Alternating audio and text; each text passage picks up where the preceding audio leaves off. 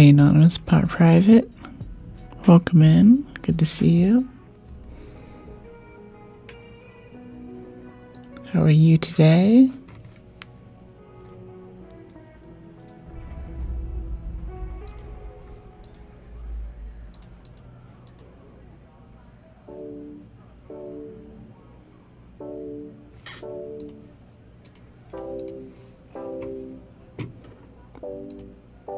Cool.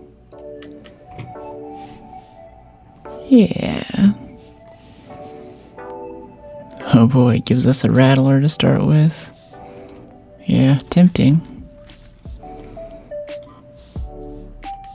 Maybe I should keep that for a second. Yeah, I think we should keep that for a second because we don't have any other guns. Let's see, medium ammo, light ammo. Can we just buy a gun?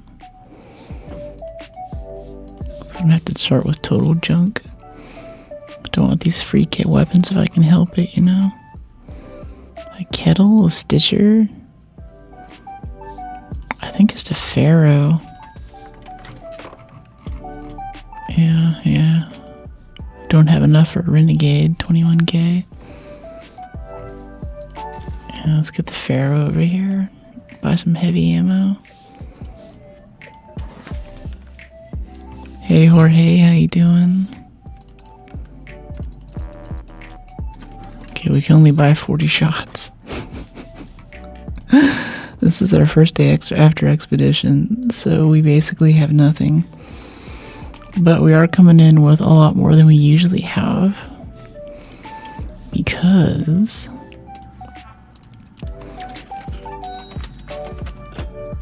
we are able to use skill points that we got from our last expedition, which is very nice.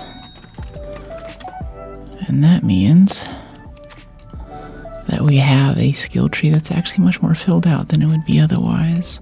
So now at level 0, yes, new expedition is ready.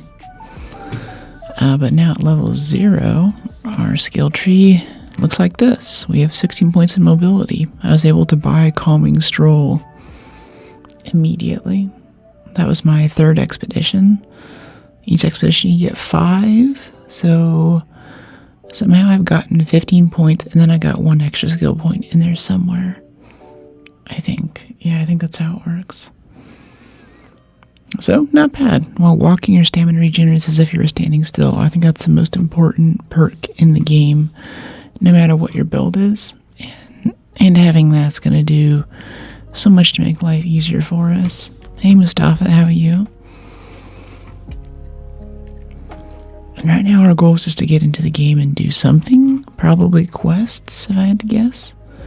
Picking up the pieces. Visit any area on your map with a loot category icon. I don't know, that sounds tough. I don't think we want to do Hurricane yet.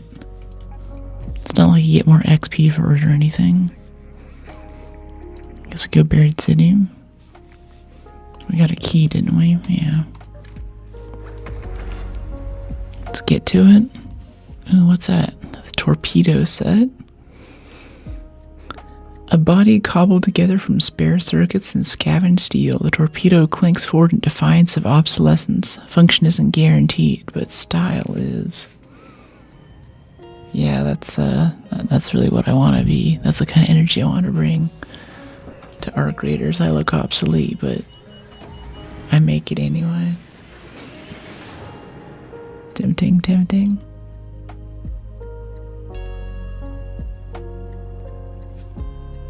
This is a very sleepy track.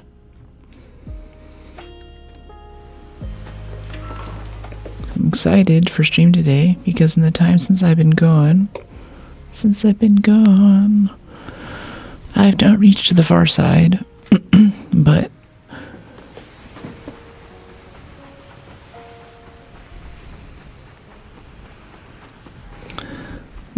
I have gone kiteboarding, and I finished Return of the King, ROTK, while I was in the car on my way to kiteboarding.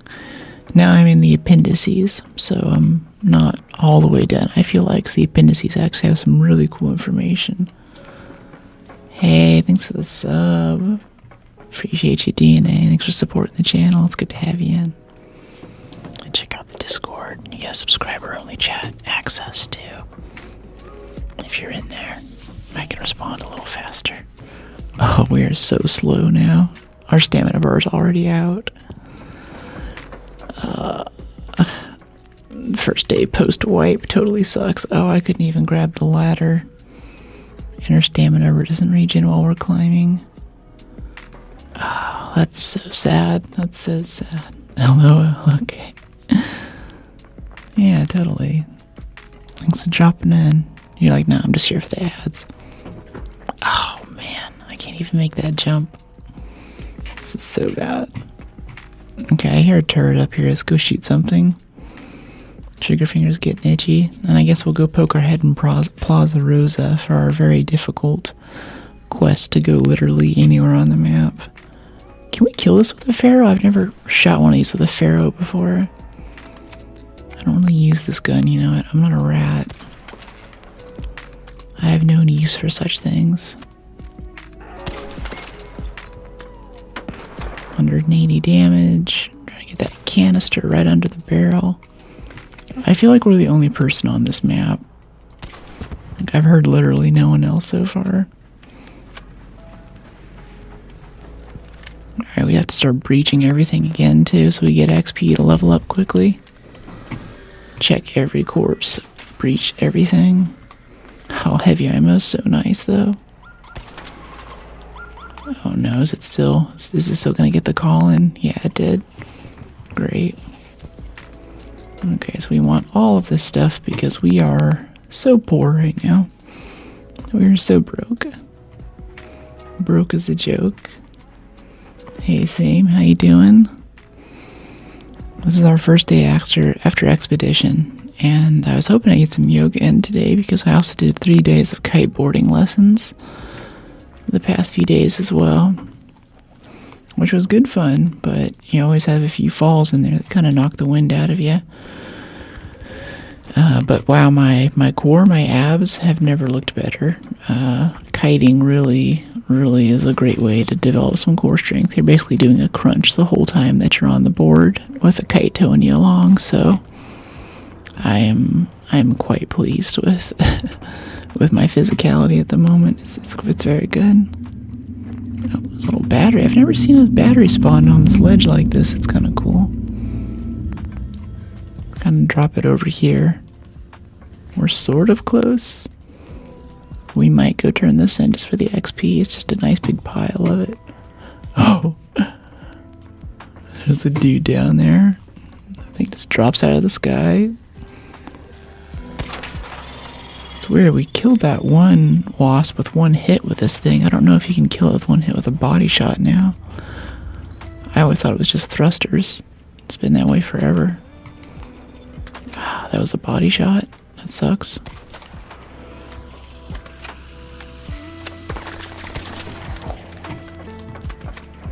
There's a shredder over there, but I don't really want to mess with that quite yet. Hey, happy reset. Hey, interloper. And happy Friday. How's your week been?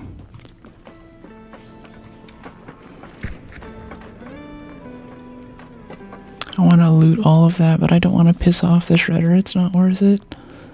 I want to get the supply drop, though. It might actually have things that we want in it, since literally anything right now is an upgrade for us.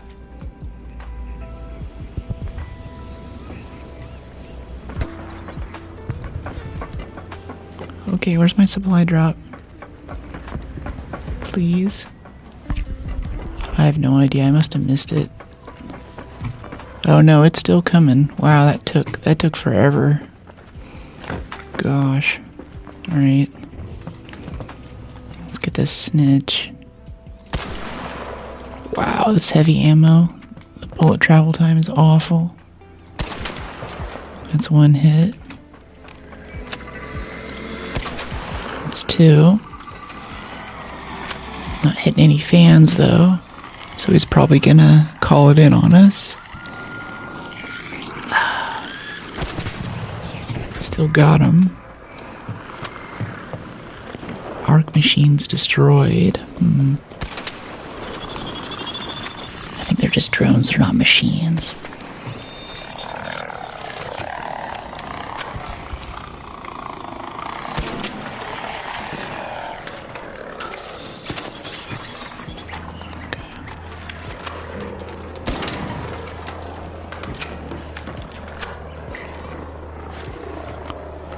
Alright. I also got to drive a jet ski for the first time, too. It's kind of fun. We're out trying to get the kite back up during my lesson. My instructor's like, hey, can you drive the jet ski? I was like, I've never driven a jet ski before. He's like, well, don't worry about it. Like, even just riding on a jet ski, that was kind of a new experience for me. But I was like, oh, this is interesting. Big spoiler, I didn't like it that much. Jet skis, it's not a graceful watercraft. It kind of just, it feels like you're riding a barrel, basically. Just like, you kind of spread-eagled over this thing almost. And you point in the direction you want to go, and you pull the throttle, and it goes there. But wow, it really, it just feels like you're driving like a sledgehammer or something. There's no finesse to the craft at all. Ah, dang it. I just killed this thing. I feel like I just got this done. I actually want to go get my supply drop right now. This heavy ammo takes forever to get there. Whatever. I guess we'll kill these too. It's all XP, right? Keeps buffering. Don't know if it's you or if it's me. That's probably YouTube. They keep doing this thing where they put me on a bad server or something. So if you go to the horizontal/vertical, you probably won't have that issue. Or on Twitch or something. I don't know how to get it so it stops having issues like that. It's really bad. It might also be your connection too. I'm pushing HD at 60 frames, so if you turn down the quality on your video, that might help a lot.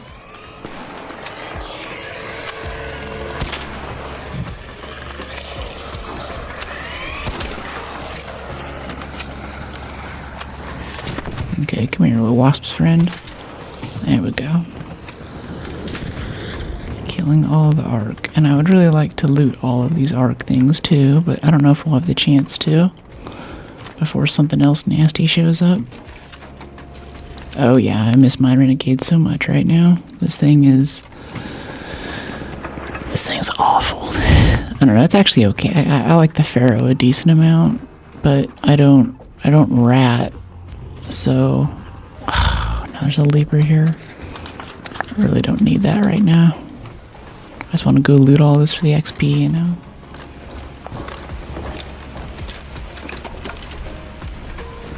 Now we're close to carry weight. That's kind of nice. Probably shooting this a little bit would help. It is a heavy ammo gun, so we should be able to get some penetration on it, right?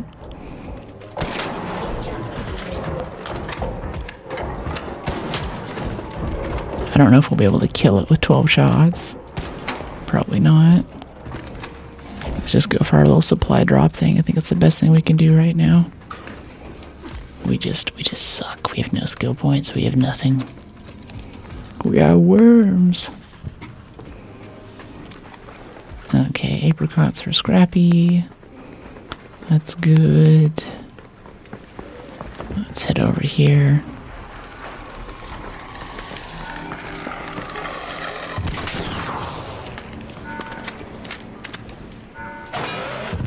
Okay, what's in the goodie bag?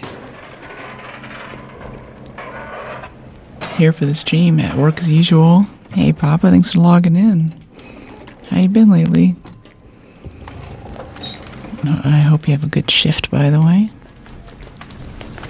Oh yeah, loot 3 containers, quest complete.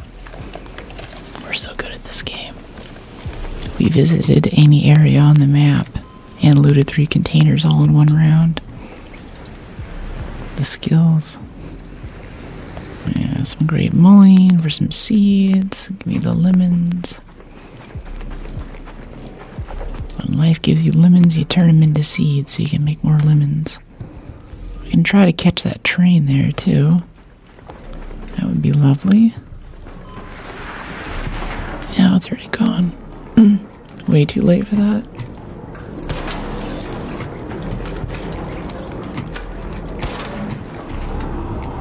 Alright, give me all this loot. Oh, the leaper hears us under here shooting stuff. Yikes. Okay, tick pod, arc alloy. Everything is good for us right now. Getting out 18 minutes, not bad. Start getting some free kits coming in here. I don't know if rats are super active right after a wipe. I think they're generally active at the end of a wipe when people have good stuff and they're a bit more armed to the teeth. Right now everyone's just small and fragile. This is our first day back from wipe too, so we don't really have much of anything. No skill points, no guns. We have our cosmetics though. Hey Oreo. Yeah, I'm having a great morning. It's really nice. I wrestled with Windows last night. Windows had an update that tried to destroy stream for today, so I was going to cut some video. But after my kiteboarding lesson, I sat here and found out that there was a update that caused a sound driver issue. And the sound driver issue can be fixed by reinstalling it, but you have to restart the computer twice before you start the restall, otherwise it doesn't fully uninstall on a successful raid. So I'm pretty happy that that got fixed. I'm a little sad that I lost like 6 hours to just Windows troubleshooting BS, but we're streaming.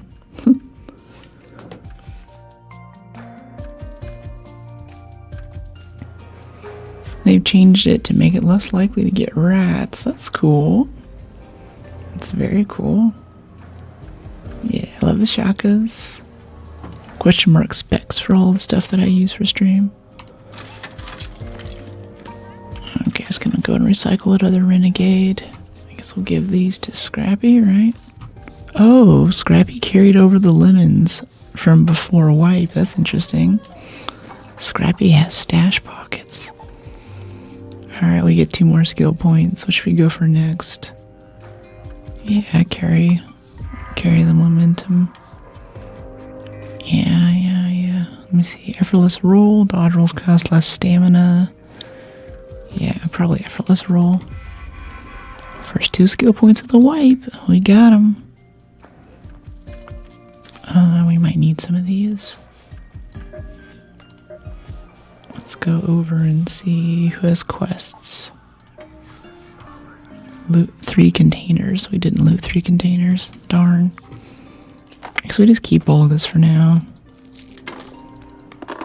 No need to really recycle or sell anything yet. We don't know what we want to do with it yet. Hey, thanks, Collector. Glad you're digging the vibe. Welcome in. Thanks for checking us out today. Do we upgrade it? No, we need a gunsmith first. Install gunsmith. I guess we should track all of this, huh? Time to build workbenches. Fabric, power cell, metal parts, plastic parts. All the things. All the things. Alright, some of these and some bandages. Trailblazer. I've not found a trailblazer before, that's new. We can't even upgrade the Pharaoh. Alright, back to it. Let's go get some more garbage. Missing ammo for good firearms, never mind. Traders, gun shop. We still don't have enough money to buy heavy ammo. Alright, here. Here's 2200 in Trailblazer. Happy now? I've never seen one command use multiple responses. Yeah, I split it up into multiple for that. It's got a little bit long and it exceeded the character limit in the formatting for some platforms. Still missing ammo. Okay, now we have 60 shots. Moving up in the world. I'm doing great, Ezio. How are you doing?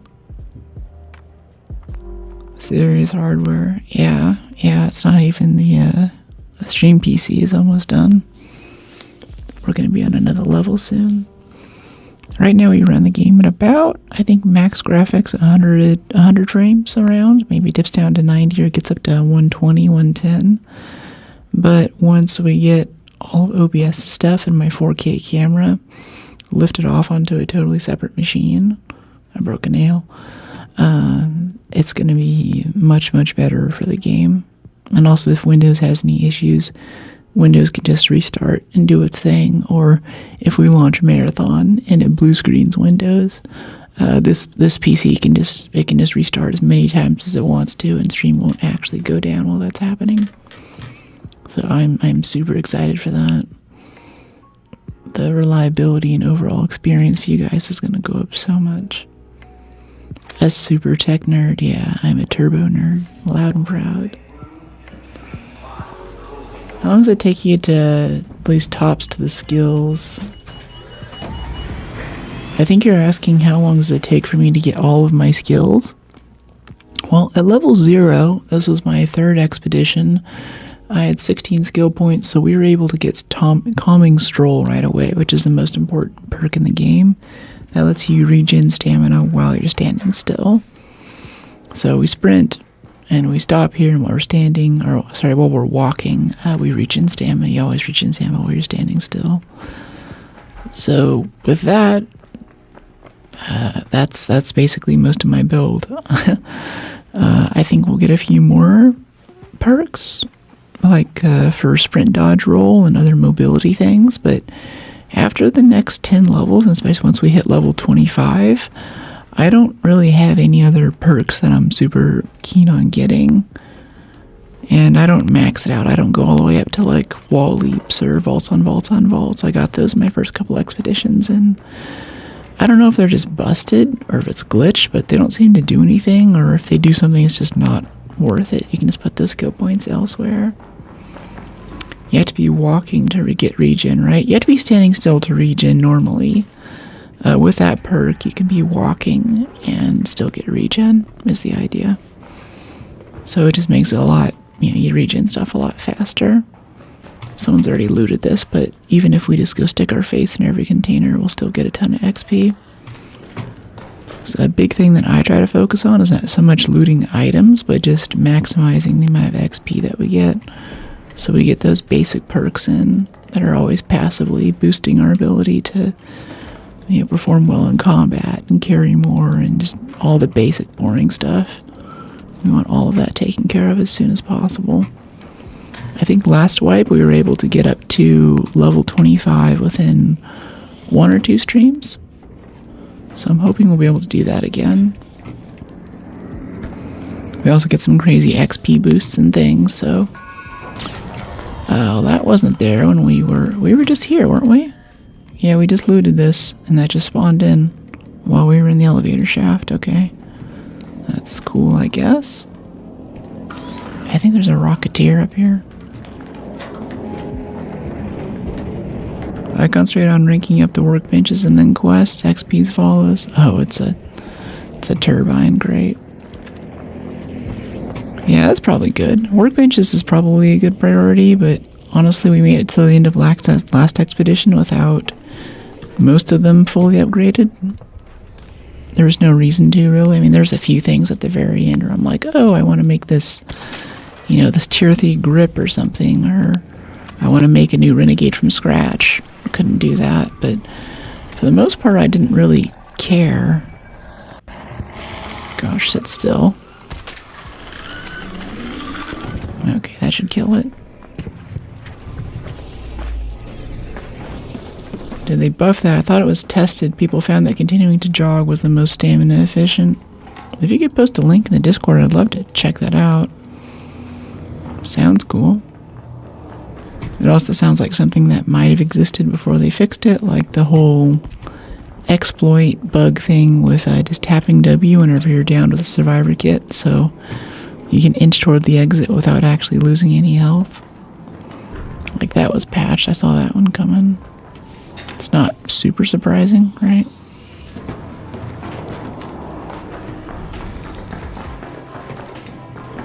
here's someone coming after us. Hey, buddy.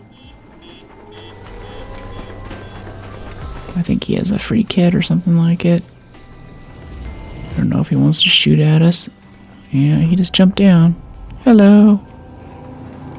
Watch out for the shredder. Okay, he's not messing with us. He's got other stuff to do. I appreciate that, narrator. See, I want to loot that husk right there. Big mine in the way. Hi, squad. How are you? Okay. Reload. And I guess for a kiteboarding update, I'm not as good as I hoped I'd be at this point. I did a bunch of practice. I did, set of 3 lessons in Hawaii, and I did another set of 3 out here. And I was hoping that I'd be able to ride a bit longer at this point, or at least change directions, but I'm still kind of learning wind and kite control and a lot of stuff that I was learning on day 1.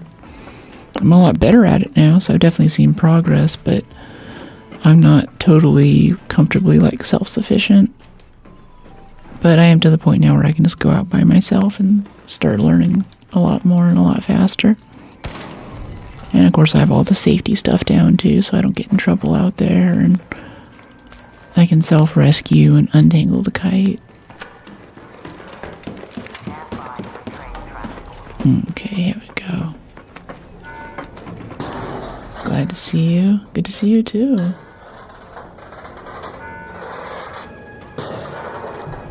This is our second run of this wipe, so we're just grabbing all of the garbage right now. Ooh, 50 heavy ammo. That's great for us right now. Adrenaline shots, bandages. Supply drops are dope. Another 200 scavenge. So I think we can drop onto this. Yeah. Okay, there is a shredder up there. Hey, buddy. There's a guy on the floor below us. He seems chill. Sick. Yeah. It felt pretty good. I'm not gonna lie. Having 16 skill points right at the level 0. Immediately grab Calming Stroll. That's good. It's good. It's nice. I'm not really sure about expeditioning anymore. It's mostly for repair bonus and boring stuff like that. But if you are playing the game a lot and you don't mind leveling up, or if you're like me and you don't really care about upper level blueprints, then I think it works out. Hello. This makes the overall experience a lot better. Hey, Ham. You can't call me quiet lady. I've got like 50 decibels of gain on this mic now, so you can hear me.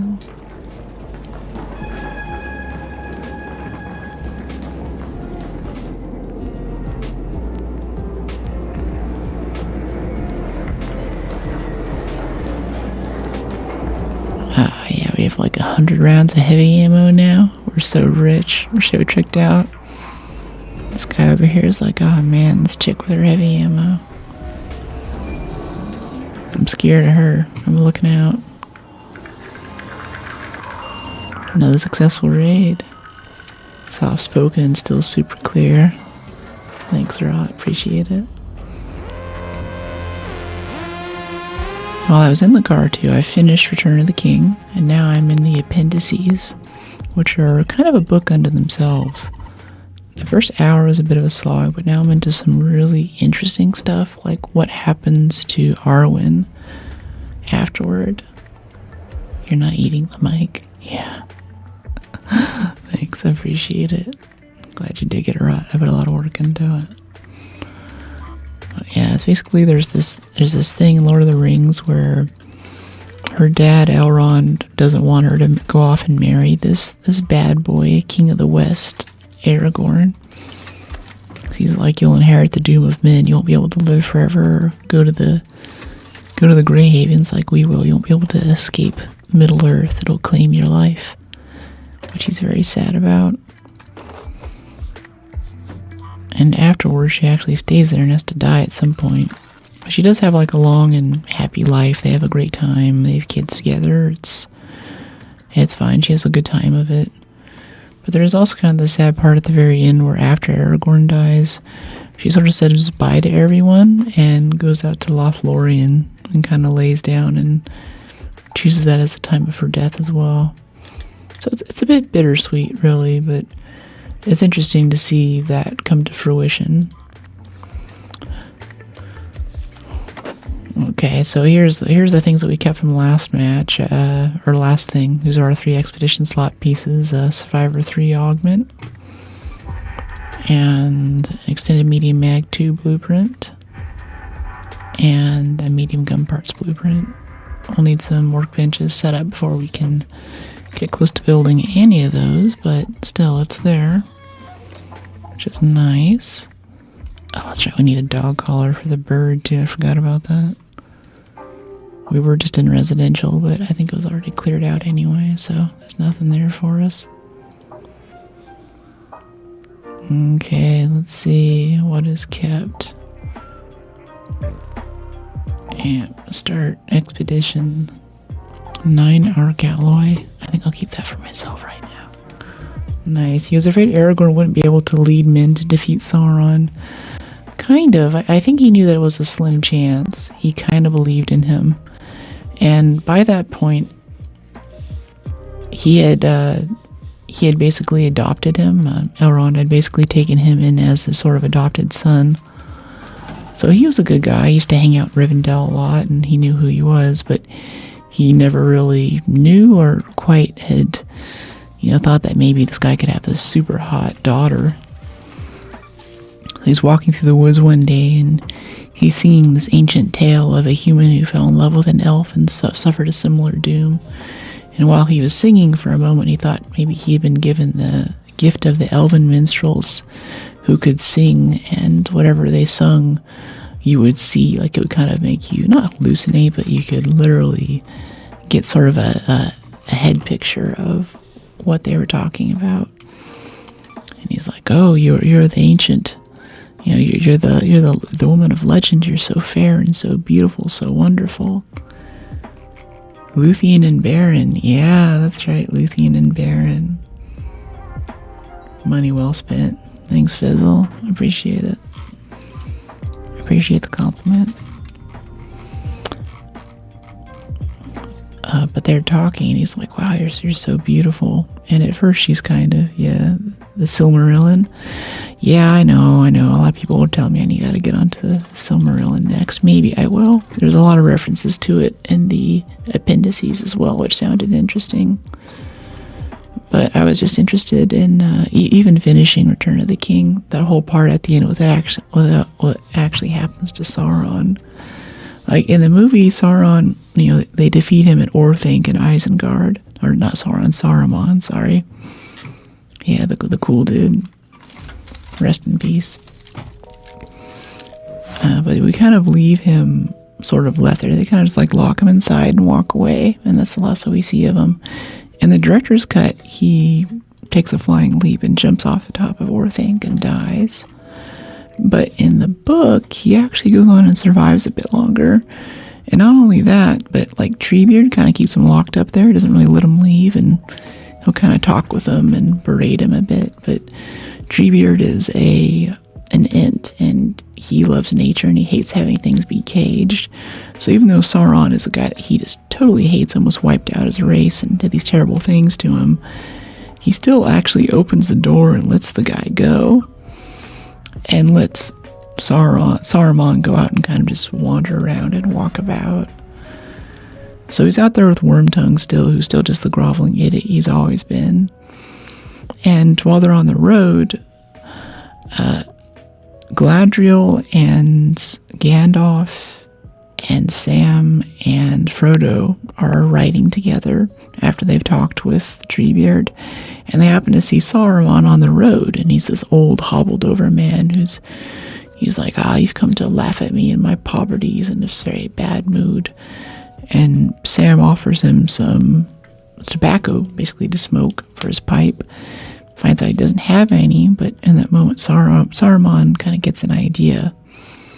And whenever they go back to the Shire, they find that a lot of it's been kind of razed. Like the orcs, not orcs, but these ruffians, these mercenary type dudes have been there, basically taking everyone's corn and taking all the good tobacco leaf, instituting a curfew. They've built these ramshackle houses, and the whole place is just trashed. And more recently, this guy, Sharky, they call him, has shown up, the leader of the ruffians, and instituted more things to make conditions even worse. And they come to find out that it was actually Saruman, who was called Sharky by his underlings at Orthanc whenever he was building up his armies in Isengard to challenge the people of Middle-earth and maybe even overthrow Sauron eventually. So he took that name and kind of used that to run this place as the sort of mob boss dude until Meriadoc and Pippin and Sam and Frodo show up. And they single-handedly have to take on this, not army, but this kind of ragtag group of mercenaries, or humans are twice as large as they are, and fight one of the first battles that the Shire has seen in like thousands of years. They're not really a fighting people, but they have their own conquest to kind of take back their land from the emissaries of Sauron, or in this case Saruman, and plant new trees with the special seeds and like this magic powder that Galadriel gives to Sam whenever they're in Lothlorien. Yep, yeah, I thought that was really interesting. There's so much more to Saruman after that, and how he actually dies too. And especially how noble Sam is too. He actually tries to take a dagger and stab, not Sam, but Frodo. Sam's like, alright, let's kill this dude, and as he's walking away, he pulls this dagger out from his robe and tries to make a lunge for Frodo. Frodo dodges it. And even then, he's like, spare him, leave him be, it'll be fine. Everyone stands back, they're kind of aghast, and Saruman looks down with great respect and surprise that someone that he's done such harm to could show him mercy in that hour when he has him at his mercy, and he could just let the crowd fall upon him and have him be dead forever. But it even goes back to earlier in the books in Fellowship when Frodo's talking to Gandalf about, wow, this is a 3.5 minute queue right now to try and get a match, my goodness. But Sam's talking to Frodo, so we're going to queue up for Dam instead.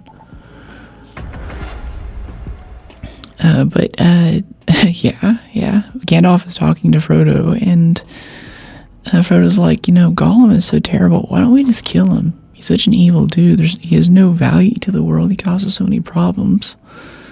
And Gandalf actually chastises him, and he's like, don't be so quick to deal out death. There might be some hope of redemption for him in the future.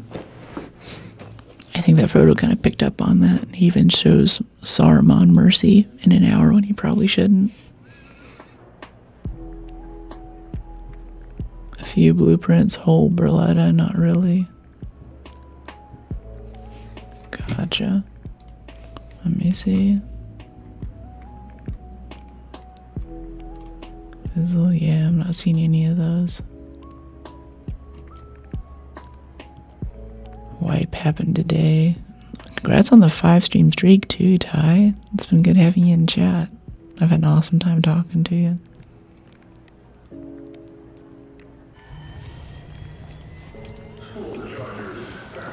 Yeah, that was wild, and especially in the appendices, he gives some more expanded history of Middle-earth. Some of these old legends and ways that, likewise, thanks. Hey, I love chat too, Daniel, appreciate it. Thanks for dropping in.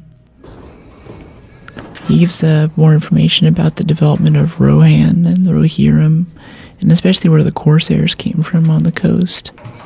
That whole political saga was really, really interesting for how important they are in the greater strategy of the Battle of Pelennor.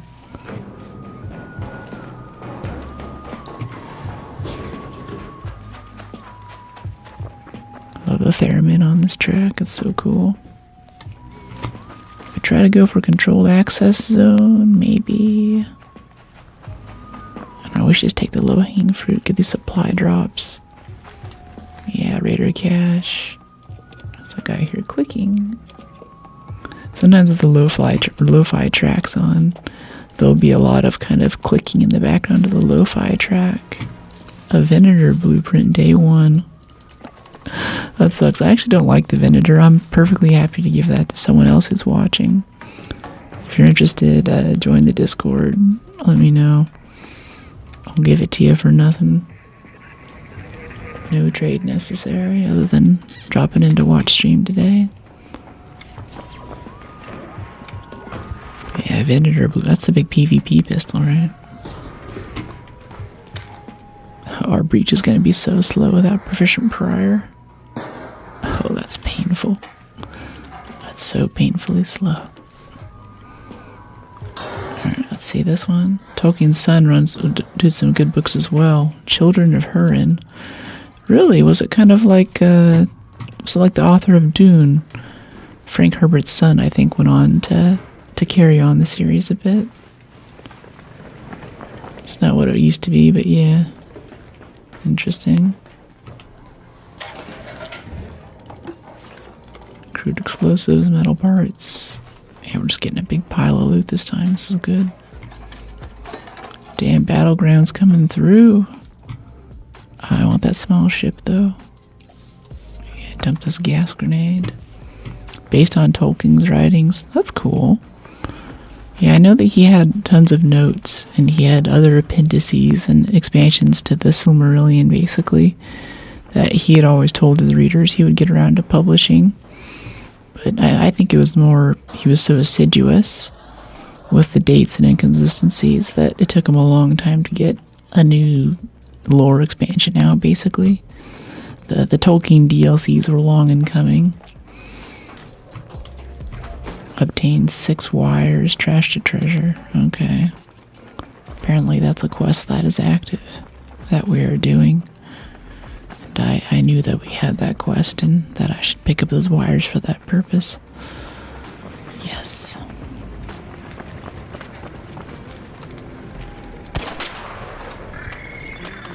Oh, there's also one over here too. I thought it was just the 2 on the left. Oh, I do not like this Pharaoh. I want my Renegade back so bad right now. All of these things would be dead.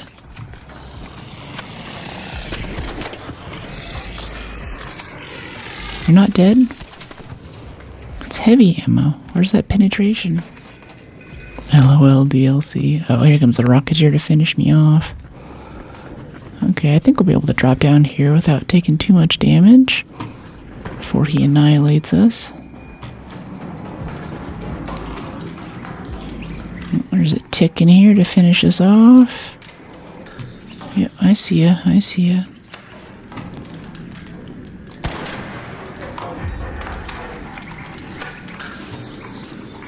That was so weird. It kind of glitched across the floor right there. I was gonna go for the cracker. Hello, how are you? Good, how are you? Pretty good. Fun day poster wipe so far. Yeah.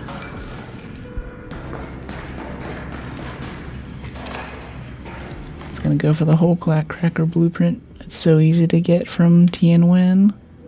Never really had any problems getting one whenever I need it. Yeah.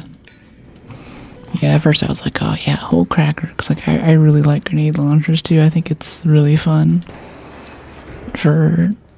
It's a really fun gun to use. But you can just buy the things, and that just makes it so much easier than having to get parts and all that. And even once you build it too, it still takes a ton of upgrades.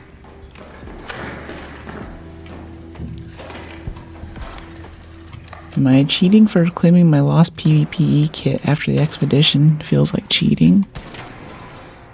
What? Totally. I don't know, you earn the slots for it, and you put the things in the slots, like, there's no cheat there. Hey Mosh, how are you?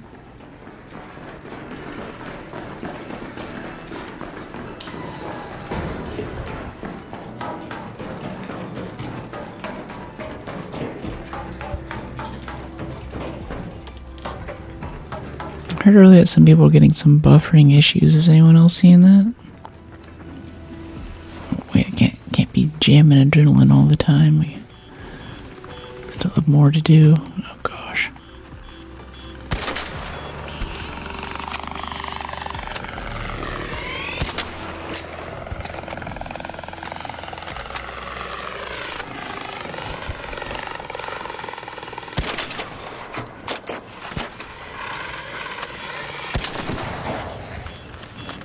There we go.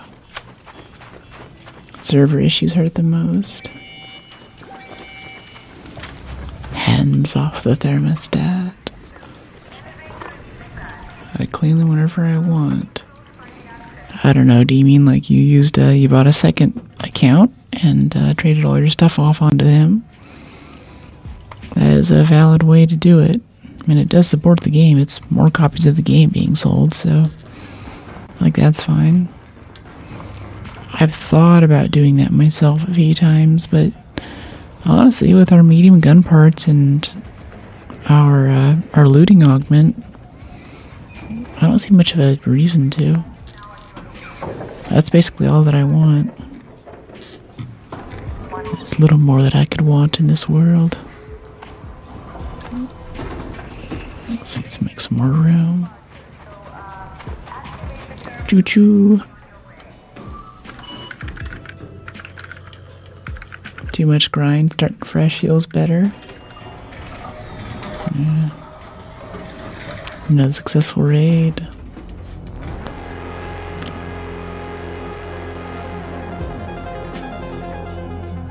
Too much grind having a second account. I feel like that's less grind. Alright, we got another level up there. Alright, so 3 raids in and we are now level 3.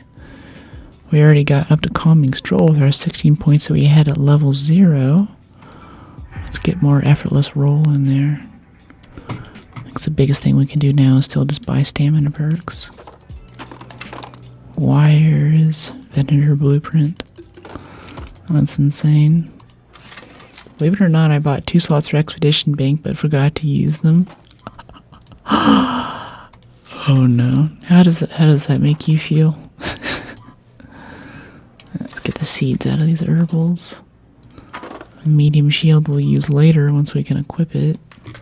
Can we upgrade the Pharaoh maybe? I don't know, I feel like we can just sell things up to the point that we could get a Renegade. And that's going to be our big weapon upgrade. It's going to help out a lot with actually being able to do stuff in this game. Yeah, we still need a dog collar too. That'd be pretty big to get that.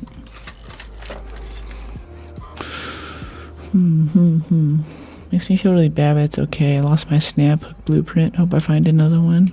Oh, yeah, the snap hook blueprint. That sucks. We found one last raid. I traded it out for some cores and stuff. One of the viewers dropped in. Gave him a snap hook blueprint and a patina blueprint. I got a mule character, which is fully loaded. 2 expeditions. There's actually very little. I've moved back to the main. More fun to go and rediscover. Yeah, that's a feeling I have, is that by the time I imagine I have to like get a separate Steam account too, and like log in and log out and do all this other stuff, and that's all time that I could actually be playing the game. And it seems like a lot of time when you're doing it, but really it's not that bad, right? Like it's kind of okay. Alright, let's get our medium shield back. We'll be a little slower, but this tactical with the smoke thing will increase our survivability and give us some more carry weight. This is mostly what I run to until we get the looting Mark III unlocked. We're just going to be doing tacticals and medium shields. I got out on grind, but hangover's kicking my butt right now. How hard did you go last night, man? If you're too hungover to play, but you can watch the stream, you gotta be pretty messed up. Alright, workbenches. What else do we need? We need one more arc power cell. A bit more fabric and chemicals. If there's anything we can break down. Yeah, I can recycle a bandage for some fabric. One on PC and one on PlayStation. Right now I'm pining for the Survivor blueprint. Yeah, that was just top priority. I hadn't really used it until last wipe, but once I got used to it, I was like, wow, this is a totally different game with this blueprint. I can't imagine ever not having this, and so it has been. I made it so. I guess I'm spoiled by Survivor. I'm kind of glad that they're going to be, or they said that they'll be balancing it. Rattler 3 or Pharaoh. I think I'm just not going to use the Rattler. It's not going to happen. You get mechanicals out of a Rattler 3. Oh my gosh. Yeah, because I'm just not going to use it otherwise. Maybe an anvil? Could we get an anvil for cheap? 15k? No, we're too poor. This is why we can't have nice things. What do we need for a medical workbench? Or do we want to make syringes? Yeah, we need fabric. Okay, yeah, let's go get some fabric then. It's so hard to resist just running into every single, like, hurricane match that I see right now. I don't think we're prepared for that. Sterilized backpack. Yeah, obtain a battery and 6 wires. Alright. Cool. Is there anyone else who has a quest for us? I feel like there should be more. Traders, Lance, quests.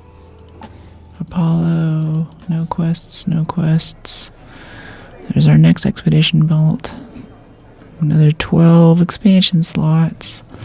That's something else we picked up too, is we got an extra 24 permanent expansion slots. So now we're starting off 100 slots at the beginning of expedition. It's kind of nice. I can really, I mean, that's less inventory management. That is a very real improvement to my quality of life in this game.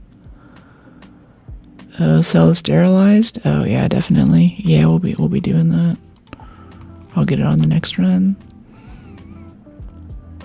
I feel like someone threw a Hornet driver at me. That sucks.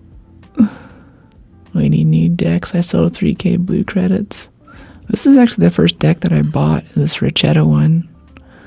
I think I had 3,500 Raider tokens before.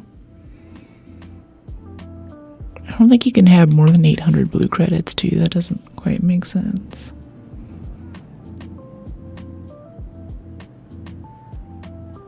I am surprised I haven't balanced a Survivor yet. There's no reason not to use it. Yeah, I think that they were about to, and especially whenever there was that, Shawnee's working on something, and there's that little cutscene of her behind her workshop, behind that big metal door, welding something, and then the Ninja Ripper folks found a model of a speeder bike, so they're probably about to give us vehicles. All of that stopped right around when the server pop started diving.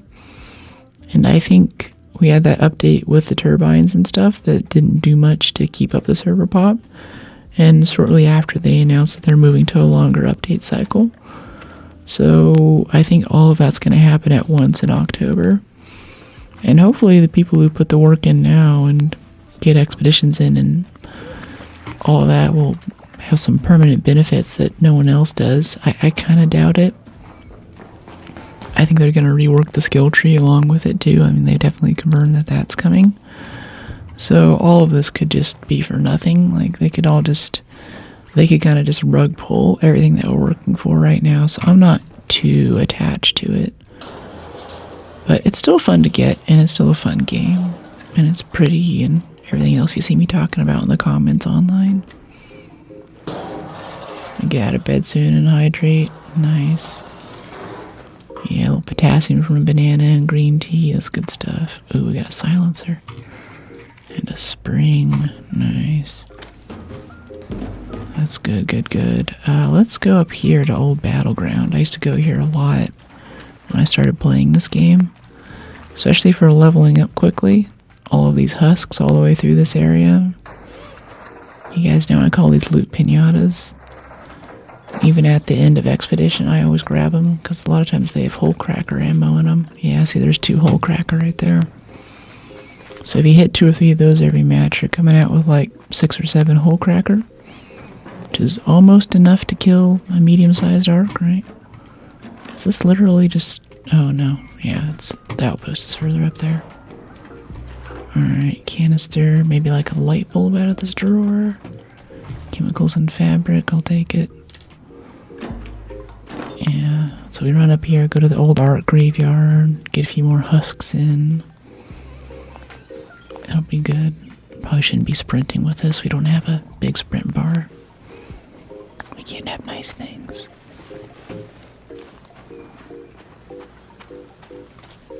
I think a bit of Tylenol helps with hangovers too. Or emotion, even if it's just one. There's a lot of inflammation in your brain, and kind of getting that tuned down always helped me a little bit. Generally though, I start drinking water as soon as I start drinking, so the part that really sucks about hangovers, the whole dehydration portion, doesn't really hit me as hard. Of course, I don't really drink that much either, so I don't have that much hangover experience.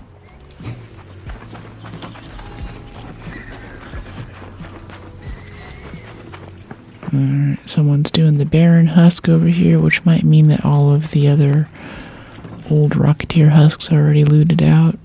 If someone's doing that, then they're probably taking the time to do the other ones, right? Hey, buddy. Just peeking for XP. Yeah, he's already looted this. Yeah, arc alloy. We're gonna get arc alloy out of these guys. Yeah, salvage. You can't group the salvage while it's still in the container. I didn't know that. Hello. Nice pile of XP in those things, right? He's already gone. Sorry, the AC's real loud. I have a hard time hearing you. Oh, I was saying lots of XP for cracking these things open, right? It's not bad. Yeah, fair enough. I think it's great. Mostly just has the blue arc components I'm after. Ah, gotcha. Well, have a good one.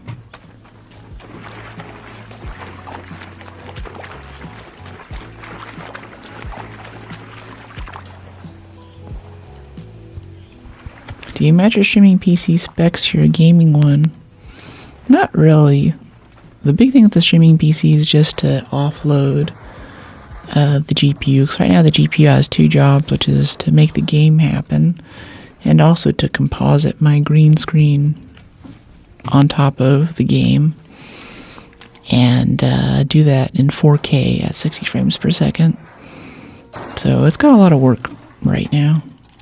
And just getting that offloaded onto another GPU, and especially just separating Windows from all the other stream stuff, because Windows is a terrible OS that is constantly trying to blow itself up.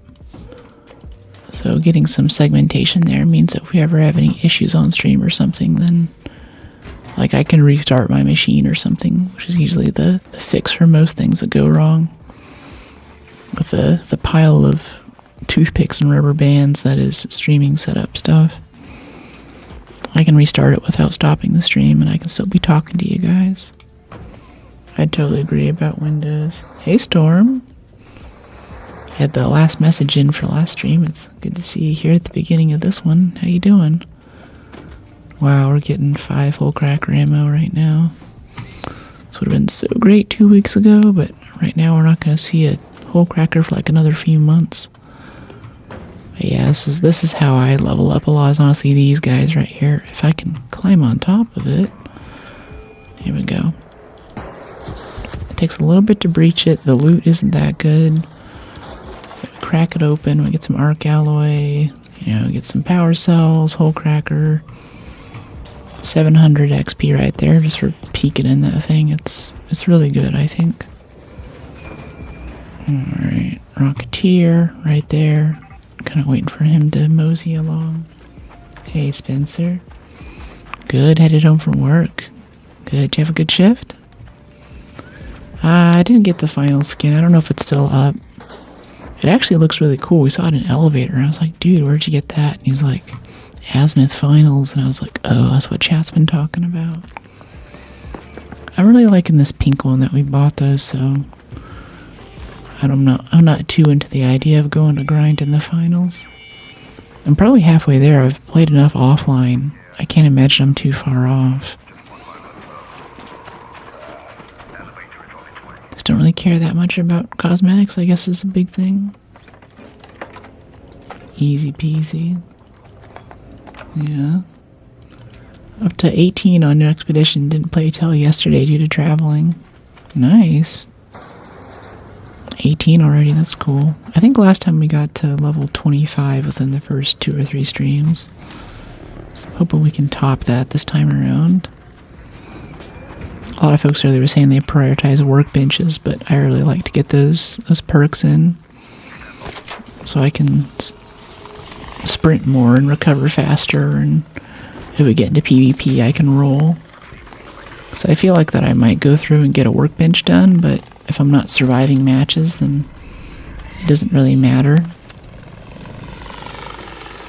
Like, as soon as you don't come back from one of these things, that's just a catastrophic loss with the time and resources that you put into that match. So I think survivability, like if there's even one match that you can come back from without dying, just one more, not even like a great match, but just a little bit, that's so much better than what any workbench or scrappy upgrade can give you.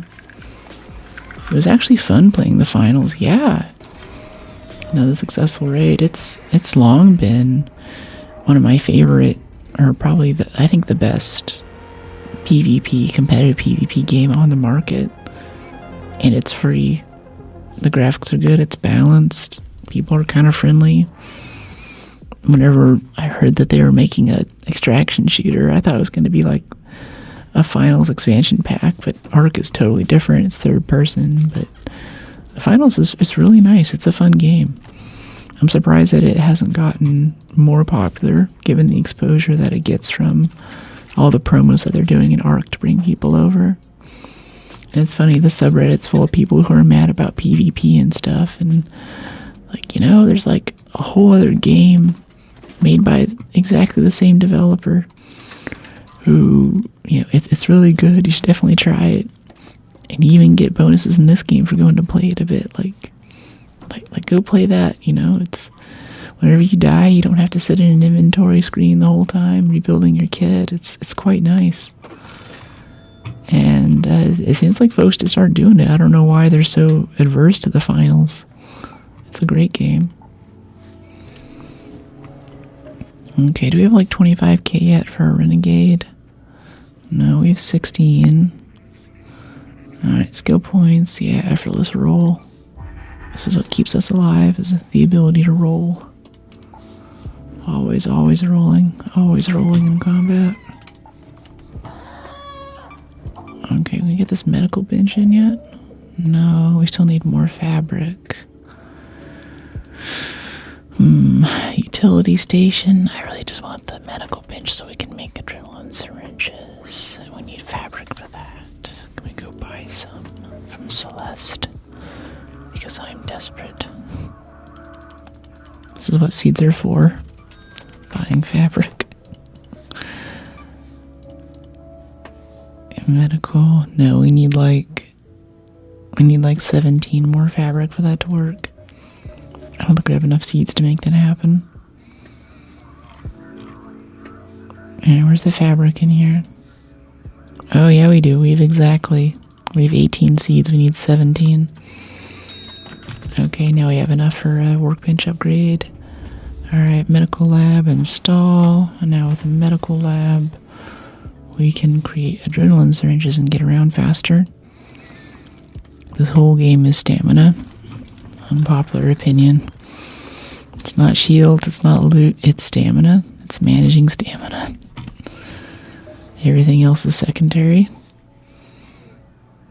Okay, back to buried maybe. Now let's try dam again. I'd really like to get a dog collar out of, what is that? What are those residences on the north part of the map?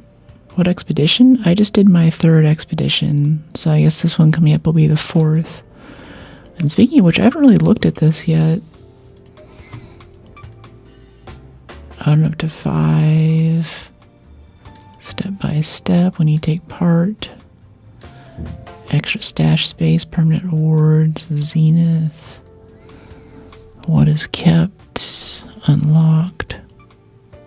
What is reset. Personal event progress, merits. I don't know if we get any bonuses. I think that for your 4th expedition, you don't get a chance to get any more skill points. Nice outfit. Thanks, Ant. Hey, thanks for dropping in, Ant. It's good to see you. It's been good chat with you in the Discord offline. And we'll see. I'm not sure if I'll do this expedition because I think it's just going to be a cosmetic rewards thing. I mean, I probably will. If only just for repair speed and stuff. I think a lot of it also depends on how fast we can get through the requirements. Like 2 expeditions ago, there was that awful ion sputter that you had to get from Stella. And that required so much Stella grinding and getting shot in the back by random PvP rats. That was just, I think that was the least amount of fun that I've ever had in this game, was spawning into that map. And that was right after they instituted that you couldn't, if you came with a free kit, you come in later in the game too. So you're automatically coming in after everything's looted. And there's lots of other free kits in. So instead, I'm just taking a bunch of just, awful low stash value weapons. Trying to get in, get out, and get my expedition requirement. I was like, wow, this is really bad. I've not had a requirement like that since then. Everything else has been fine. Like, I think everything but queen cores and matriarch cores, I'm more than happy to go and get. Even like bastion cells, wasp drivers, that's all fine. No problem with any of those. I just don't want to go drop Stella forever for high grade loot. Okay, we got our 2 more Baron Husks over there, or this Baron Husk, and then they've got those 2 over there in that same set of lockers we just hit last match. Wasn't twitching without you, great to see you back. Oh, I've always been back. I mean, this is my schedule. I try to stream during the week when I can, but Friday, Saturday, Sunday, 11 a.m. Pacific to 4 p.m. Pacific. That's always it. And right now, I would be streaming more on random days, like little spontaneous streams, like that final stream that we did a couple of weeks ago, but all of my free time goes into building out the new PCs to upgrade the experience. And like last night, that issue with the bad Windows update that kind of broke everything for a second. I spent a lot of time offline dealing with that kind of stuff too. But soon. And once we get the streaming PC up, those higher frames will make me more competitive for games like the finals and for games like Battlefield. I've been playing a bit of Battlefield 6 offline lately, and even whenever I open up OBS to try and record some of those special moments for you guys, it just tanks my frame so hard I can't react fast enough. It gets really irritating and kind of awful. And especially in that game now, the vehicles are so underpowered that it's really an infantry game. It's basically Call of Duty. And I end up doing these quickscope sniper builds half the time, because everything else just gets shot out of the sky immediately. There we go. We're stacking damaged Rocketeer drivers. That's interesting. Yeah, but still, I mean, we love your streams. Even a day without you feels like a year. Aw, thank you. Well, there's always VODs, too. I love my VOD viewers. Hi, Dad Tears. Thanks for dropping in. How you doing? Plastics, sensors.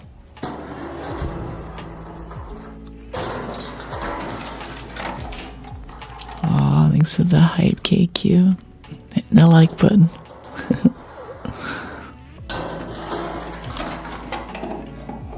Okay, processor, plastics.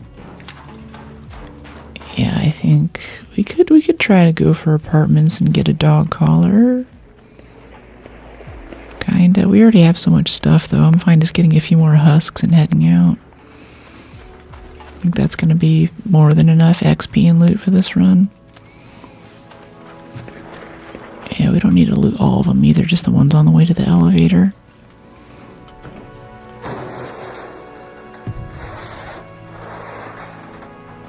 Hey, Goku. Or are you just Krillin? Hello, good to see you. Thanks for dropping in. Okay, elevator time. While I'm doing this elevator, I've been ratted here a few times. I think not in a long time, but I'm a bit paranoid, so I try to stay away from it while it's coming in. I'll go over here and like loot these guys for some extra XP and power cells. Kind of keeps me busy. It does make a bunch of noise, so sometimes people will hear the loot and they'll come over and hit you. Now I'm seeing those two Rocketeer husks over there, though. Yeah, these guys. I'll be a bit late to the elevator because this is 1400 XP just sitting here. Cannot wait to get proficient prior. It's gonna make cranking these things open so much faster and quieter to fix the aforementioned rat issue. And I guess we're stacking hole cracker ammo. Maybe we'll sell that or no. No, this is actually Dan Battlegrounds. This is the OG. We're getting some long queue times on Buried City, so we're going here for now. Okay, cool. That's another 1400 XP right there for like 2 or 3 seconds of looting. Now we're over encumbered, but see, we looted all of these. This is going to be at least like a level up and a half worth of XP for this run. Nice and quick. So I want to get a few more roll perks in, and then we'll be able to start pushing for workbenches. I've never played this game, so I have no clue. Another successful raid. No, but just generally, that's the thing, is it's so popular to hate this game right now, but even the most basic map, when you're just, you know, out in the boonies or just out in that area is actually called the swamp, it still just looks nice. There's good texture detail and good lighting, and it just feels good for some reason.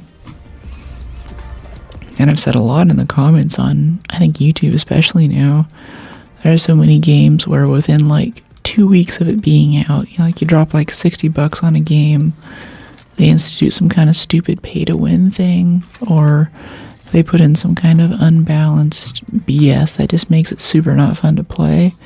And Arc's done a really good job of delivering a consistently fun experience. So it's all right. It's beautiful. You make it look easy. What do you mean, Parth? I'm doing great. How are you, Walrus?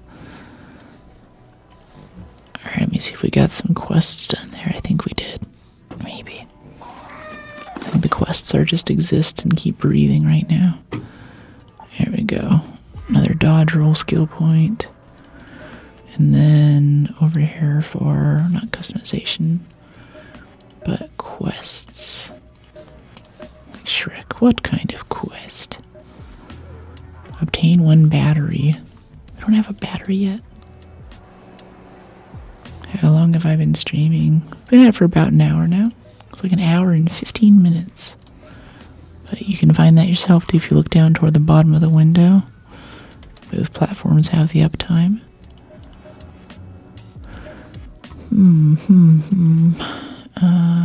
Traders, Celeste, Expedition, quests.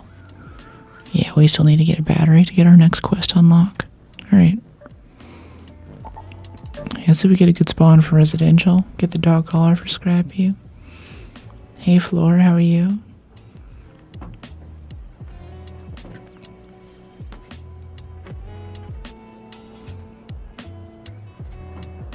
Now that I've finished Return of the King, I guess I should note whenever I'm reading books, I generally read, thanks Thor, appreciate it. I generally read 1 or 2 on Audible at a time. I'll have a longer one that's generally fiction and a shorter one that's nonfiction, or at least something that's like a historical text like Herodotus or the dialogues with Plato and Socrates, Aristotle and Socrates. And then I'll have a few physical copy ones that I'll read at night before bed. And right now I'm about 10 or 15% into book 2 of the Traveler series. This one's called the Helium Sea. The first was the Archimedes engine. We talked about it a few streams ago. Yeah, I'm doing really good. I'm quite good. I got my kiteboarding lessons in this week. Finished Return of the King. And this new sci-fi book, it's Peter F. Hamilton, still doesn't cease to amaze me. There's still more twists and turns and more expansions to the world and new character development arcs for the main characters that are in the story. And mercifully, it's not a huge doorstop like he used to make. Actually, that's good.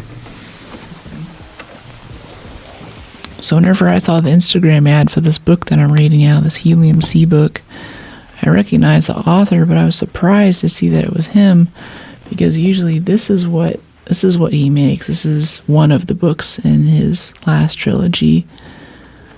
And all right, I'm trying to run away right now because I see there's a person whose username is Your Girl Stank, which I assume is going to be a PvP rat. So I don't really want to deal with that right now. Start using some adrenaline. But yeah, this book is, yeah. And like, that's how big the type is. It's a very small print, and it is a doorstop. This is the third book in the trilogy for the Night's Dawn. I think at any given time he has like 50 or 60 characters with, I don't know, 6 or 7 individual plot lines and narrations at different points in the galaxy. And it's just my goodness, man. So that's about the size of Moby Dick. There's 3 of them. I finished the first 2 and about 75% of that one before I got fed up with him just not finishing the book. So I did what I never do, and I quit and read the Wikipedia summary to get the rest of what happened, because I just wanted to read something else. I was sick of it. Missed a stretch. Sorry about that, Thor. I'll get that. I'll take that right now. My notifications are still broken for Twitch, hydrate and stretch redemptions and stuff. But if you let me know, sometimes I'll see it over there, but the thing to let me know that it's happening is kind of busted. I have a special sound that only I can hear. But thank you for the stretch. Breaching in chat. The spawn. Watching Marvel Universe in the proper order. Is there an order?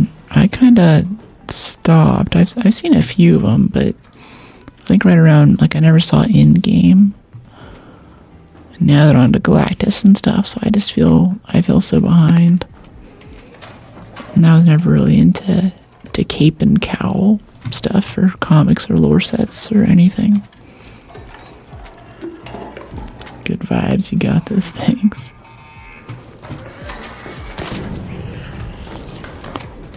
That's why we get our roll perks early. Yeah, coolant, a kettle. I don't think I want to carry the kettle, it's too heavy. No, even then we're over encumbered instantly. Rusted tools we'll need very shortly for bench upgrades. I think it's gunsmith or something. And it needs rusted gears later on. Yeah, I think I'm good to extract, honestly. Just that little pile of things here out of water treatment. That was perfectly fine. Yeah, I hear someone coming from that direction too. Survive walking past the sleeper. Yeah, Peter F. Hamilton is an awesome space opera sci-fi writer, though. He has really fresh takes, and while his stuff isn't grounded in science, it's not hard sci-fi like some Asimov stuff or something like that. He does try to power balance it a bit, or at least give, there's, if you want to go faster than light or something, there isn't just some magical drive that just does things without consequence, or if they're going to have like the powers of the Force or something that aren't just Force children running around everywhere. You actually have to train for it, and there's a cost to it.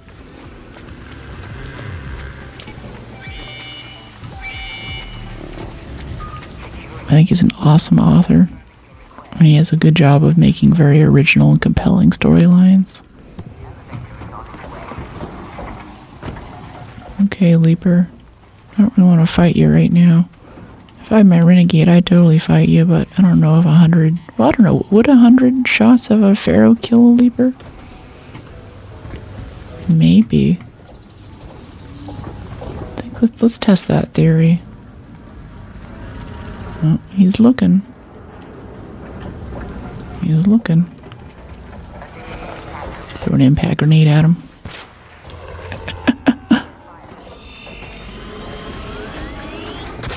Oh, that still hit us.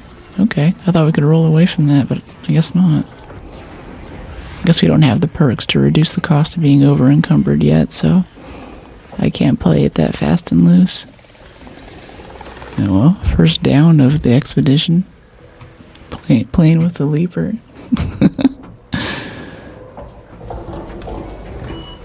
Yo, why? Just being silly. I was thinking I could roll away once he did his little AoE there, but we don't have perks for it. Another successful raid.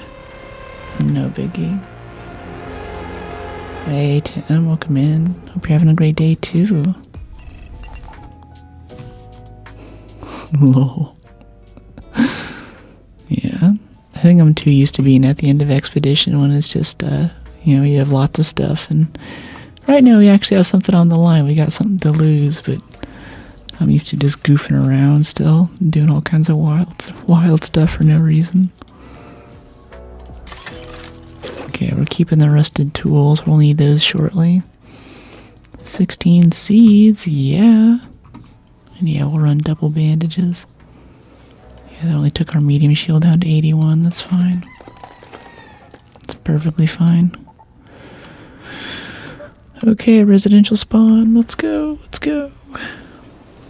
Completed Forgotten Relics. Oh, I didn't realize that we had completed all the Forgotten Relics cosmetic stuff. Oh, that's a keeper. What else?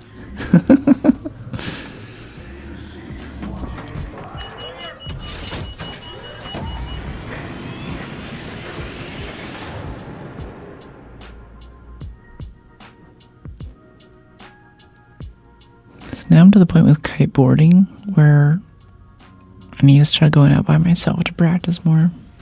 I don't need a jet ski there to help me along, and I can kind of do it, but... Oh, yes, we got the perfect spawn. Yes, okay, dog collar, here we come. But yeah, if you're knocked down, you get respawned automatically, or did you respawn yourself? I mean, how's the revive system work? If you're in a squad, you can have someone come over and revive you. If you're playing solos like this, you just kind of hope that someone's nearby and you cry for help, and hopefully they have a defib so they can get you up and they're willing to spend it on you, because it consumes the defib to get you up. But while you're crawling, you're bleeding out, but if you can get to the elevator and crawl up and hit the button to leave, then you're fine. You have to repair your shield, but there's no penalty. You get to keep all your stuff. So when I'm around the elevator, I'll do a bunch of silly stuff like that, because if we get knocked down, the robots stop attacking you and you can just leave.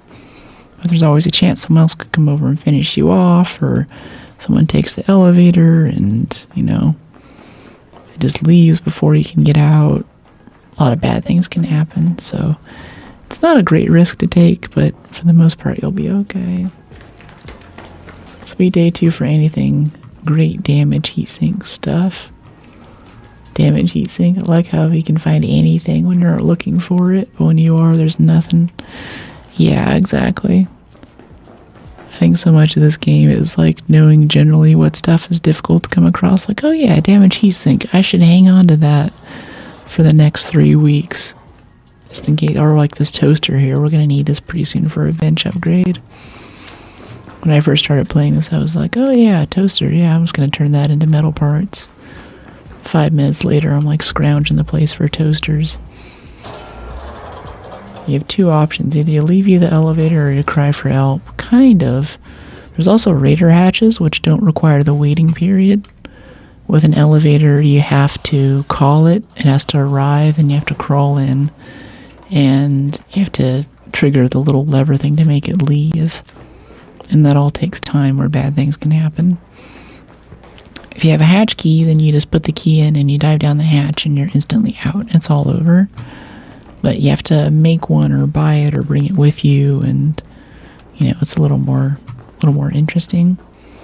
Typically I just eat the cost and I just use hatch keys every time, so I don't have to deal with elevator drama.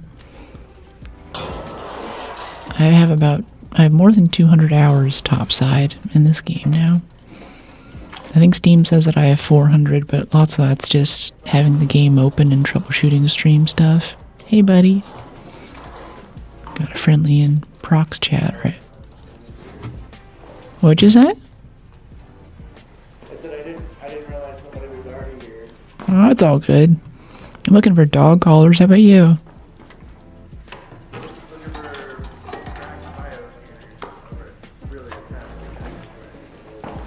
Yeah, I probably want to go to research and admin for cracked bios. Good luck, though.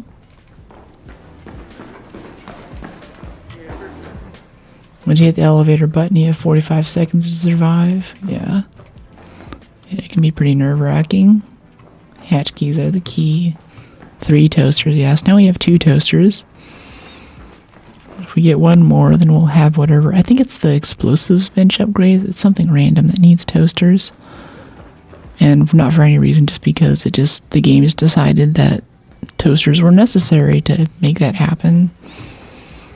So, okay, I think we can, no, we don't have the fall damage perks. I can't go jumping off of buildings. Yes, so after Expedition, you lose all of your skill points and stuff. So I'm used to being a lot faster and more resilient than I am usually. So I'm going to go over here and take this slow little elevator instead of just doing a Superman off the ledge there. Right about here, we can jump off and roll off the damage. Yeah, the same reason that a chicken needs a dog collar. Exactly. Yeah, I brought it up last night to prep for stream and see if everything was working. It gave me the Expedition cutscene that you get. Wait for me! Hurry. Take me with you. Oh, thank you so much, mate. I appreciate you. You're awesome. Rock's here, but knock our nuts in half. Knock our nuts in half. Dude. Another successful raid. 200 hours is a good dedication. Most time I spent on games probably AC Odyssey, and it was like 80. Yeah, I have a hard time breaking 100 hours in any game, and I'm really surprised that this one's captured my attention long enough. But it's basically for me like Horizon Zero Dawn multiplayer. It has really nice, AI stuff. It has some random proximity chat stuff. You can meet people. It looks beautiful. It's balanced. There's no like pay to win BS. I'm not dealing with toxic, PvP stuff in PvP games. People are just kind of awful to chat with. Generally it has a good community for the Care Bear lobbies that I like to play in, and those are just most of the things I look for in games anyway. So I'm like, hey, this is kind of nice. And now I'm to the point where I know my way around and I know it's tough to get. Like I'm just kind of sitting here, my hands are, my fingers are doing things right now, but I hardly know what's happening. I've done this a few times and it's kind of comfortable, It's casual. I'm a filthy casual, how about that? There we go. There's all of our workbenches. I think the next thing we want to upgrade, let's make a few more adrenaline syringes. It's probably the gunsmith. I think that's the most useful thing. Yeah. Renegade. You can just make a Renegade at level 3? I thought you needed a blueprint. No, that's right. You need to get to level 3. Yeah. This is the gun that I really want. I think we're able to buy one straight up now that we have the money for it. Let's go back over here to Trader's Gun Shop. Renegade. Yes. Thank you. Come to Papa. There we go. Oh, we have 17 hole cracker already. That's insane. Alright, we need medium gun parts. We can create medium gun parts, I think, in a refiner. We have the blueprint for it from last expedition. We need station level 2. Okay, that's going to be our priority. Yeah, okay, we need one more toaster to upgrade refiner. And then we need fireball burners and arc motion cores. Till then, we'll be with a level 1 Renegade, which isn't great, honestly. So are there any attachments we can make? Yeah, like this grip. Yeah, duct tape for that. Shotgun choke is kind of nice. Shotgun mag I'm kind of partial to. Yeah, let's get a choke on the El Toro here. Question mark specs for all of my stuff. I don't use the Mark II looting AUG from Lance. Do you prefer the one you're using? Yeah, I prefer the tactical. It has a nice balance of like pretty soon we'll be putting zip lines over here.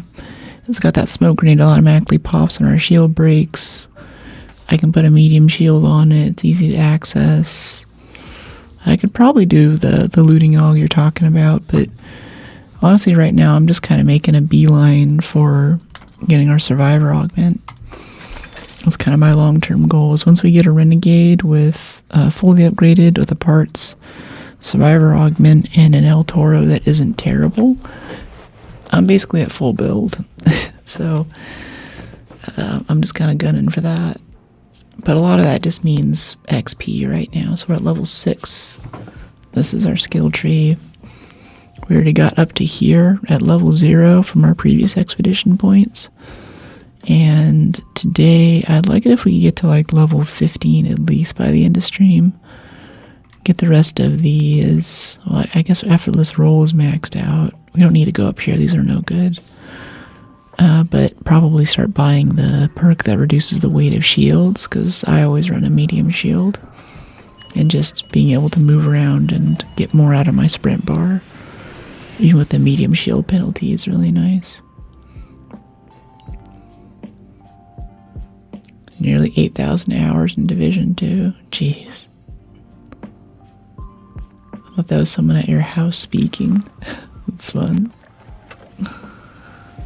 Yeah. I think they added a thing. I don't know if it was in the game before, but they made it so I can output local chat sounds to a different device, which makes it's just going to make it a lot easier for editing these videos. I generally have to go in and use some AI noise isolation to isolate out their voice and increase the gain on it. So whenever I make a video where I'm talking to someone else, it turns into a lot of audio engineering work to get it to the point that you can hear what they're saying.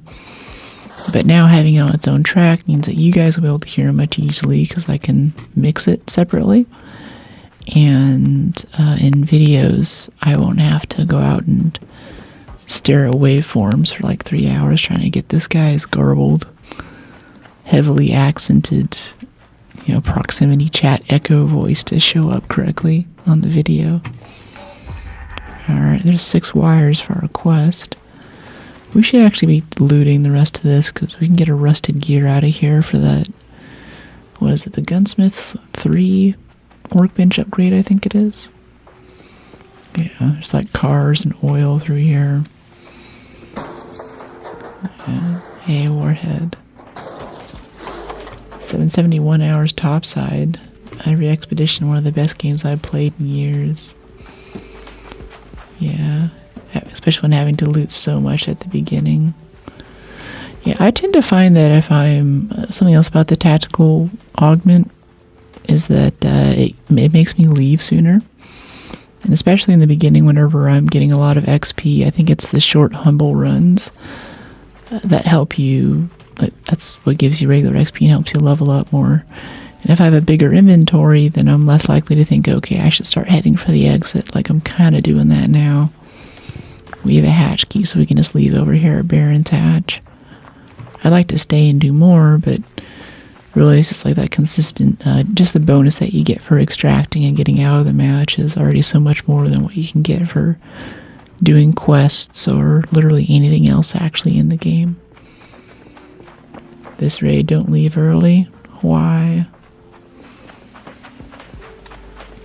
So like we're basically done, and especially at this point in the map, the stuff that we need, it would require a lot of dangerous territory to walk through. I'm going to use up most of my adrenaline syringes just getting there.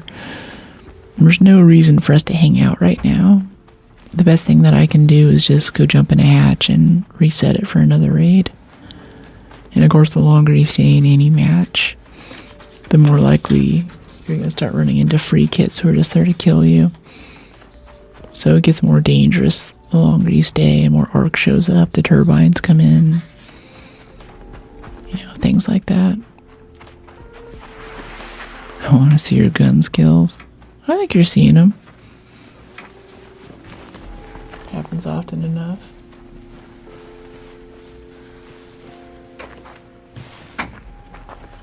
Okay, let me see. Let's go jump in here.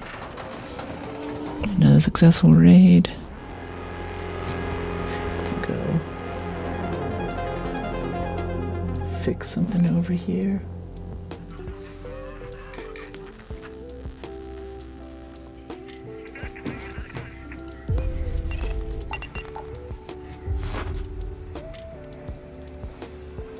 Select all, continue, reauthorize.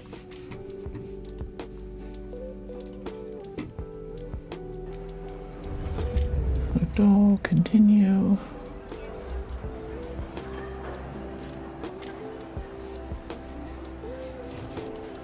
Alright, cool. Workshop scrappy claim. Very nice.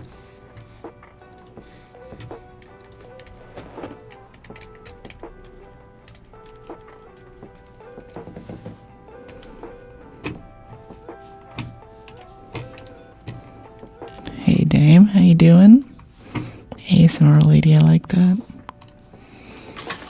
Alright, rusted tools. Yes, that wasn't such a great run, but that's okay. That's just part of the game. It's a bit of a game of chance. Didn't fire a single shot that time. And that is okay.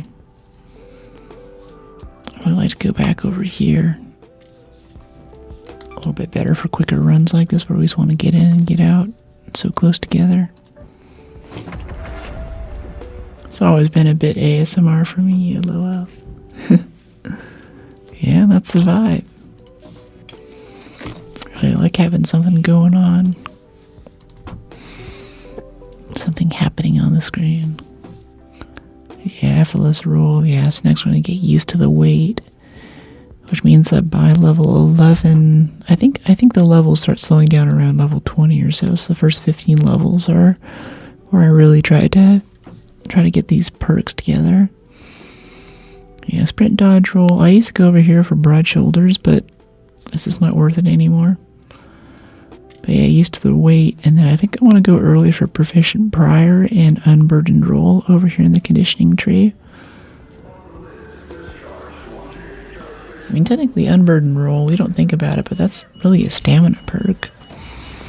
And I don't know about you guys, but whenever my shield breaks, the first thing I do is I reflexively hit the roll button. I don't even notice it's happening. And unburdened roll means that doesn't cost any stamina, so I'm like, that just means that I have a 25% bigger stamina bar, right? It's out of like the endurance kind of PvP green tree, but I don't think of it that way. It's basically a passive perk at that point. There's no condition on it. And I'll take a passive buff over some kind of hyper-optimized active buff any day. One less thing to think about.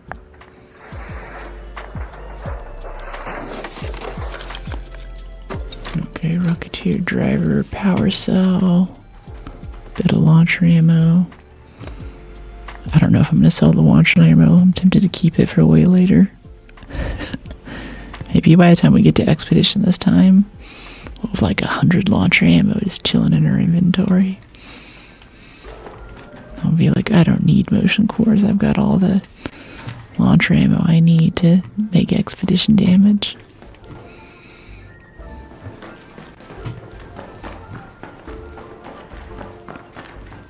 Okay, get over here and crack this one open.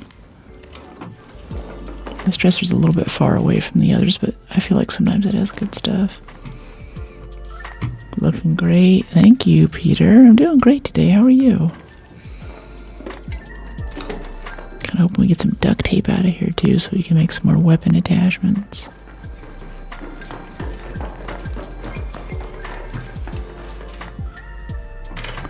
Hi, AD. How are you? And all these trinkets too, these faded photographs, maybe some spaghetti. That's all awesome stuff right now that we can sell. We're basically gooped out though. Oh, there's our third toaster. Yeah, that's really nice. I like that. I want to bring back that canned tuna if we can. Yeah, drop the shirt for the tuna, we're broke. Does your neck hurt too, sitting for long gaming hours? No, I'm an ergonomics nerd. And whenever I stand up for like pee breaks and stuff, you'll see I have these custom cushion type things attached everywhere on my seat. I'm sitting on one and there's one. Oh, Riven Tides classified records key card. I like saw that all last time. Hey, buddy. I hear someone upstairs. How are you? He's not talking.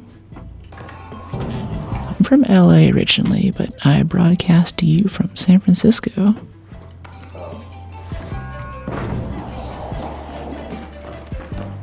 Are you okay? Yeah. Do you need a revive? I don't have a defib, but I can heal you up a bit.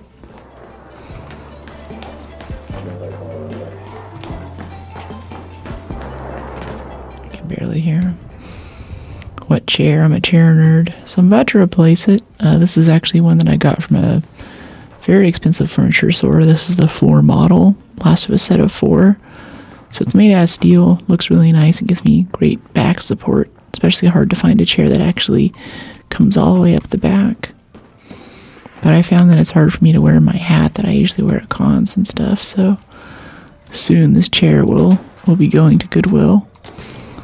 I'll go get some Herman Miller thing or something, which won't be as supportive, but it'll look a little aesthetically nicer with the hat. Going to more cons lately. It's been really fun. Hope you're well. Thank you. Oh yeah, there's a fireball burner we need. Yeah, we need that for the upgrade. We're basically full on stuff. This is where like that looting augment would help. But honestly, we don't get a good Grandioso spawn like this every time, so I don't think it's worth it. Gonna go through and see if we can stack any of these valuables. The seeds out of the mullein. Yeah, give me the music box. Yeah, the Herman Miller vibe. It's like the chair. Yeah. Yeah, maybe the vibe. I don't know. We'll see. There's a place in town that kind of gives like floor models or like half off things or stuff that was damaged in shipping, you know, quote unquote damaged. Like, oh no, you know, and during shipping the instruction manual got kind of wet. Yeah, the instruction manual for my chair is ruined in GMI. I don't even want it anymore. So that's generally where I go. So I'll go and pick whatever they happen to have in stock, probably. The embody chair is what you want. Oh, I'm among friends. Yeah, if you have recommendations.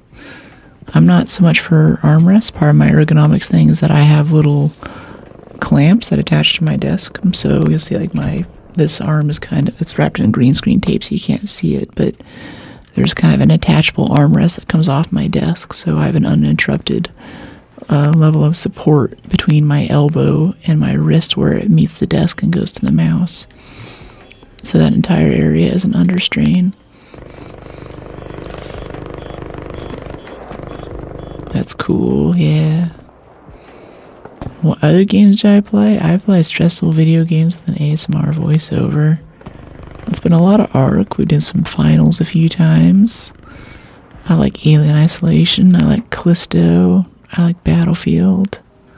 A lot of shooters mostly. Like, we'll probably do MILF of War when that comes out, but that's kind of a rare thing for me. Like, we did Elden Ring. We have the DLC for Witcher 3 announced, Songs of the Past, for a game that is 10 years old. These are all the exceptions right now, though. Like, I'd love to go and actually check out Tarkov or see what's going on in Call of Duty since I've been gone. Maybe some zombies. This thing will not sit still or be dead by now. Oh, that's right. We have a Renegade. I keep thinking this is a Pharaoh and we can't do follow-up shots. I guess it shoots about as slow as a Pharaoh right now. It's not upgraded. Oh, come on. Whatever. The Hayworth Fern. Interesting. Okay, what do you like about it? This Hayworth Fern you speak of. Ooh, there's a spring. Dump the radio for the spring. I usually like radios because they have sensors. You can make hatch keys out of it. I am a Scorpio. I want these simple gun parts. I don't think I can have them though. I don't even want to drop my shotgun ammo. Speakers, Alright, we'll probably get maybe an El Toro out of this. A showstopper would sell well if we can bring it. No, we get nothing out of this. Smoke grenade, no. Okay, whatever. That's mostly an XP return for doing that.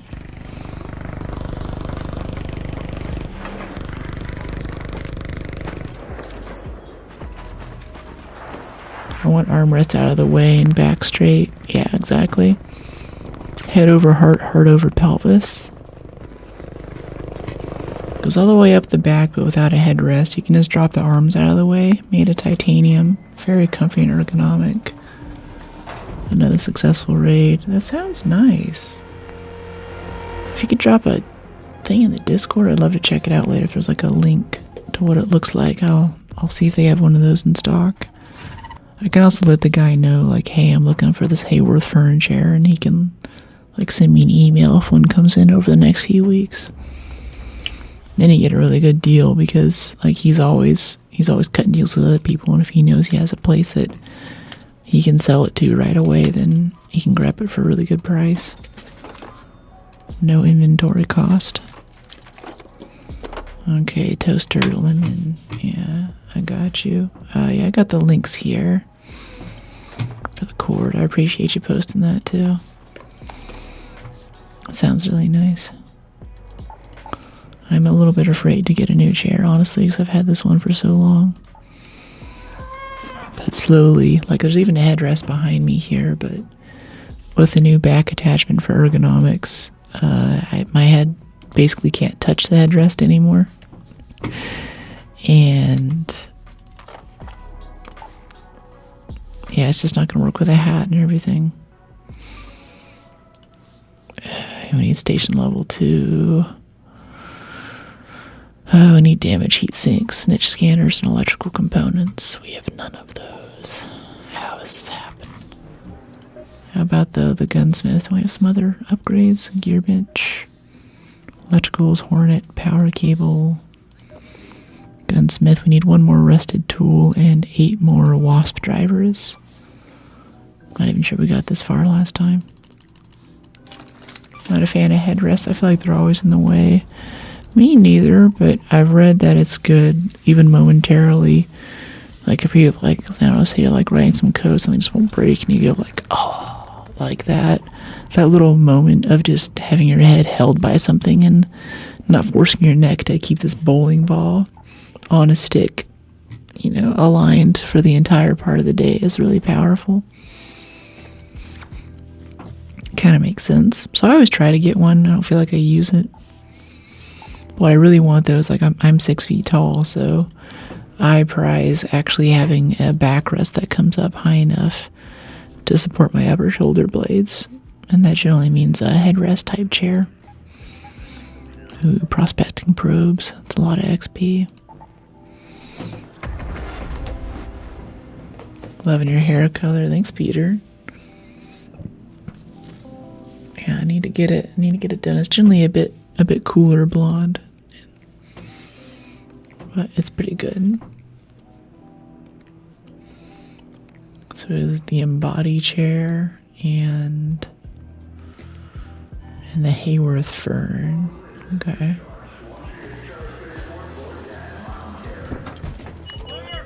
Comfy and ergonomic. I'm all about that. I also have an issue with some chairs will have this mesh or those kind of like netting things, like this woven sort of plastic mesh. But whenever you drag your skin across it, it feels like it's exfoliating almost, you know? It feels like a little exfoliation towel for the shower. I cannot stand those chairs. Like, I don't think it actually exfoliates your skin, but just the feeling of it just makes my skin crawl. I can't stand those things. I had a few of them when I was in aerospace. I think the entire building was infected with those types of chairs, and I would go around and do anything I could to get a different one.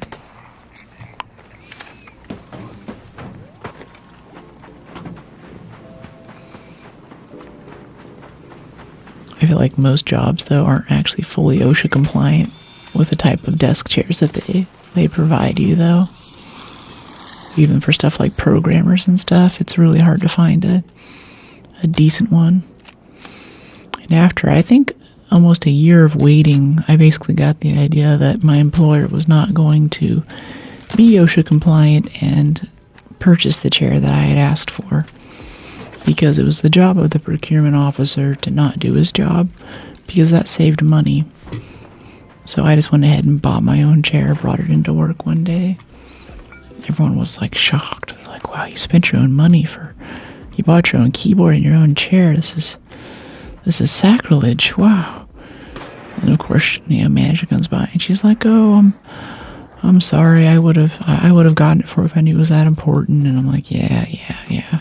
I think it's designed not to work. I get the idea. You don't want to do it. Whatever. I'll just spend a little bit of money so my vertebrae stay together. It's like, oh my gosh.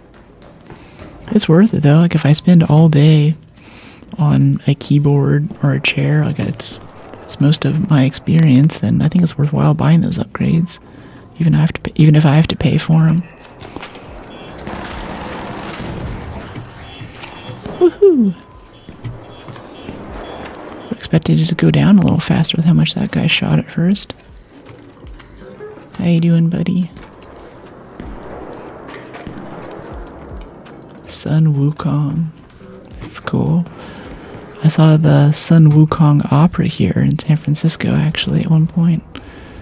It's a nice rendition of the story of Wukong, from his birth to where he gets his staff from the King of the Oceans. It was really cool. Infected. Yeah. Yeah, exactly. Some business gets the idea they can start buying cheap crap and it's just everywhere. But then my get this, my chair and my keyboard became coveted relics. I guess I don't know. There's some weird energy with my coworkers. I like be gone for a week's vacation, even for like basic holidays. I'd come back and my chair would be gone, my keyboard would be gone.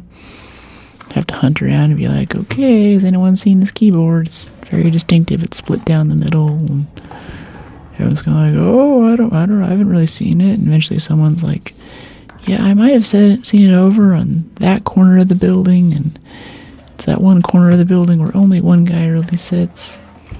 I go over there and sure enough, there it is. So I'm like, oh, well, I wonder how it got here. Who knows? Must have been a mistake. So I take it back over to my desk. It's like, hey, someone took my chair.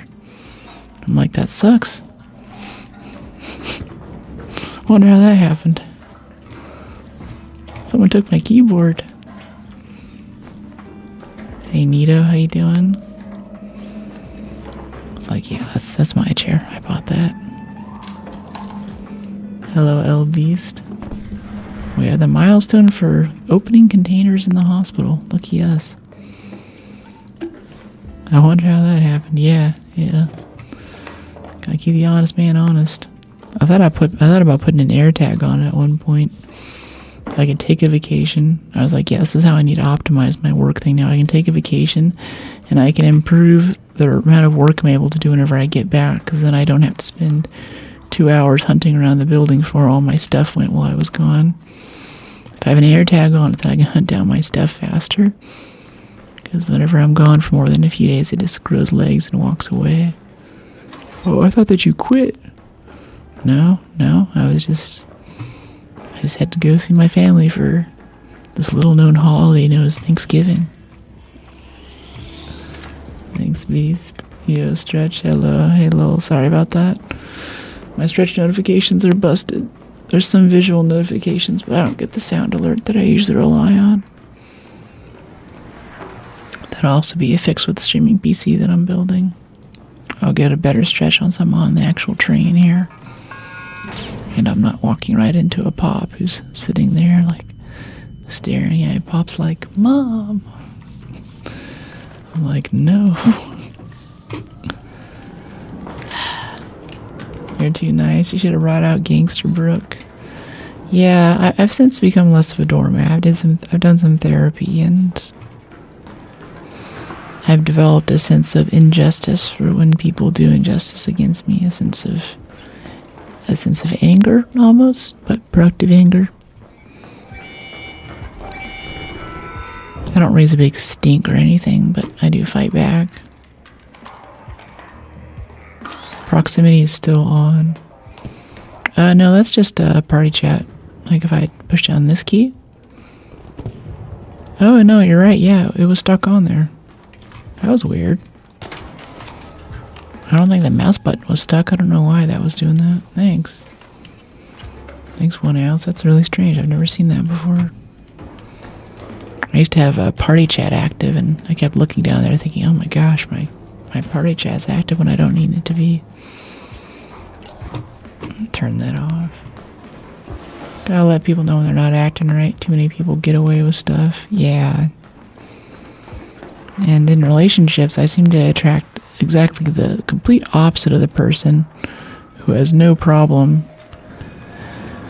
letting you know what's on their mind. I always have boyfriends and stuff, or girlfriends even, who are like, don't let them give that to you. Get up there, get in their face, raise a stink. Call a stop to everything. They can't be doing that to you. I'm like, no, it's okay. It's not a big deal. I'll get along fine without it. But yeah, I've learned there is kind of a you do need to cause people problems, and you do need to kind of make people uncomfortable whenever they're doing something, or they'll just keep pushing those boundaries. You took your train, how rude. Yeah. Even then I'm like, oh, he was probably just like refilling his Mountain Dew, or he wasn't looking, but I don't know. I think you know.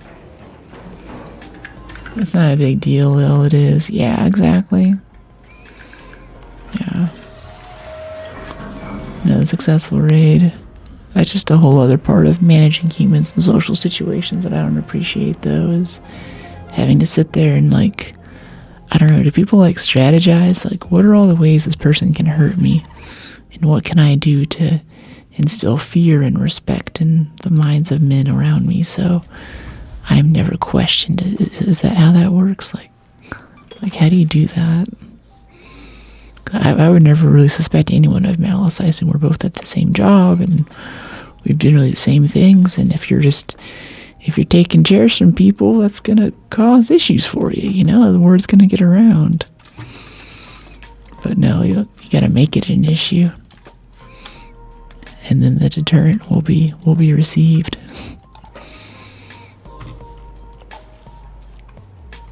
Have a nice day. Thanks for dropping in, Nito. It's good to see you. I love the sign-ins and sign-offs, by the way.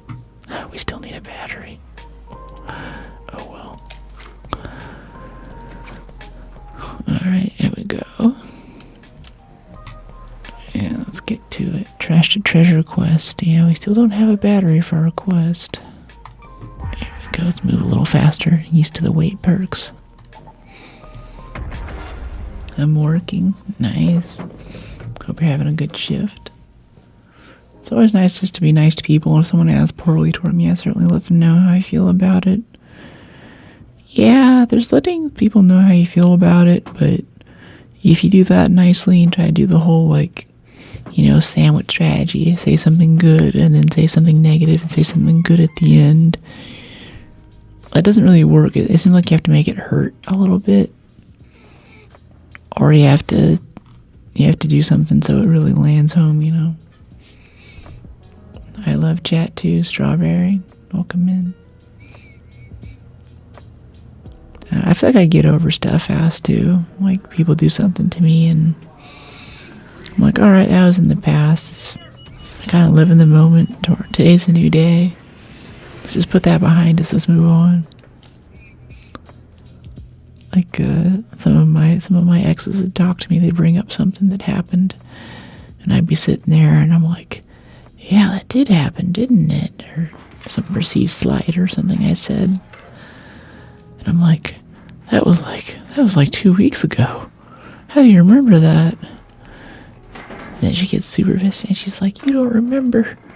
That was a big thing for me." And I'm like, that was 2 weeks ago. That was like, might as well have been last year, man. Like, what do we do now? And I'm like, I don't know. We could just leave it behind and move on to other things, right? And she's like, round 2, let's do this. That's right. Let's get that dog collar. I kind of want that probe right there, but I really want to be first to Grandioso to have a shot at the dog collar. As soon as another person shows up, this place just sucks to loot after someone else. So every one of these little drawers here could spawn the stuff that we need, and if someone else is going through scooping the cream off the top, then we're not getting anything. I'll go over here and do this. Wow, no cabinet this time. But 2 drawers. Anvil, that's kind of cool. Wristwatch.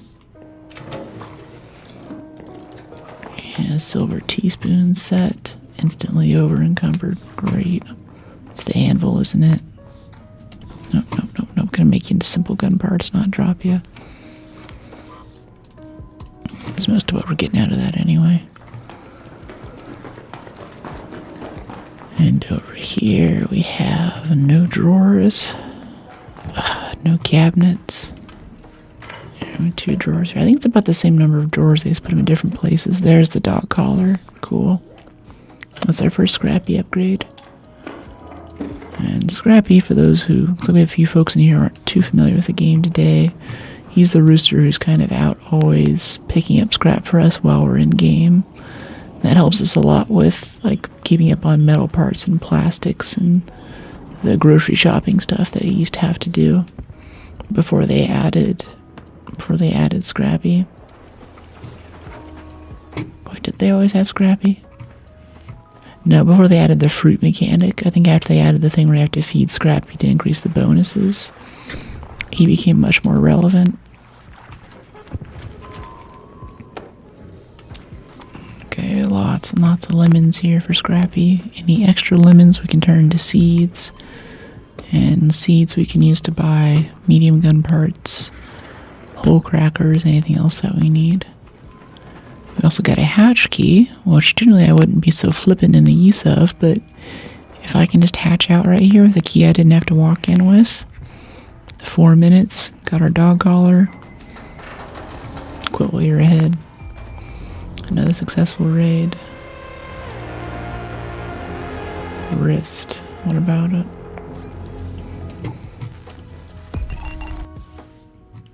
There we go. The track ended right as the game ended there. I was like, what's happening? Alright, 10,000. Now we're up to 58k space bucks. So, oh no, we should keep the cat bed. That's going to be our next scrappy upgrade, I think. Let's go over here, feed him the lemons, claim the upgrade, level up Scrappy with the dog collar. Oh, we still need one more apricot for the next resort, for the next upgrade. Ermol trader. Oh, you can buy an apricot. Okay, cool. That's nice. We already have the cat bed. Now we need 6 olives and 6 prickly pears. And olives are on Blue Gate. Oh, there's our battery. I wasn't even thinking that broke down to a battery. Just happen to have it. Cool. We're rich. Yeah, you know it. We're so rich right now. Alright, traders. Let's see, quests. Where's that quest? We had a quest, didn't we? Yeah, here it is. Obtain 1 battery. Claim. Tactical Mark 1 and an adrenaline shot. Visit a field depot in 1 round. Very good. Wish we just had like all the quests in one place. That'd make it so much easier. Alright, nice, nice, nice. No more keys. Unless we want to go for Riven Tides. I don't want to do key runs yet though, especially not till we have hash keys easily available. Yeah, Blue Gate, Harvester. Yeah. Yeah, that's good for us. We can go raid Olive Grove. I'd really like a hatch key for this, though. This is going to be kind of sketch, because if we get a good spawn, it'll be in the southeast of the map, down by Ancient Fort. Stacked, yeah. Oh, we want to get down by Ancient Fort and go to the Olive Grove, just a little bit southwest of that village. For the upgrade, we need... Let's see, 6 olives. After that, we'll get the prickly pears, but those are a bit easier. There's about 15 olive trees there. I think about half of them spawn. And they'll do 1 or 2 olives per spawn. So hopefully if we get there first and we can get like 5 or 6 trees, that should get all of it. And then we're going to have to go take an elevator out. Which isn't kind of a sketchy PvP area, but this is the beginning of wipe, so I'm kind of counting on not running into rats at the moment. And we got a bad spawn. We're on the opposite side of the map. Yeah, and Matriarch's in the way. Yeah, let's just hatch out. It's no good. We could spend the next 20 minutes running across the map. Or we could spend the next 3 just getting to the elevator and leaving. I have 1 or 2 slip and slide perks in, so we can kind of slide down mountains, but not too well right now. We shoot some stuff for funsies. Aww. Not allowed.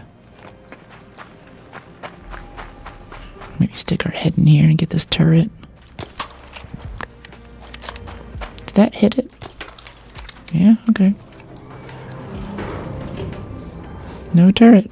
Huh, okay. Well, I mean, since we're here... yeah, we can technically drop right down here into this high-tier loot area. Yeah, reinforced reception. This is a big PvP zone.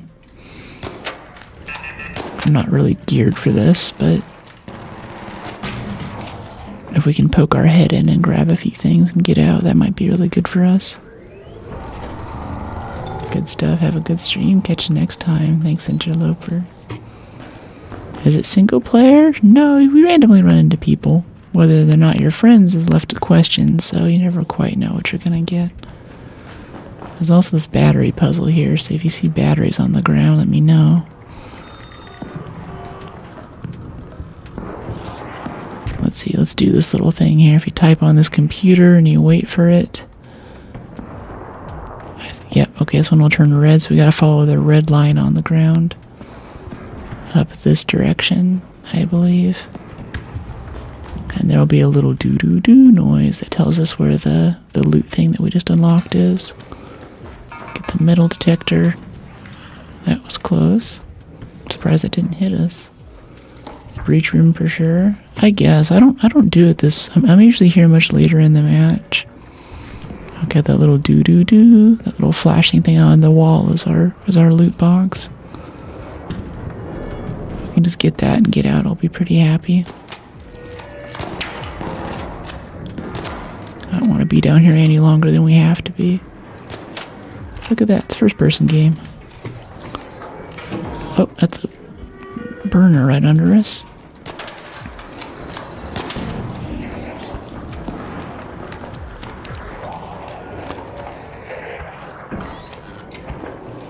But yeah, I play it like Horizon Zero Dawn. Oh, these broken guns here, this broken handgun, this breaks down to a ton of simple gun parts.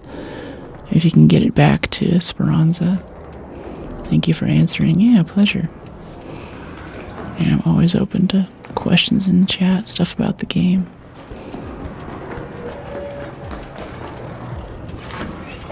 Okay, shotgun ammo. Ah, it still got us. If you blow it up, even if it's at your feet, it won't hurt you when it explodes. But you gotta get there first. Okay, Vita shot. More bandages. I don't need the heavy ammo. Yeah, that was pretty trash loot. Oh, that is a shredder. Okay, we gotta run. Run. Got an adrenaline, so we can sprint all the way out. We definitely overstayed our welcome. I don't want anything more than what we already have. A big red. Okay, no one's gonna try to knock us off the zip line, right? We can heal up on the zip lines too. A lot of times I'll kind of delay healing whenever I know there's a zip line coming up, so I can do it while we're in transit. Where's the tick? It was here for a second. Did it go outside? Whatever. It must have run into the fire. I don't care. Ah, we need fireball burners though. One for bench upgrades. Okay, come here, buddy. Come here. We're gonna drop light ammo for that fireball burner. Thank you very much. Alright, let's get out of here. If we had zips, this next part would be a lot easier. You can zip up to the top of this hill here, go down the other side. But zips take rope and mechanical components, which are both kind of difficult items for us to get right now. Get this little Rocketeer husk on the way to the elevator. Some more XP.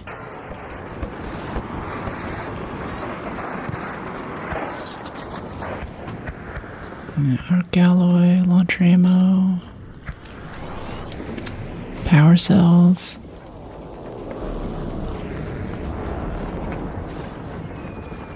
Okay, maybe we'll take some shots at the matriarch for some free damage before we head out.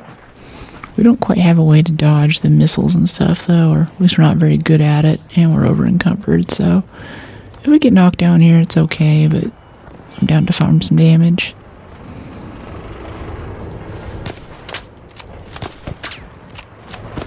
Don't really need to aim even. Oh, hey there, Snitch. This thing reloads so slowly. Thanks, buddy. That's cool of him. Because I do need to aim at this range. Hip fire's not cutting it.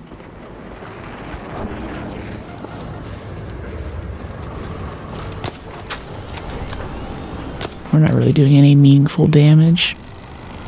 Oh, I might have actually done it. Whenever we tapped the core there. Didn't see him there. Appreciate you.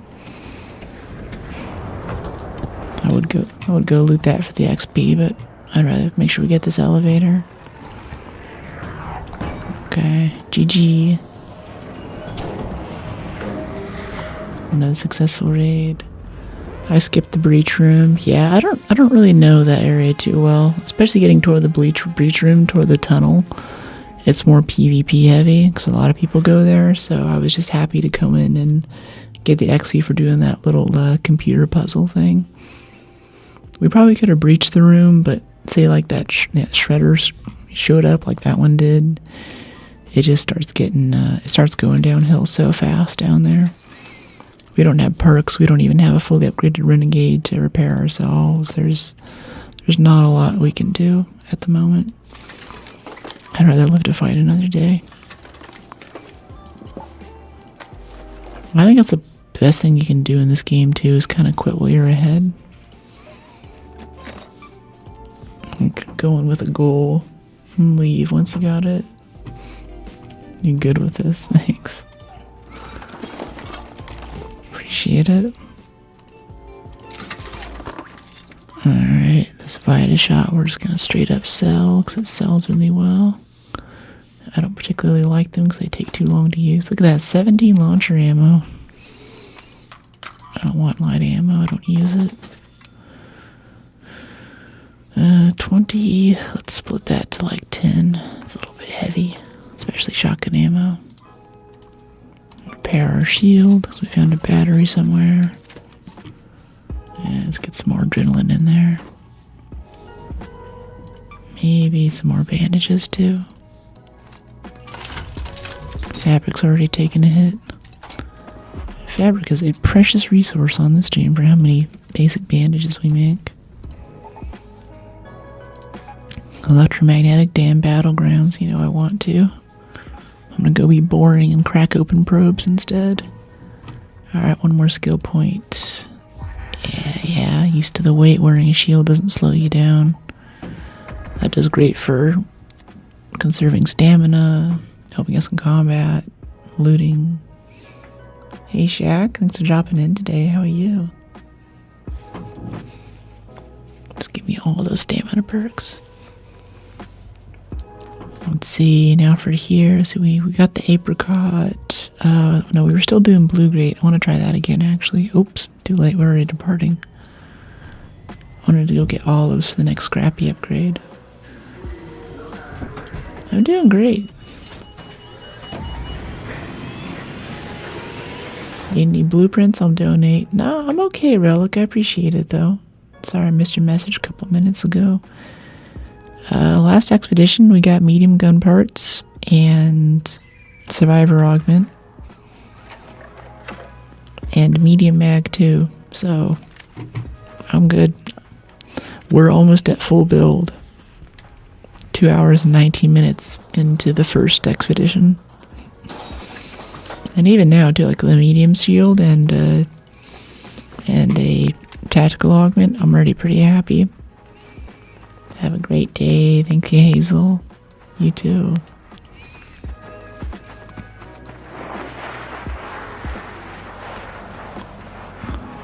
Yeah, even just one slip and slide perk. The whole time we're sliding there, we're regenerating stamina. And it costs us nothing but to get the slide started.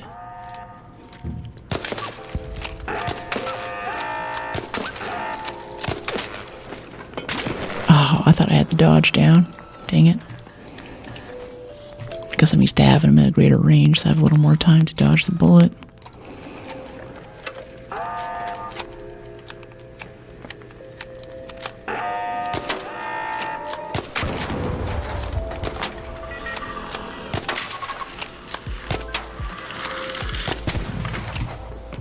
There we go. Much better. Alright, let's get up there and loot that stuff, yeah. It's a turret and a snitch right next to each other. Quite good for us. I did the first 3 expeditions. 4th one wasn't worth it for me. Yeah, we'll be working on number 4 this time, and I'm kinda iffy. I don't know if I can still get skill point catch up, though. Like, somehow I came out at level 0 last night with 16 skill points. And you get 5 per expedition, so that would say that I've done 3 expeditions, which is accurate, but that would mean 15 skill points. I have 16, so I got an extra skill point somewhere. I don't know exactly how that happened or where that happened. I wasn't paying attention. Because for the first expedition, I don't think I even qualified, or maybe I didn't qualify and I didn't want to do it. But I got an extra skill point from somewhere, randomly, right? It didn't just here. But it's nice, it's nice. Level 0 calming stroll. That's a very real benefit that I appreciate. Guy's throwing a lure for bombardier attacks. Did one of those spotters take 3 shots to kill with a renegade? You see that? Like, upgrading the renegade doesn't upgrade the damage, right? It just increases the fire rate and the recoil. Maybe the magazine size. I might have been part of the secret award they were giving for people that did that expedition. The secret award? What do you mean? Because like the very first expedition I sort of had the ability to do, but I was like, nah, this game isn't gonna last. I'm not doing that, right? Now I kinda wish that I did, but honestly I had a lot of edits to do that week. I don't know if you guys can hear that car alarm, sorry about that. It was going off all night last night. And whoever it is just won't go and fix their stuff to make it stop. Oh, hello, spotters. I'm kinda shooting at the bombardier right now. I don't think we'll be able to finish it with this upgrade level on the renegade, but even just killing these bombardier or these spotters is good loot for us right now. Hope looting this thing doesn't drag us off the edge. It might. Where is it? Where'd it go? Where's the other one? I heard it. It's not your fault. Yeah. I thought it was in the game, the car alarm. Yeah.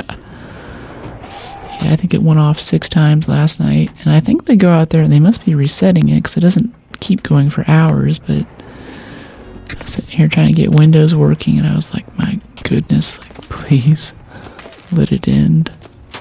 Oh, he did a little 180 there. You see that? Doesn't know which way to look. If I can hit this knee joint, that would be helpful.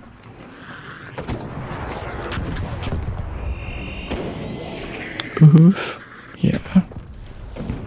My favorite weapon's definitely the Renegade. Or maybe the Hole Cracker. I really like grenade launchers. It's rare that I get a game where my favorite guns like grenade launchers and pump action shotguns actually have a good place. And in this game, the Hole Cracker and the El Toro are both very relevant weapon platforms. I really appreciate that. But for most things, yeah, just this Renegade. This is even the level 1, and you see how much havoc we're able to do just with an unupgraded version of this gun. Get a silencer on it and a big old tier 3 magazine so you never run out of ammo. It's really nice. Ayo, yeah, that's what's up.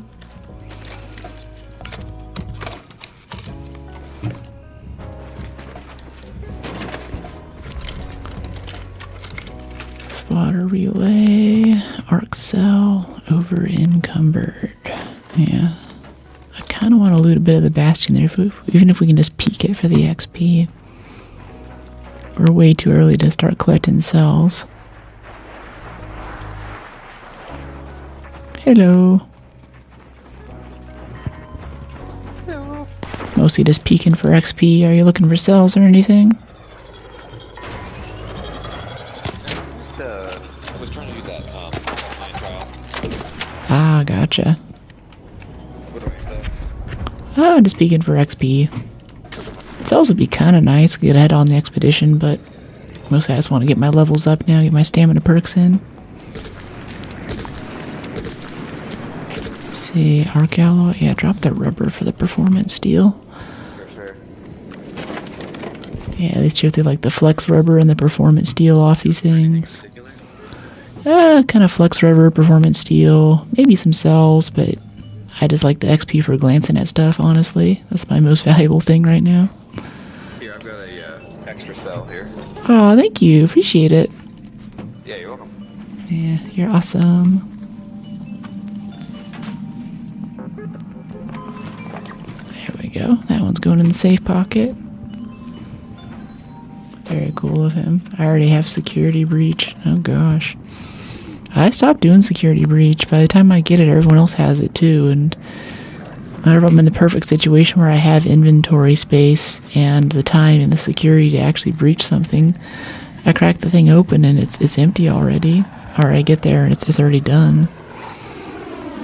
Alright, so these probes here are a good source of XP early on too. Just if it lands right next to you like that. Oh wow, it just dropped a bunch of stuff right on top of us. That's cool. That's the thing about touching probes, so you have to do some combat for it. It usually doesn't drop it directly on your head like that though, not immediately once you touch it. Or at least I thought that if you touch the probe as soon as it lands, it doesn't really have a chance to call for help like that. Apparently not. Thanks, Noequist. Glad you're digging the vibe. A Hornet driver, I think we also need. Not really. We need snitch drivers and Hornet drivers, or Wasp drivers right now.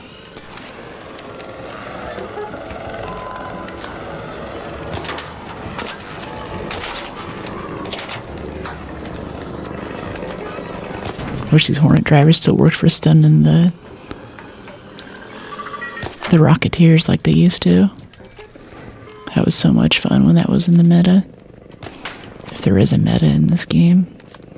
But yeah, you can like kill a Hornet, salvage the driver, throw it at a Rocketeer, knock the Rocketeer out of the sky so it's basically stunned on the ground, and just go over and whack it with your melee weapon until it dies.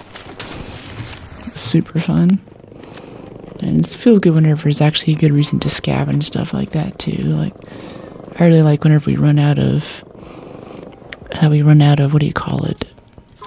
Healing items in this, and we start scavenging power cells to recharge our shield instead of the regular shield drivers. It's not as efficient, but it's interesting. Hey, thanks for dropping in, Papa. Catch you another time. Yeah, I'll try to drop into your stream as well. I think you're still doing Red Dead Redemption, right? I've really been loving your shorts too. I think you picked up your posting frequency there. I'm starting to see a lot more of them. How do we only have 4 shotgun cells? How can this be? I don't want to drop any of this. I want it all. I want it all. Guess we'll drop medium ammo. Big pile of flex rubber. Happy Friday, Cabal. How are you? Okay, what else do we have in here? More flex rubber. Power cells. Scrap it?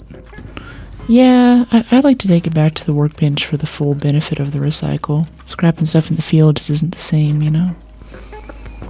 We still have that probe to finish looting, too. And then we can catch the train out. Oh, he actually left a bombardier cell in here. That's insane. We're getting lots of motion cores off of this, too. Super nice. What's this one? I need to mosey my way through to the end of this workday. Figured I'd sneak in. Oh, thanks for joining us, Cabal. Hope we have a good shift today. Sounds like I hope we have an expedient shift with no drama. And lots of tippers if that's the kind of work.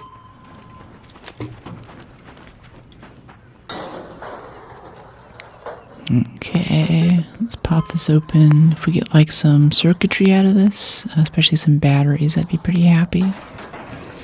Remember, there's always 3 spots on this where you can loot. One on this side, and then there are 2 more 90 degrees apart on the other faces as well. Yeah, I'm dropping Hornet drivers for motion cores. Grabbing that arc circuitry for shield repair. Yeah, stack all the flex. Oh, it's already stacked for the flex rubber. I want the sensors for hatch keys. Oh, geez. Rocketeer's here. Alright, bye. Uh-oh. Ow. Yep, we're just gonna leave. There's more to loot there, but our inventory's full. We got our damage in. Best thing we can do right now is leave. That is the move. Alright, tick pods, yeah. I think the idea is not necessarily to bring back more, but bring back the right stuff.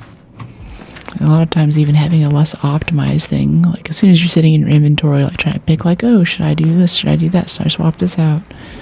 It's just time to leave. If you even have to make a decision, then just start walking toward the exit. It's not worth it. Always heal up at the exits in case someone wants to take a shot at you. Or in case you're like me and you want to go back up the other side of the exit and look for some extra pop or burner damage so we can get in while we're waiting for the train. Nothing. Hi Angel, dropping by to say hi and see if I can pick up a little feather along the way. Hey Max, thanks for dropping in. Thank you for the compliment. When all else fails, leave. I'd say before anything fails, leave. Or leave with extreme prejudice. How about that? It's actually a Harrison Ford line. Apocalypse Now. It was young Harrison Ford though, and he was only on camera for like 10 seconds. Oh, you made it. Sorry, I didn't hear you coming. Another successful raid.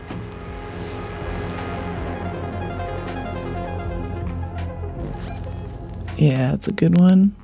Yeah, so strategic. Yeah, you lose 100% of the time that you spend dead. And as we get higher levels, when we get more stuff, then we can afford to take more risks and be a bit more silly. Right now it's just the really kind of simple, boring runs, I guess, but it's not that boring because literally everything we pick up is useful right now. Yeah, big old pile of metal parts, medium gun parts, motion cores, and 3 bombardier saws for our next expedition slot. We can start building that immediately. That was the other thing, was last expedition I actually had a huge pile of stuff stored up right before they announced nomadic envoys, like cores and bastions. I just had that stuff around. I was just kind of keeping it, and I was like, you know what, this stuff's taking up a lot of room. I'm gonna go ahead and sell it all. Then they had the announcement, and I was like, oh, you guys have it out for me. There's no way.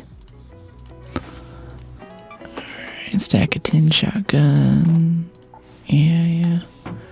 I'd like to get a stock, even like a simple stock, but I don't think we're getting any duct tape to make one yet. Yeah, we still need duct tape to make a stock. We have the rubber for it. We have 1 medium gun part. We can recycle our bombardier cell for advanced mechanicals. Not doing that.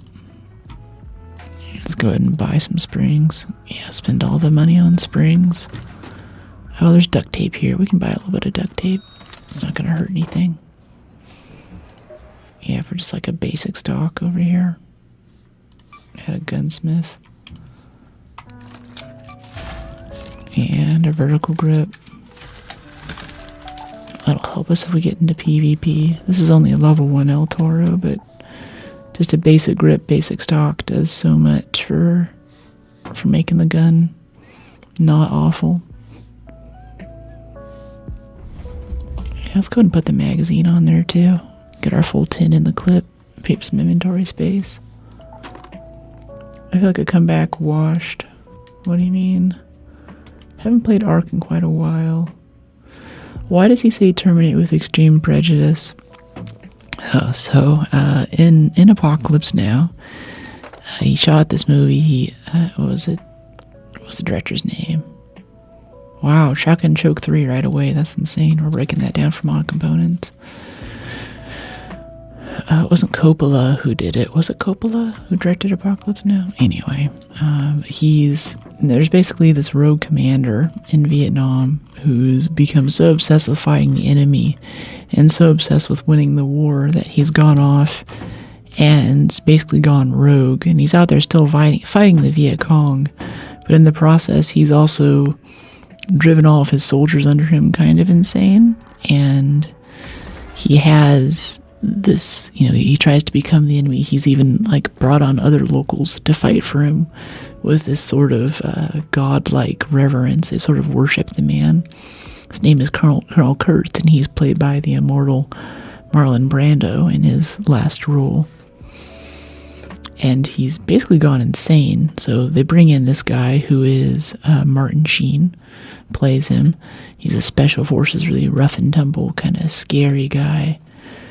Yeah, he's a brilliant commander. Yeah, exactly. He's Colonel Kurtz, the guy is sent in to kill, basically. He's sent in as an assassin, is a U.S. soldier who is a well-decorated officer who got so good at his job that he went up the river. This is where we kind of get the phrase, like, up the river. You'll hear me say that a lot on stream. It means that you're kind of, you got some screws loose. You're pretty far up the river on that one. So he gets on the boat, and following the original book, Heart of Darkness, he goes deeper and deeper into this territory where there's still kind of the Vietnam War is happening, but it's sort of just, it's its own world out there. It's just totally insane the further that they get out into the wilderness, and the more and more wild stuff starts happening until he finally meets Colonel Kurtz. Anyway, back to what the reference is from. There's a part at the very beginning, it was rather early in Harrison Ford's career, where they bring in the Martin Sheen character to tell him, hey, we need you to go assassinate a U.S. officer who's gone rogue out in the jungle. This is not an official thing. And he's like, well, what do you mean? They haven't really told him quite. They're hoping he'll kind of catch on to, like, we need you to go kill this dude. And Martin Sheen's kind of like, well, what do you mean? What do I do to him? Do I talk to him? Like, what am I doing out there?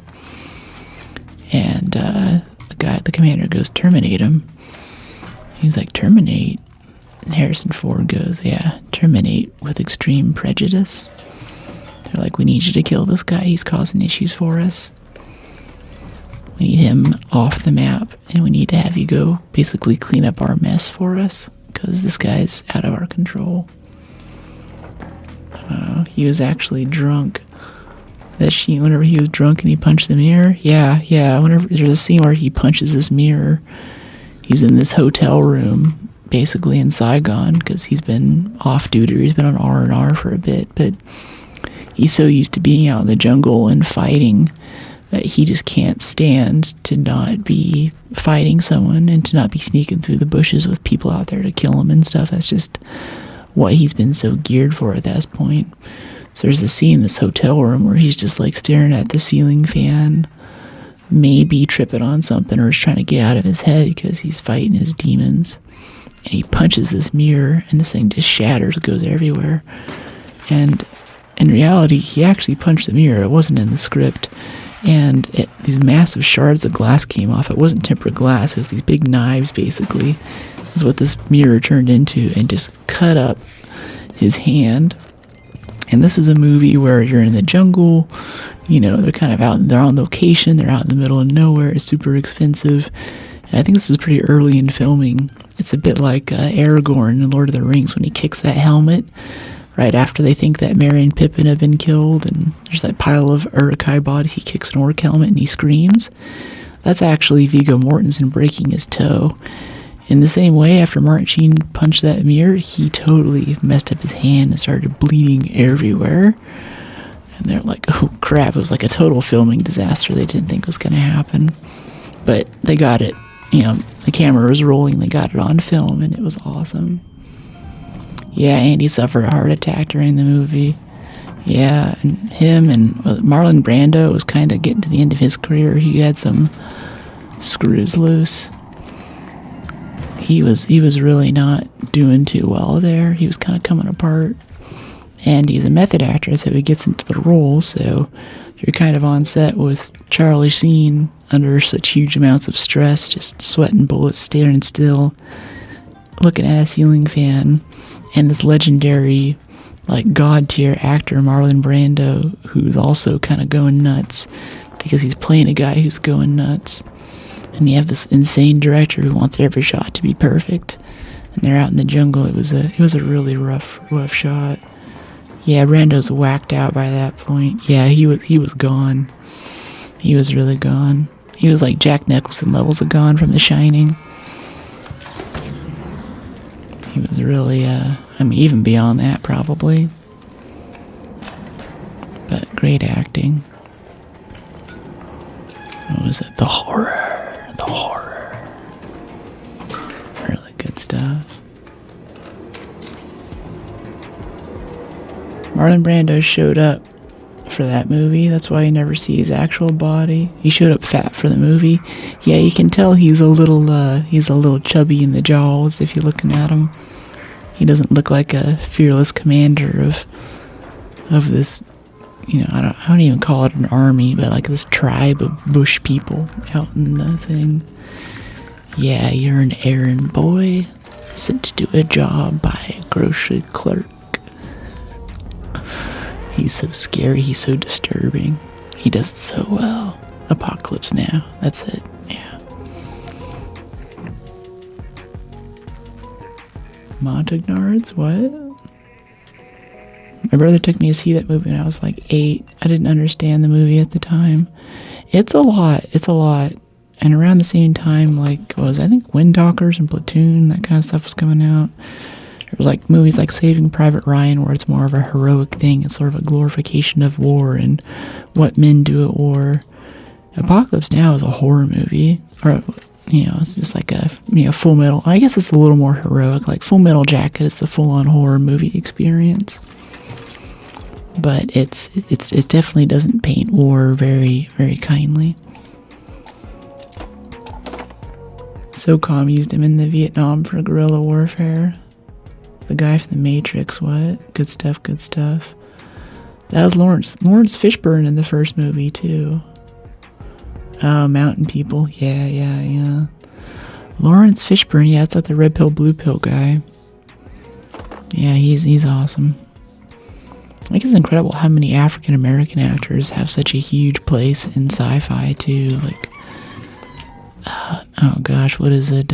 So Sling Blade and Lawrence Fishburne, even Idris Elba in the DLC Phantom Liberty for Cyberpunk 2077. Super, super talented. I have to say, I never heard of a woman with any appreciation for Coppola. Yeah, I spent a lot of time with my dad.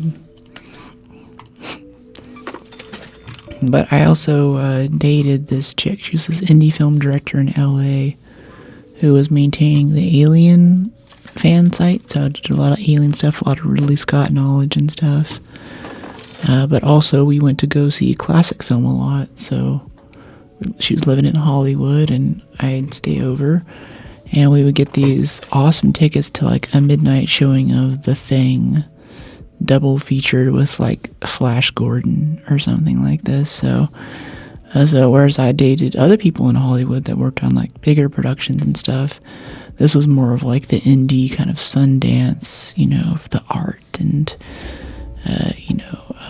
Stanley Kubrick especially was really big, and that was the thing. Rocky Horror was still a very, very relevant movie to be watching. Midnight Movies are my favorite, yeah. And it's at the Egyptian Theater. They have popcorn, but it's this old, worn-out theater that really needs a coat of paint. But it's kind of kept around as a sort of a monument. But we go there and like see, you know, Aliens or The Thing. And sometimes, because it's Hollywood, they would have these people come up on stage. By then it's like 2 a.m. But these guys would go up and give a panel afterward. And you have people there who are actually on set when these movies were made, or just these turbo movie nerds who knew a lot about the movie and have a panel discussion. And in the middle of it, like, you know, the screenwriter would stand up in the audience and be like, excuse me, that's not true. And it was really, really fun. It was cool. So I have a lot of older movie knowledge and appreciation for the classics, the old masters.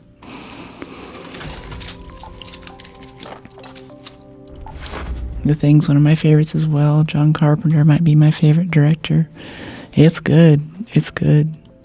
Whenever I'm dating someone new, kind of assigned reading is going to be something like, you gotta see The Thing, you gotta see Alien. Non-negotiable for this relationship.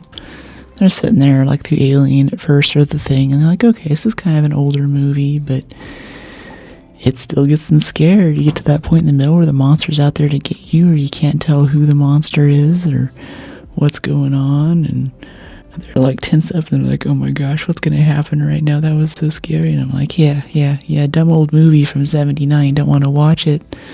You're not having a good time at all. Insidious prepared you for nothing. You don't like the Thing? I do the same thing. He looks so young. Yeah, no, I was not alive when any of the stuff came out. Nor was I alive when Plato was having his dialogues with Socrates. I know that's deeply surprising. Good movie. Got halfway through and turned it off. Oh, too scary? Yeah, it's frightening. It's wild. It's very good. Other than the few seconds in the very beginning and the very end, it's all practical effects. They had to build all that stuff too. So it looks old school, but it's cool. And also, as I do all my editing for my videos, people a lot of times ask what I look to for editing inspiration. There's that part in the middle of the Thing with, I believe it's not Cobain. What's his name? He's like the quintessential 80s action heroes and like Escape from New York and everything, the eye patch dude. But they're trying to figure out who's infected, basically. And they just had the jump scare where this guy, like, transformed into the Beast and killed the guy next to him. This big bloody thing, this big shock value. And most horror movies now just keep layering on the shock and the horror and the blood and the gore and everything. And it stops being scary or horrifying because you're so tensed up for it that nothing really gets you anymore. But in the editing room, they added this thing where it wasn't in the script, but they stop for a second, and there's this hard cut right after this big, like, gory mess happens, when they're just, like, he's standing there with a flamethrower, and he's pointed at the next guy like this. And they actually removed a chunk of the script and, like, footage that they had there to cut that, but it happened so quickly that, hello, it makes this little comedic moment. And you're with people who know. I think most people kind of get it, but there's this laugh on the audience at the most tense point in the movie. Thank you. Appreciate you, Raider. And after that laugh, it kind of lets you relax and you get comfortable again, and then you're ready for the next jump scare or the next horrific thing. And that masterful uses of tension. And really, it's an edit thing. Like, they didn't add anything. They didn't need any special effects. They just changed the timing at which they're delivering the information. And I think that makes the whole 20-minute segment in there, when they're sitting on the couch in the Thing, flow really, really well. And I think that's just really awesome. Roman Polanski, who's a Fearless Vampire Killers. Yeah, it's Kurt Russell. Yeah, you guys know. Yeah. Who is actually an alien and is actually actually Star-Lord's dad, right? Kurt Russell and Sylvester Stallone are actually aliens. The Marvel movies are documentaries about their lives. The prequel for the Thing, yeah, it was pretty good. There's a lot of really cool, like, fan crossover stuff too, with the pilot for the ship for the Thing and the Alien universe, and Predator too. That was all Fox. They own all the IP, and they had a really good chance of doing some world building there, but they just keep messing up the world building.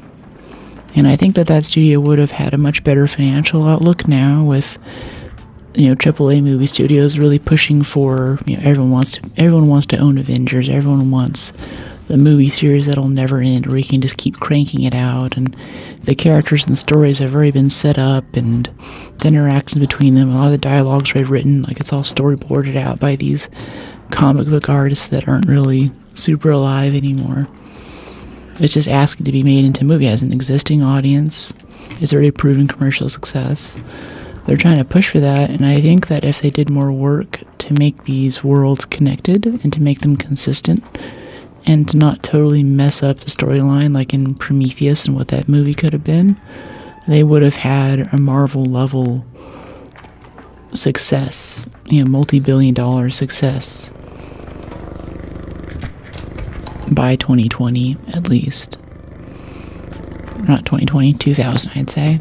It's probably about how long it takes to get something rolling like that. Nobody does like the classics. There are a couple of modern directors that do a good job. Yeah. It was interesting to see the new Gladiator with Ridley Scott back at the helm. Ridley Scott did the original Gladiator and Alien and I don't know, a few other random ones too. But he's very hit or miss. Equatorial sundial. Yeah, I think I want that. I think I'm ready to hatch out too, or elevator out. Well, we should check all these first, just for the XP at the very least. Yeah, I want that for the batteries. But now there's like 2 of them, so I should be stacking them. So we're gonna do this. But I want that duct tape, so I'm gonna drop the fabric. Ridley's the man, but he's done some not so good stuff. Yeah, exactly. It's like M. Night Shyamalan. He has some movies that are just out of this world incredible, and you watch something else, and you're like, was this the same dude? Like, I didn't kind of check at the packaging. I was like, is that the guy? Yeah, it's him. Oh, okay.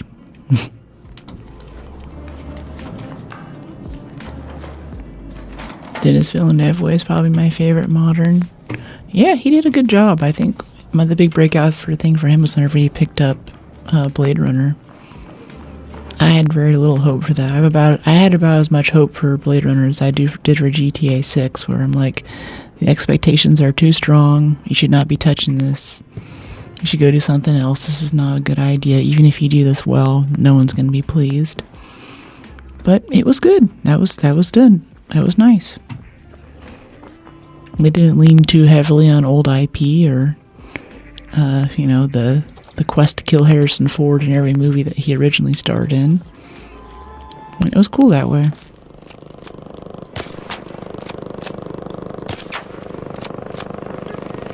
They haven't killed Harrison Ford in the Apocalypse Now universe, though. He survived. Oh, I don't even want to think about an Apocalypse Now sequel, though. That's not... Yeah, that's not... That is banned. That is banned here. That is kapoo.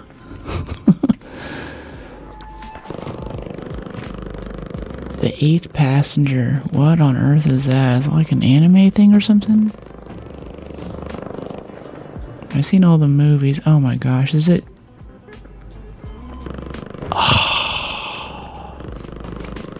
Screw you. Drop it on top of a hospital. Usually I'd have a zip line. We could get up there no problem, but I don't have rope, Mr. Frodo. I can't afford those things. Not in this economy. Okay, there is definitely a Rocketeer over there.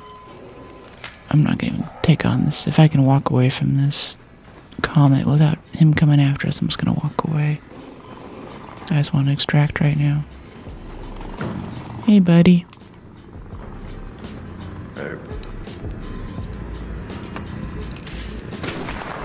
I was like, how the F are you going to top the original? He blew me away at 2049. It was a miracle. Yeah, it was cool. There's a whole, like, you're not the main character sci-fi trope that I love so much. It was still Blade Runner, but it was still kind of fresh. Made good use of modern special effects without leaning on them too much. And whenever I am cutting shorts for you guys, too, I'm always thinking about the girl who's making memories with the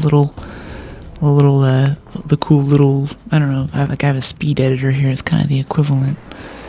I'm like, yeah, that's me. Putting together memories. Library roof, they have another antenna. Yeah, I know. I'm already fed up with the first one not working, and we're over encumbered with 2 equatorial sundials to sell.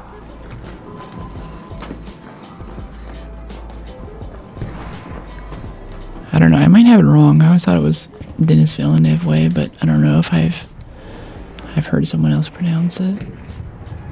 Hey from Alaska, hey ATM, how are you? Use a translator. I speak Spanish with you, but I'm practicing trying to learn by understanding. Nah, that's cool, Max. It's all good. Sometimes I'll have the mods delete stuff that's not totally clear, especially if it's something that looks like it's trying to get me to say something I don't mean to say, but it's okay. I don't expect everyone to speak English. It's all good. I'm always walking really slowly down those buried city exits. Rats are everywhere. Another successful raid. I haven't had much of an issue. Maybe at the very end of the match, like if I'm not getting out in the first 15 minutes, I'll be a little more careful. But for an earlier extract like that, one of the benefits is you don't have to be so on your guard.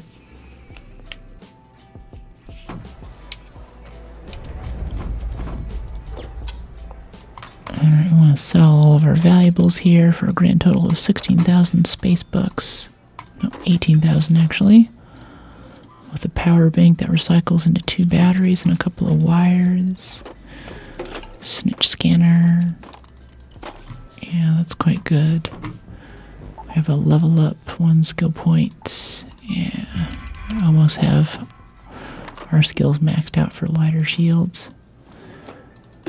Alright, Renegade's about half busted, but we've made good use of it. We gotta start looking at making some advanced mechanicals. I don't even know if we have the bench for it, though. Refiner, advanced mechanicals, station level 2 is required. We need 5 more fireball burners.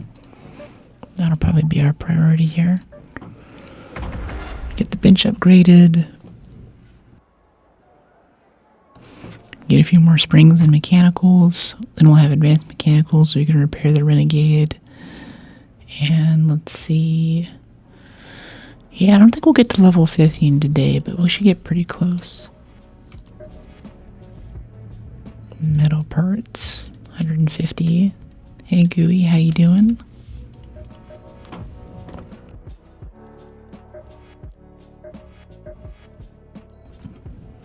Let's see what our radar requirements are.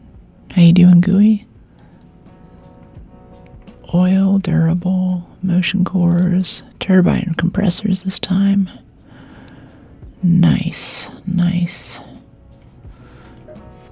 Nice portable TVs, vaporizer regulators. Advanced electricals. Alright, I think the big thing is to hold on to Exodus and turbine compressors. Everything else will be pretty easy. Or we can just buy our way out of it. Week was great. It was quite nice. I got another 3 kiteboarding lessons in this week.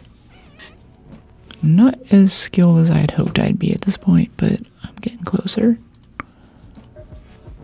I'm definitely well independent. I'm independent enough to learn on my own now, so I should be able to skill up quite a bit after this.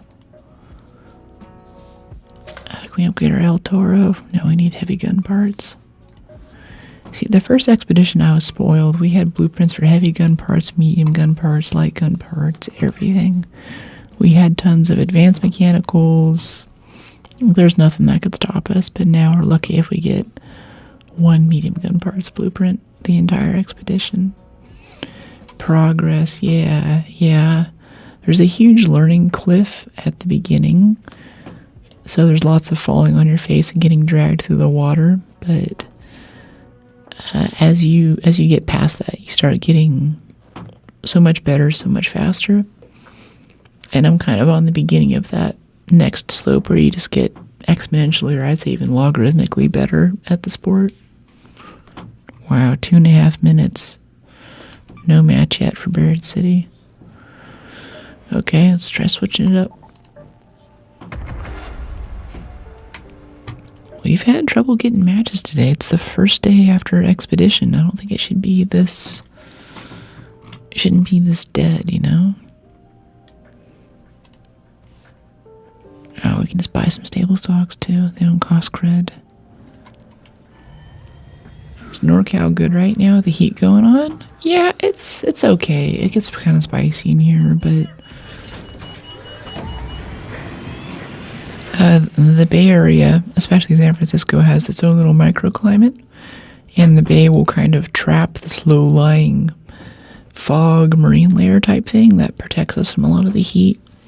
For the rest of the summer, we haven't had that benefit, but the past 2 or 3 weeks, it's been actually kind of nice outside because the clouds keep it from getting too incredibly spicy.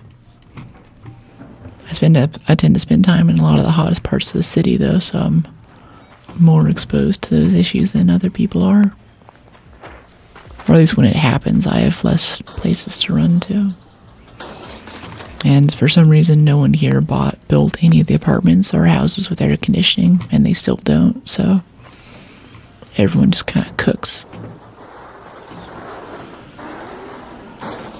But being out on the bay and being in the water, it's like, oh, this is nice. I mean, it sucked when I was getting the wetsuit on yesterday. It was super hot. I tried to roll it up halfway and leave my shoulders and chest exposed until it's time for me to get in the water. I'll put it on at the last minute, but this time I didn't do that, and I was sweating in the wetsuit.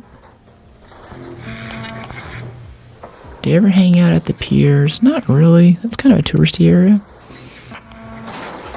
It's kind of loud. A lot of the food around there isn't super great.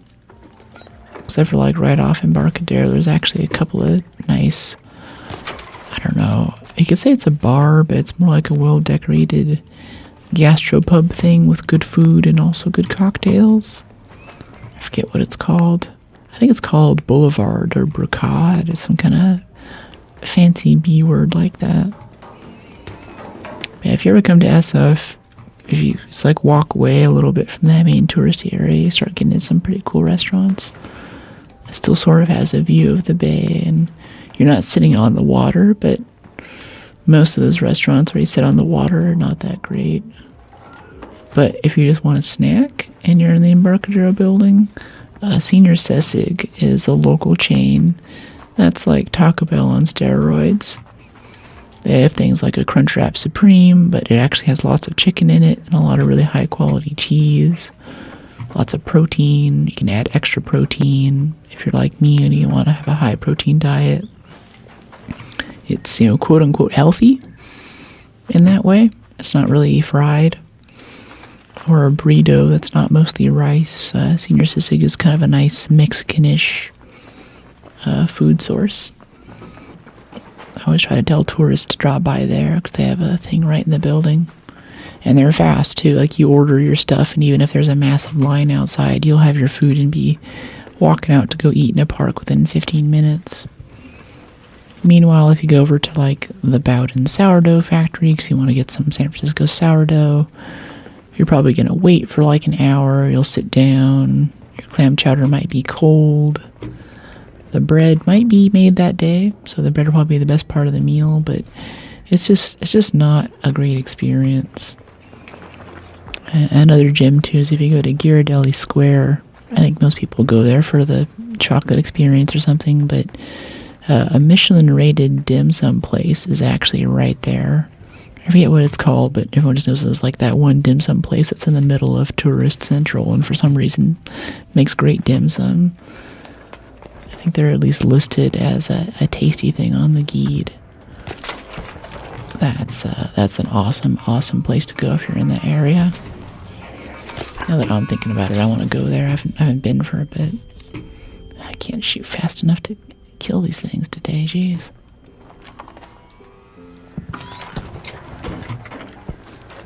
And if you ever just want to ask, if you're ever in the Bay Area, drop in the Discord and ask me. I can give you recommendations. So you have some information on like where you're staying and where you want to go, what kind of stuff you're into. There's even stuff south of San Francisco in the South Bay. There's this cool computing history museum, which has stuff like in Jurassic Park, the OG Jurassic Park. There are those server towers you see. They're kind of in the background. It's like a big black mainframe with these kind of red creepy lights on the edge of it. They have that one there. Hey, buddy. Why do you go running away? Let me see. Drop the light ammo. What's going on? He does run away and get super quiet. Okay, now he's down there. Alright. I went on a tour bus ride out there. I was tipsy, so it was so much fun. Definitely recommend anyone who hasn't done the tour bus to try it out, especially if traffic's bad. Yeah, I did it the first time I came to San Francisco. My grandmother took me. And it is a cool way to get an idea and kind of see the sights, but increasingly now, the city has started to limit how many places a tour bus can go. So like Lombard Street and a few other major areas like that you generally want to go to sightsee, there will be little signs up saying, no vans or cars with more than 15 passengers allowed, because it was just getting too crowded for the people who live there and need to get in and out. And yeah, whenever I lived in Hollywood too, they had the same See the Stars buses going through Beverly Hills and stuff, and everyone's like looking in your car and you're trying to get to work or get out of there, and it's like, no, you don't recognize me, leave me alone, I have places to go. And they eventually had to lock that down too, so the buses can't see as much stuff as you think they might. But Uber's great here. This is like the land of Uber. The BART public transit's okay, but honestly, if you just come here, get a place to stay, even if you're in East Bay or something, and just plan on spending about $50 on Uber every day, you can jump in a car and then jump out of it and be anywhere else in the city in less than like 10 minutes or so. Rush hour is kind of a thing, but as long as you're not leaving the city, like you're not doing any major freeway travel, that won't be a problem for you. Last time I was 8 years ago, so things have changed. Yeah, basically, it's not super friendly to tourists, and especially a lot of the places that you would look at on a map and be like, wow, that's a really nice place to go. There's a lot of homeless there, and it's not a safe place to walk around. So I definitely like talk to ChatGPT. If I wanted to do a tour, I wouldn't do the bus. I would ask it for some drop-off points and especially some landmarks to set the Uber destination to, and just Uber from place to place while you're checking stuff out. And try to eat where the locals eat. Don't go to the big touristy places. You'll spend a ton of time, especially money. They added this new thing for, I think they call it the healthcare tax, but it's basically a mandatory 10 or 15% tip on your bill for restaurants and things.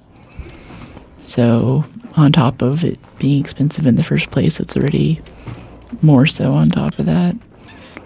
So the more you can get away from the major areas, the more likely you are to actually get some food that's good quality and isn't gonna, getting lunch for less than $50 is kind of an art form. True in a Waymo, yeah, totally. I don't know if they're open now. You have to be in beta at first, but the Waymos are definitely super nice. Or if you're not coherent, you can also just take a Waymo across the city a few times too. Go through like Golden Gate Park and Land's End and stuff. You get a perfectly private ride yourself. You can talk and it's not noisy. Much better than a tour bus. If you're in Union Square, if you want to try a Zoox, that's the new Waymo. Funny little looking cars. You actually have one set of chairs that face backward, so you kind of face each other. But they have this taxi cab thing in Union Square, which is not a super nice place otherwise, but a lot of tourist places will kind of end up there. But if you stop in at their little taxi cab stand, they'll give you I don't know if it's a free ride, but it's like basically a ride to anywhere. Oh, these are the batteries. Yeah, we could do the battery puzzle. That'd be kind of fun. We are over encumbered though. I don't know, I think I'll just memorize where this is and we can check it. And if there's like someone else down here, they can help us carry it, because it kind of sucks doing it by yourself. We're pretty gooped out though, so let's get out of here. Is that another train? Yeah, it's a train. I like trains. Oh, yes, we got the train. Alright, cool.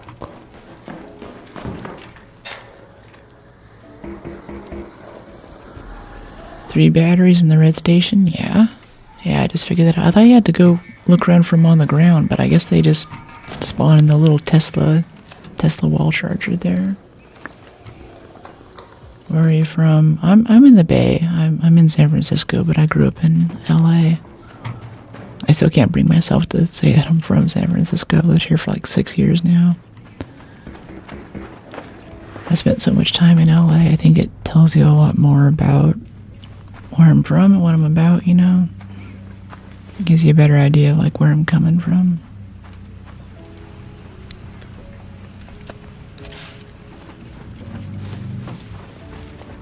Definitely, yeah. Down the hallway at the end, yeah. Yeah, I got you, Max.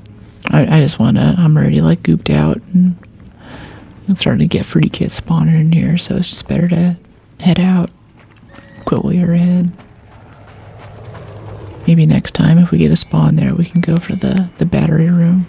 It's a pretty good room. It has nice stuff. It'll have like blueprints and renegades and things. It's really nice for not being a keycard room. You just need to know how to do the puzzle. LA and the Bay are way different. Yeah, they're totally different cultures, totally different. It's just the same state, but for those who don't know, Northern California and Southern California don't particularly like each other. There's also this thing with water rights or water allocation. Oh geez, do we have the loader grenade? No, we don't. Gosh. Or NorCal has a lot of the water, and they send it down south to LA, where it's a lot hotter and they need more water, but there's always a bit of a fight over who gets the water. Yeah, large screens like a control room. Yeah, that's the battery room. Red light. Yeah. Yep, I know what you're talking about. Maybe we'll do it next time. Go ahead and shoot your rocket so I can dodge it. I'm trying to get into the elevator without dying right now so I can look cool in front of my chatters, man. And it's giving me a hard time right now. And I could shoot at you, but I only have a level 1 renegade, so it's going to be really irritating to finish you off. Please leave. You're just going to sit there and camp us. Eventually we just have to make a run for it. Yeah, let's just go. Oh, he just de-aggroed just as I did that.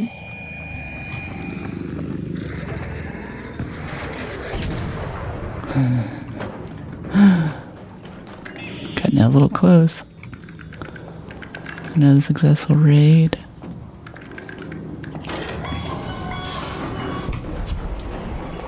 GG.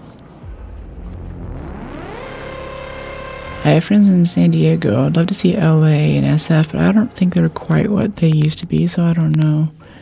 Yeah, neither are very friendly to tourists. A lot of people don't realize that if LA was a country, it would have one of the largest militaries in the world, just the police, and it would have one of the largest GDPs in the world too, just LA alone. Like there are millions and millions of people there, which means it's very big and flat. So if you live in LA and you have friends or family come from out of town, they're like, oh, we want to go to Malibu, and then we want to go to Hollywood, and then we want to go to Disneyland. And we're like, well, that's like, it's going to take like 2 weeks. Well, you've already named it. Let's pick one of those things. You're here for the weekend. Let's just pick one. Start with that. And automatically you're signing up for like 6 hours in the car with traffic too. Driving these people around. Yeah, I think if you want to do LA, do like Santa Monica. Go to the beach, do Malibu. Those areas are really nice. Golden Gate Bridge, yeah, that's what's up. And even in San Francisco, it's hard to find even like a decent hotel to recommend. You know, maybe some Airbnbs is probably a good place to start before he did that, but my Airbnb experience has been so crappy in the last couple of years, I can't recommend it for anything now. It's always so sketch. Alright, let's extend our stash here a little bit. Running out of space. That's what I'm talking about.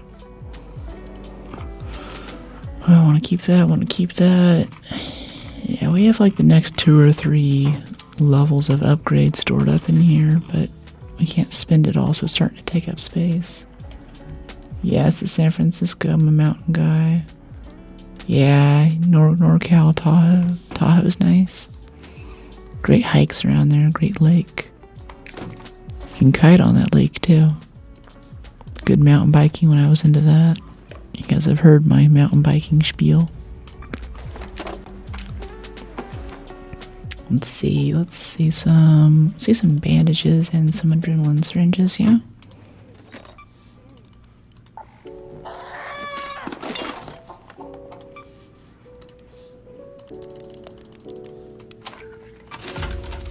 Okay, bandages, shield chargers, medical, adrenaline. Yeah, let's make a ton of those. Airbnb took a giant doo-doo. That service needs to die. Yeah, I tried Verbo last time. I needed a place like that, and I was thinking, okay, you know, they got the fresh flush of capital. It'll be like early Airbnb where, you know, it was actually someone's house and they'd make you breakfast. I'm so glad you're here, and they'd like talk to you, and it was this really nice community thing. You'd make friends, and they'd give you tips about the area. And now it's just like some rundown house that's they only use for Airbnb. Like no one actually lives there. It's not well taken care of. Everything's just falling apart. I mean, I've gotten one or two good Airbnbs, but for the most part, there's just like one or two portions of like the lock on the door doesn't work, or I was in Toronto and the place was basically a hostel. I came back to my room and there was this raccoon in the middle of my room. The door, he had come in through this door, this little window thing. I'd like get the raccoon out of my room and it's all over my stuff. And I'm like, and later that night I came back from the bathroom and I tried to open the wrong door. I messed up which door was which, and none of the doors really closed super well, so I half opened someone else's door and I was like, oh, I'm sorry. I went back to my room and they like followed me back to my room, and they're like sitting there beating on my door and screaming and having this whole like psychotic breakdown. And I was like, I'm done with this. This is not worth what I'm saving. Oh, lucky volcanic rock right off the bat. That's a good sign. Trying to make a profit. No one cares. Yeah, well, they're trying to make money. They're trying to get that bag. I respect it. It's just not something that I want to pay for. I think the best thing for Airbnb now is if you're going to like a conference with friends, or if there's anything where it's like you and a lot of other people going somewhere to spend some time, go rent out a big like 10 or 15 room house. Like combine your resources, because what you can buy together is a lot better than what you can buy alone. And then you get a fridge and a kitchen. You can do some grocery shopping, save on food, have a pool and a jacuzzi. Like, I think that's where it still works out. If everyone thinks there's an entrepreneur, hey, it's a period of economic contraction. People are inventive and they'll do what they can to make money. I appreciate that. AC didn't work. Yeah, it's usually stuff like that. My Verbo in Hawaii, AC did work, but it sounded like a jet engine taking off. My last 2 kite lessons there, I had to end kind of early because I was like, I'm dead tired. I didn't sleep last night. I can't focus, you know. I'm out there like treading water and getting hit in the face with waves, and my muscles are shaking. I'm hot, and then I'm cold, and I'm getting the wind knocked out of me, and I'm like, dude, this sucks. It's just not worth it to travel somewhere and have crappy sleep and not be able to actually enjoy it, especially if you're jet lagged. Did I do the expedition? Yeah, this is a fresh character. I think we're up to level 5 or 6 now. Maybe it was 10 numbers. Can tell I'm great with simple math on this channel. Always have the mind bending calculations. It's either 5 or 10. It's this number, or it's twice that, or it's half that. You know, somewhere in that range. Yeah. So I don't do Airbnb anymore. Especially in like in other countries too. I used to think like doing Airbnb in Europe was really solid, but now I always end up in what turns out to be kind of the projects. So someone has like some kind of government allocated housing, and I think on the down low they're running an Airbnb out of it to make money off of it. And I'm like, you know, it's not good. Raccoons are clever animals. Yeah, they are. They got opposable thumbs. A thief who washes its hands.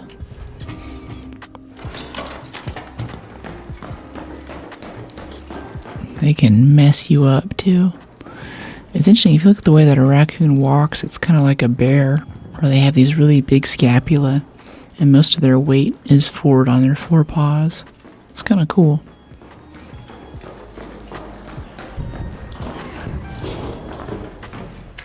Pressing toward level 26 right now. Nice. Let's go. I think right about like level 15 is where I feel like I've got my 80-20 for skill points and stuff for leveling. I think we'll be there pretty quick. House is already looted. It's interesting, the guy came up here and looted this, but he didn't come downstairs to where we were. It's suspicious behavior like that that makes me my hair stand up for rats, because that just doesn't make sense. You know, like, why would you loot the tower and not come downstairs to loot the rest of Pilgrim's Peak, right? So I'm like, Okay, yes, let's go ahead and let's get out of here. Just over encumbered every time now. It's okay, we don't need to get broad shoulders perks. We're just gonna get our looter augment and this won't be a problem anymore. The key to that tower is really good. The key? What do you mean? Oh, like the key room? Yeah. Yeah, there's nice stuff in there. That's why there's usually a bunch of PvPers around here too. I've gotten right about like right here is usually where I get shot. So I'm a little more careful than I am usually as I jog away over encumbered. I'd like to get that supply drop too if you happen to see it. I've lost patience for sitting there and waiting for the thing to come in, so I just call it in and hope I find it. Oh, there it is. Someone else already opened it for us. Yeah, key's really good. Yeah. It's nice. It's such a rare key to get, though. I feel like half the time I get Control Tower from damn Battlegrounds, and that just has junk, basically. It's still fun to do. I like doing it, especially with the ladder jump, so I feel like a cool kid going out the back way. But it's not strictly necessary. Not really worth the time, I think. Especially the way I do it, I generally make it a bit of an expensive run. I'll get 2 or 3 zips. My snitch. I'll get 2 or 3 zip lines and some door blocks too, so while I'm in there I can have total peace of mind while I'm doing my loot.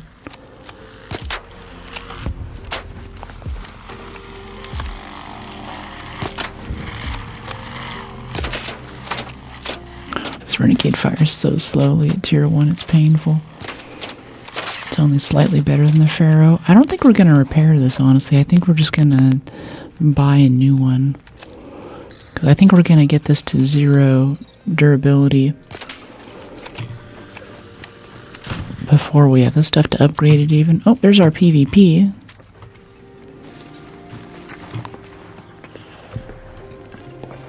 You want to keep shooting at me? Maybe he was shooting at the Arc, but that felt pretty accurate.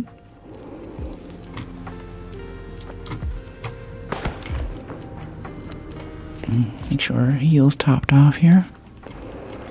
Sheesh, yeah, see, it's right on that hill coming out of Pilgrims.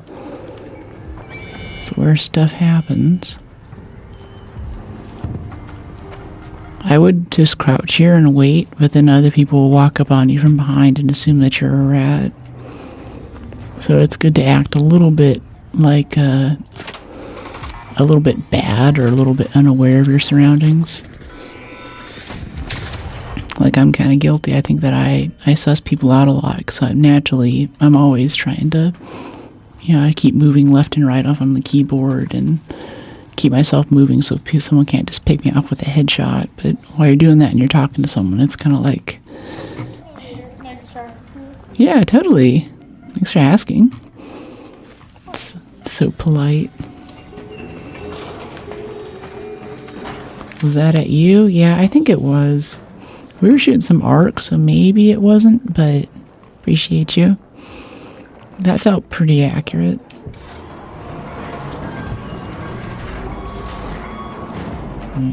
Another successful raid. I just don't want to take any risks there. Kind of wish he shot at me a bit. I'd like an excuse to shoot back a little for some target practice, but it's whatever. That's what the finals is for. Hey, I love the shotguns in chat. Okay, let's recycle most of this stuff. I think we want to save the fried motherboard for a little later. We got 2 heat sinks for something. Was it the refiner upgrade? I think. Yeah.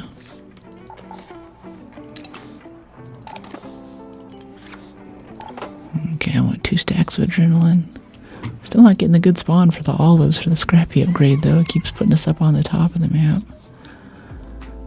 Yeah, 0 olives, 0 prickly pears, Sag. Gear bench, electricals, power cables. We actually needed those power cables. Oops. Gunsmith. Level up, rusted tools. And the wasp drivers we're still working on. Medical, bioscanner, tick pods, durable cloth. Oops, on the durable cloth. Okay, we have the damaged heat sinks. Now we just need the snitch scanners and electricals. Big thing there's just going to be the snitch scanners, or not remembering not to break them down. Refiner 2 is once we get 4 more fireball burners. Like I've not been picking those up either. Alright, let's try for these olives again.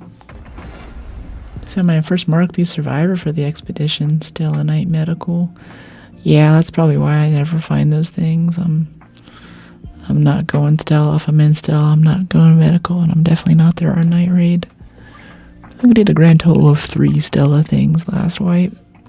At the very end when I didn't need anything anyway. Time for my pill.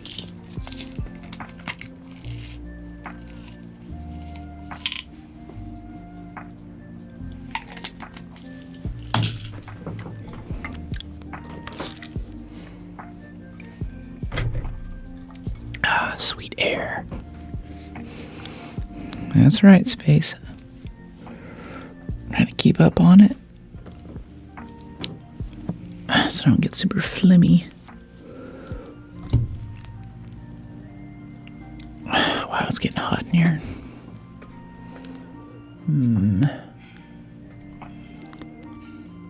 Yeah, maybe next time. I have a little ice pack type thing that I sit on. Helps keep me cool when it gets warm in here. No AC. Yeah, there's no AC built into the house, but it's probably a good thing because I basically turned my room into a sound booth to get this level of mic quality. And I have a small AC unit there that I can plug in. I have a built-in fan to get some circulation in here, but it just wrecks my audio quality. And I can turn it on. I can turn on noise canceling and do that, but then we're putting a bunch of extra processing on the audio signal, and I just don't like the vibe that it makes. So I just sit here and cook a little during the summer. How many BPs? None. Our expedition slots, we had a medium gun parts blueprint, a survivor augment blueprint, and what was the third one? A medium mag 2 blueprint. That's it. I don't think we've really collected much beyond that. Yeah, we haven't found any blueprints beyond that, actually. I can't think of one. No, we found a Venator blueprint, that's right. But I don't use the Venator, so you guys are... If you want to jump into the Discord, let me know. I'll hand it out for free. And for a lot of people, they'd be like, oh yeah, Venator. I'm gonna go steal the rest of what I need. No more farming for me. It's over for you losers. I go bare bone Stella. Only adrenaline heals. I get what I get. No weapon. Gotcha. I don't like doing that though. I feel like I'm just... It feels really repetitive. I'd rather do like 6 6 or 7 damn Battlegrounds runs or something before I did one like naked run like that for Stella. I don't care how good the loot is. Hello, wow. All the blueprints I found since Expedition was the blueprints I took with me, so bad luck. Nice. Yeah, we don't really get anything for blueprints now in this game. I feel kind of bad. I guess that's like this with most games though, but if you're coming into the game now, I felt like the first 2 expeditions I got to experiment a lot more with my skill tree and different types of guns and different loadouts and even perk builds before I settled on something that really felt good for me. Now, I don't know if that's something that you can do. I think you have to commit pretty early. And it's tough with this too, because it's not like other games, like say Battlefield. You like a sniper rifle, so you look up some videos and get an idea of how the handling and the ADS is, and then you're kind of locked in. You're like, okay, I'm gonna go hardcore and try to get this rifle here, and once I get it, I'm gonna be able to, I will achieve gun nirvana in this game, and I'll be able to play the way that I want to play. But with this, there's all these other factors like how fast is the durability burn rate, how likely are you to find ammo in different areas, the specific arc penetration. I want to shoot that wasp. There's a rocketeer right there. And I don't want to get pinned down by the rocketeer for the next 20 minutes. We're going to go run inside here and wait him out. Oh, extra toasters. Shut up, camera. Gun nirvana. I don't know. I think I'm like that. I find one gun that I like in a game, and that's just what I do.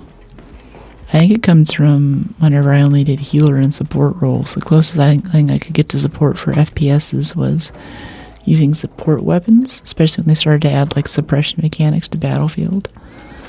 It was a bit like an extension of healing, and now I can have my support weapon and I can heal in the same class in Battlefield, which is kind of cool.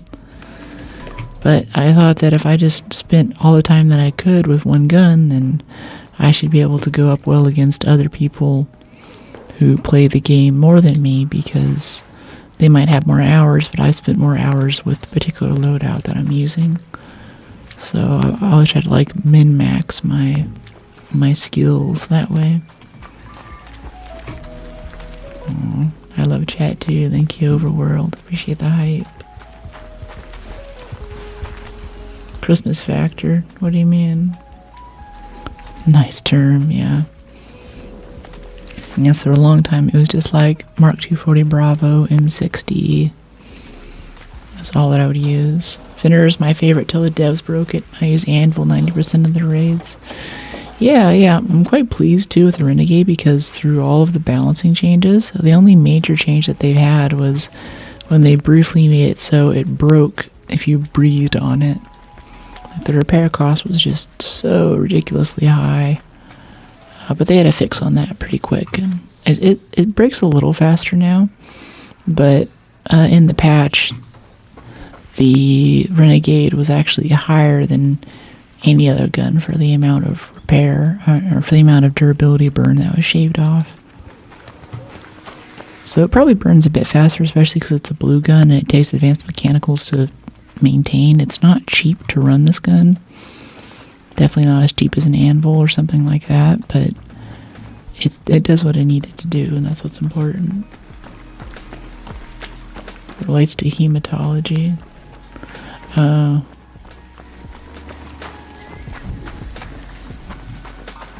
Okay, head up this way. Oh, cool. We got the elevator coming here too. Gonna jump on that before it's time to head out. Be quite pleased. Oh dear. Do not jump off the edge. Wait for me. Take me with you.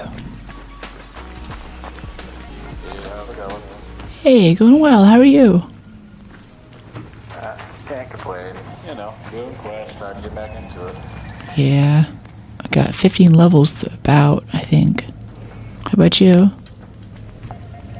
Oh, what level am I? Yeah. He's 50 already. Oh, so you did an expedition. Jeez. Hell, you're quick. All you have to do is go hit the upper research whatever place a couple times. Huh. Not a bad idea. Interesting. You're saying hit research and admin to get to level 50? There are a lot of lockers in there, but geez. I don't know, we could try a damn Battlegrounds research and admin run. I'm interested. I've never really looked at how much XP you get for hitting all of those lockers, but he's got a point there. If you go through and you hit all of them, I think that's not a small amount of XP you're getting.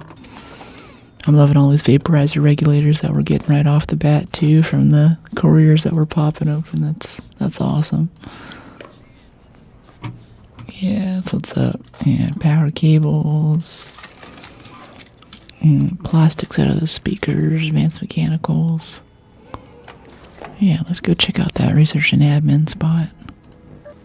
Let's be a little bit ratty. Electromagnetic. No, I know better. I know better than that. Okay, 10. Let's go. We didn't get a level up there. Level 11. We almost have... Oh, yeah. We have used to the weight maxed out. So now we're no longer... At least we have the least amount of shield carry penalty that we could. Gotta look over here. Maybe... We have 3 of 5 slip and slide. That should be okay. Sprint, dodge, roll further. That's pretty important. But I think I want to hold off on that and actually go over here for unburden roll. 15 points. Our lobby's been good. Everyone's been super chill. I haven't had any rats. Other than that one guy who might have taken a pot shot at us and given up. But that's up for debate.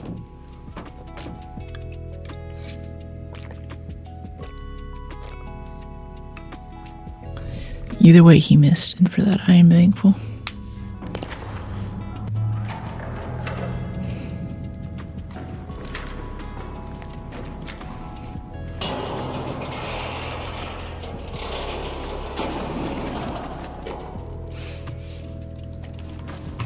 Get some mod messages. Appreciate you guys. Give it up for the mods. Alright, controlled access. Yeah, we actually have a good spawn for research and admin. Small chance of getting some prickly pears all running around on this map too. There's little bunches of cacti that we can use. Oh, nope, that's not a zip line. That's just a power cable. Oh yeah, I love slip and slide so much. I should be using it more. Every little dip in the landscape, I should be sliding on my butt every chance I get.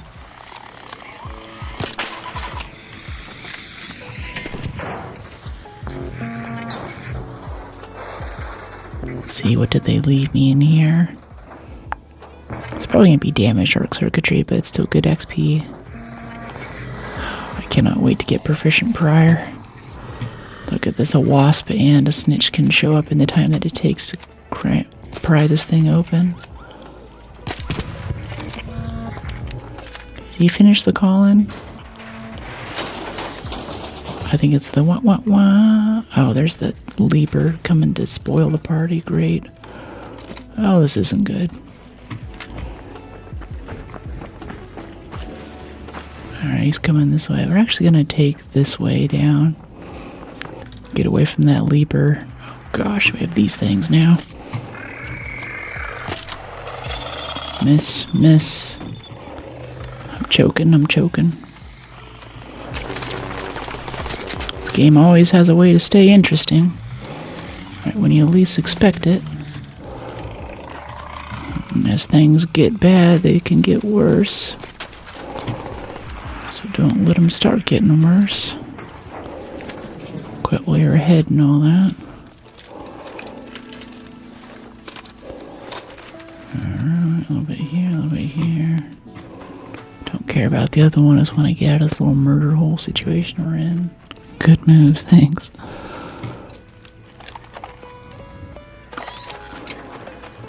didn't choke on that first slide shot, I think we would have been along our way a little faster. Okay, 26 minutes coming in through the release valve. It's okay. If I had a zip, we would just go up right there. Alas, we can't have nice things. Going in over here instead, but there's no arc in here, so it's not the worst place to go. It's just kind of isolated and it's near an elevator, so I'm always scared of getting ratted in this area. And it looks like there's a long stairwell, but actually, a sextant right on the ground. That was cool. Oh, wait, weapon case? I didn't see you there, buddy. Hello. Simple gun parts, Stitcher, whatever. I was hoping for a renegade. Let's head up this way. Yeah. It's more toward control tower, but there's a Rocketeer right there, so I'll take it. I don't want to go around the long way. We'll just take it up to the next floor. This isn't breached yet. Always look behind you while you're doing this breach. A lot of people can hear it. It's easy to get to the spot. And there's an update, so there might be a turret in here now. Nope. Yeah, there's a turret way up there, but not where we're going. Tag. Might as well finish it.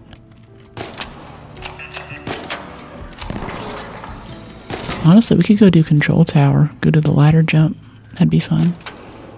That's where we found medium gun parts last time, so I should do it more often. I know how to do the puzzle. Take advantage of it, right?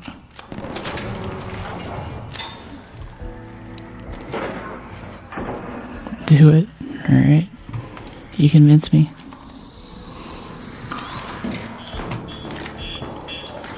I'll leave the alarms on so we can hear if anyone's coming behind us. There's a tick. Anyone else? There's usually a tick like right here. Yep. Oh, there's a pop. Ouch.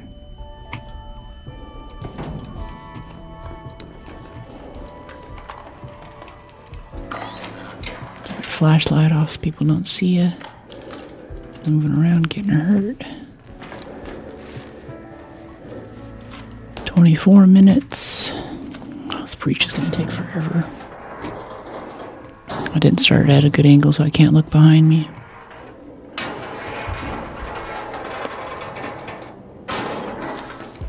Can't abuse the third-person triangle. Or a third-person camera, I mean. That'll get us a fireball burner. Let's go loot this while we're waiting for the fire to go away. I like how you're able to control your movement on M and K. I can never use M and K. Controllers forever, probably. Yeah, it takes some getting used to, but it comes along. I think especially with how you're able to adjust your DPI and sensitivity between games, it makes it so like switching games or starting a new game, all of your controls are basically in the spot where you need it. Especially like I think last time we were going over my mouse keybinds for things like switching shoulders and bringing up the map. That's all. This all happens on my right hand, which is convenient, easy to remember, and keeps my left hand free for WASD stuff. Agreed. We are over encumbered for this jump right now, which is kind of sketch. We're gonna drop some stuff like that. I also haven't done this for a while, so we're gonna hope that I remember how to do it correctly. A lot of people say this is impossible. You come down here, see the skull, means you get close. Do not touch the bottom. Stop about 3 steps from the bottom. Hold A, look forward, tap space. Easy. And then crouch immediately because there's a turret right there. Easy ladder jump. Get the turret. And then all of this loot on the outside here counts as if you're in the loot room. So we got medium gun parts out here, one's on electromagnetic. If you're just leaving, it's good to take the ladder jump out so you don't have to go back down through control room too. How long did it take you to feel comfy with M and K? How long before you first felt skilled? I was convinced that I sucked at all forms of games until I started doing an aim trainer, Kovacs, Aim Lab.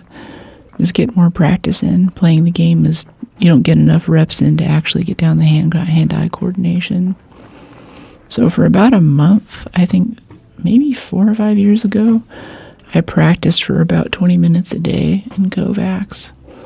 It feels ridiculous, like playing a game to get better at the game, but since then I haven't really kept up with it, and the skills are still solid, they still stick. I've been meaning to practice more offline now for stream, and, you know, dying less is definitely good for stream. But I've neglected it, and it's still pretty solid. I don't think I feel good. I'm definitely not the best PvPer out there, but I do feel like I can hold my own, and I have a decent shot. Whereas before, if I got into PvP or something, I'd be like, all right, it's basically over. Like, it's, you know, whatever. It's the end. We have to drop so much stuff right now. It's so bad.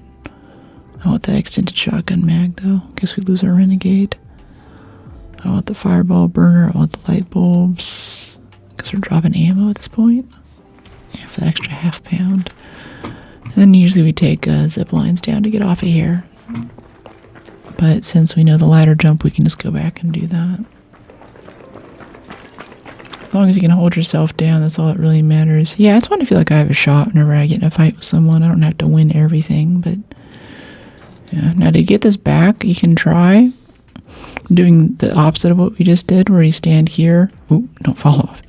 But it's too difficult to back up to the edge of this thing and then do the left click, and if you drop a little bit, then you won't grab the ledge and you fall. And there's kind of a chance if you fall right here that you'll hit the slope and it won't kill you, but usually you just die instantly and you bleed out.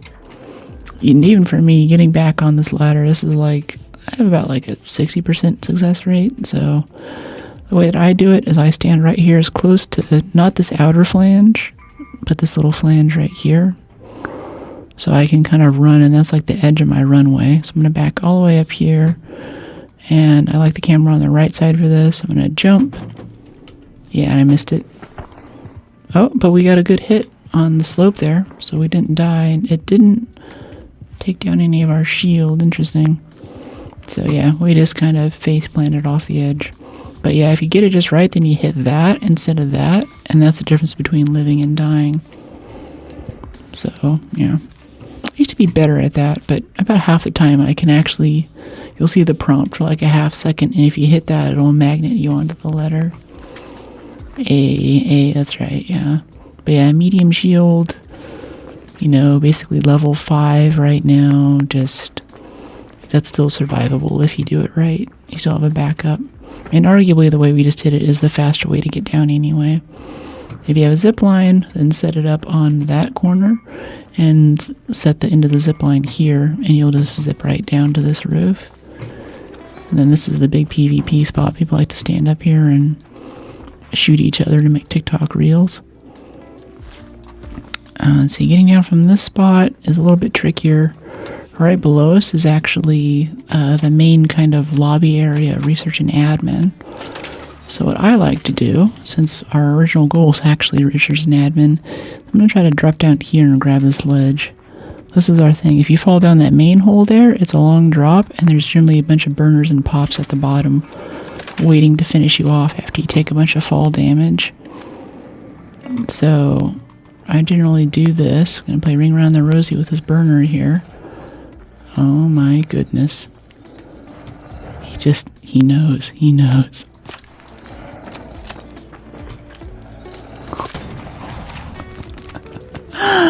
Oh gosh. Grappling hook makes it so much more fun. Yeah, if you have a snap hook, then do that. We're going to aim for that little banister right there. Perfect grab. Nice. And now we're in research and admin. And then if I head down there, that would be the way out. But that last guy was saying that for quick levels, we should come in here and just, I assume he means just come in here and check every drawer. Loot everything, basically. So that's what we're going to try to do. Can't catch me. Yeah. So I love that ladder jump there. It's the control tower loot isn't good. hopefully after the October update or even before then, they'll make it so it's actually a good room to be looting. Like even whenever we have a key for it, I don't prioritize it because we'll do all that work and get like a renegade and some bandages most of the time. Oh boy, Stellamontis medical access key, my favorite. So it's I think in the future it'll be better. Ooh, medium gun parts, yes. Yeah, medium gun parts. So I still try to learn things where I think stuff will be useful. Like I'm assuming whenever they redo the skill tree, they're gonna make it so like wall leap, which is the top tier mobility perk, is actually useful for something. And if I had to guess, it's gonna be Rust style platforming to key rooms with very high chance that you slip and fall and die instantly. That's what I'm expecting will be coming through in this game later. And then it will be worth it to have a different skill tree than what I currently have. It's another El Toro. I guess we'll be over encumbered for the rest of this. I want those heavy gun parts too, more than I want the duct tape. Research and Admin has really good loot. If anything, you get a lot of grocery shopping done. Steering wheel, whatever. Power cables, plastics.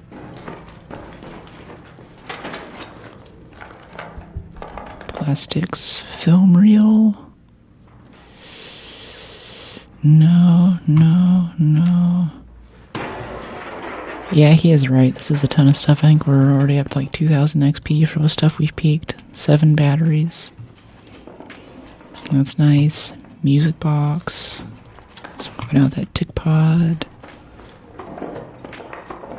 Yeah, I generally don't bring back durable. I just plan on having lots of cloth so I can make my own durable as I need it.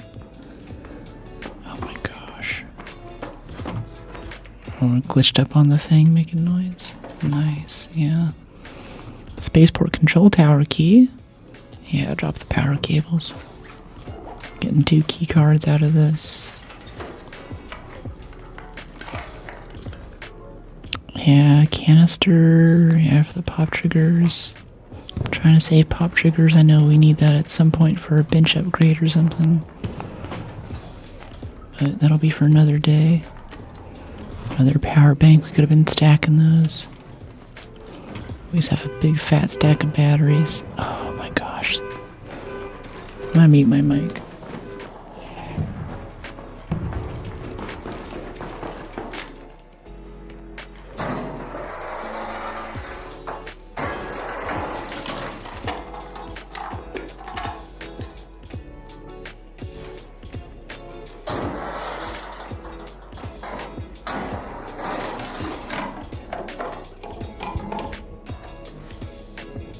Okay, they fixed their car alarm again for the second time this morning. Alright, more batteries. Yeah, 10 batteries, big stack right there. There's a hip hop song that had a car alarm in it, if I remember right. It sounds very hip hop. I guess it's kind of got a beat.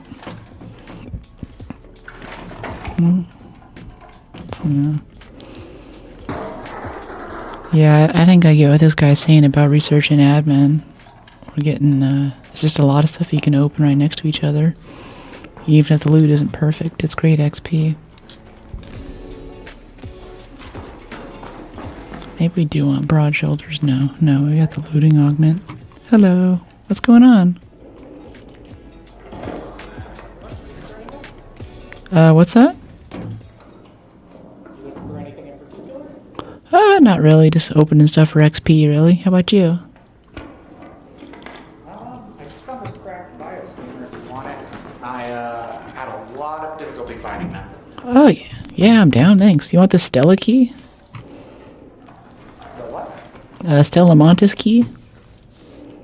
Oh, sure, yeah. I mean, I'd love to go die places. Have fun.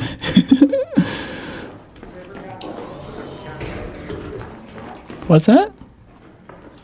There's a cat bed in here in one of these lockers if you need that. Ooh. Another cat bed. And a dog collar. Oh, Appreciate it. Hello. Yeah. Oh, there's a ton of seeds he's leaving. Yeah, screw the sexton. I want the seeds. What's going on? Eh, nothing much, unless you're asking literally what we're doing in the game, but I take it as the former. Yeah, 19 seeds, yes. We can buy so much fabric with that. I'm lazy for getting fabric. A little bit of medium ammo. Oh, we're so over encumbered, I'm so stubborn. Look out there. Yeah, you too. Oh, we got a minute left on this elevator over here. Or are you hatching out? I guess I joined late. I didn't even realize. I was like, I just got here. Yeah, it sneaks up on you. Well, I guess I'm getting out of here. Yeah, me too. I'm so over encumbered, but I'm so stubborn. I want it all. Yeah, maybe I can get there faster. I can at least hit the button. Oh, I think somebody just hit it. Yeah, you might be able to catch it if you really go. Ooh, that doesn't look good. Uh-oh. I hope that was the leaper. Raider flare going up right at extract. Gotta catch him all. He's funny, yeah. His mic quality's good enough. I kinda wonder if he's streaming. I can kinda hear it now. I've messed enough with we have a quest right here too. Let's grab that really quick. So this is exactly what we should not do, is get greedy like this. Start adding a bunch of stuff. We're having a great stream. Yeah, it's been good. Thank you. I guess that's the quest. Yeah, slip and slide coming through again. Even if you're over encumbered, you can still sprint slide down a hill. Especially, I think that at least most elevators that I use have hills next to them. So if you're just barely getting to extract, you can get in there a little faster. Let's get out of here. GG. Another successful raid. Yep. Yeah, Shocklaz, I think was his name. BRB. Nice. Too funny. Yeah, that was good. Alright. Yes. 2 levels up in 1 run. 9400 XP from scavenging. I think that rando was right from Bluegate. That is correct. Research and admin power leveling discovered. I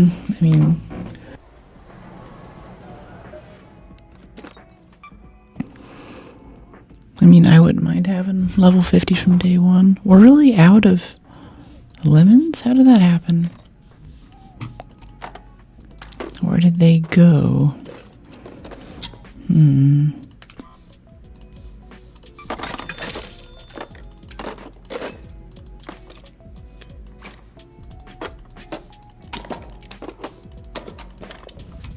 Scrappy is sad. Yeah. Underfed. He has 2 lemons. He'll do okay. Let's see, we have 2 points to spend now, right? We're all up on East of the Weight. I think I want Proficient Prior a little earlier. I got so used to it. I really want a Sprint Dodge roll further. Keeps us alive, but right now we're doing all this prying stuff. I think just speeding up those pries so we don't have to fight the whole robot army. Every time we pry something sounds really nice. Can I buy another Renegade yet? No, it's not allowed. This one's almost busted. It sucks. GG. If we want to repair it, yeah, it's going to take an advanced mechanical. We have the medium gun parts, though. That's kind of nice.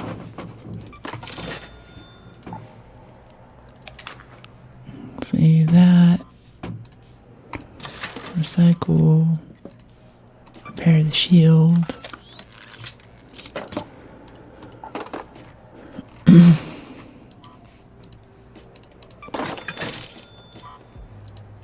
Sentinel cores.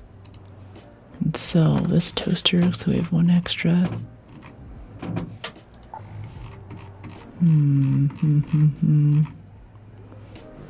We Yeah, that vendor blueprint, that was wild. Turn in our quest. Get defibs. You told me about what you found. Something's changed. We've seen a lot more probes beaming across the skies. More crashed couriers. We've heard tales of what happens if they find what they're looking for. They might be myths, but I don't want us finding out the hard way.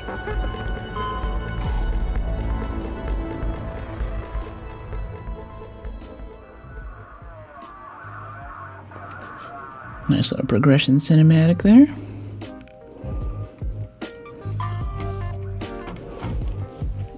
Okay, now I think we have the main body of quests unlocked too. Maybe. Okay, yeah, this guy has one. Stabilized Ridgeline, comm terminals, Olive Grove. Yeah, it's all Blue Gate stuff. We need olives too. That would be really nice if we get a good olive grove spawn right now. That would be peak. Oh, let's put our defibs in our inventory so we can actually revive people too. I had an issue with that at the end of last wipe. I was like, hey, I can revive you. And I show up and I'm like, never mind, I don't have defibs. This guy looks at me with like so much what in his face. Are you messing with me right now? Like, no, I just suck. It's worse. I'll donate a spring to get a extended medium mag on the Renegade for its last 17 points of health. It's so sad. Could firearm damage is damaged? Yeah, I know it's damaged. It's an antique. Could firearm is damaged, yep. Oof, lol.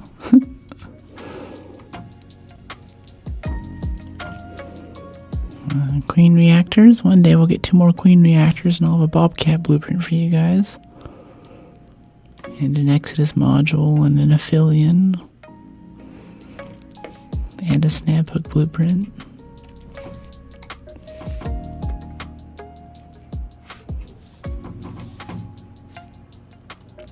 Grenades and gadgets. First footholds. Quests. Oh, accept more quests.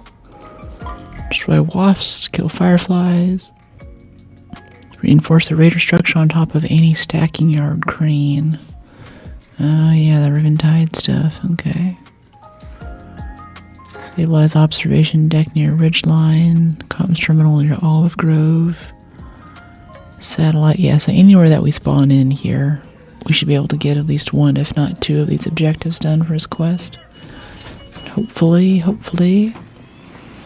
Southeast part of the map. Olives for Scrappy. Send me your good vibes.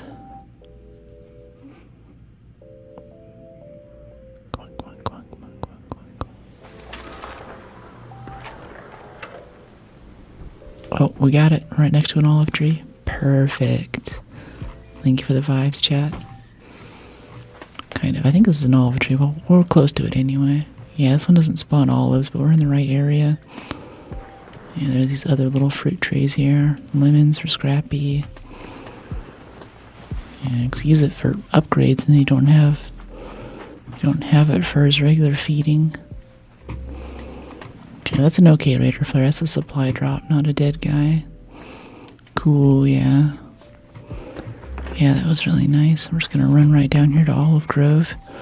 And then we'll be able to get 1 or 2 of our quest objectives. I want that probe. We're just going to blow past it. Go right for the fruit. I believe we need 6 olives. Something like that. Yeah, give me that driver. That's good. For the workbench upgrade.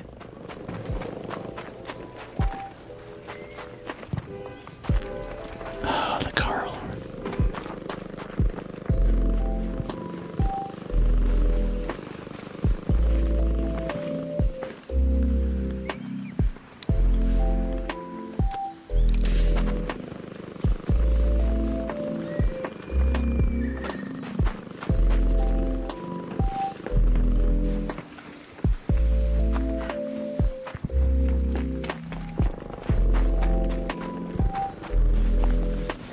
Okay, he fixed it. We're back.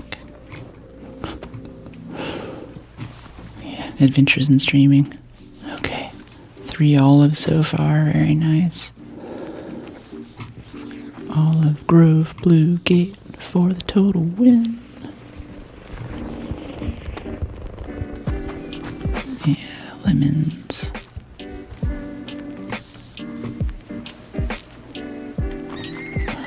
Apricots. This might actually be what we need for the scrappy. Yeah. We need apricots. No, prickly pears after that. Never mind. Not apricots. Where we got the apricots for the first level up?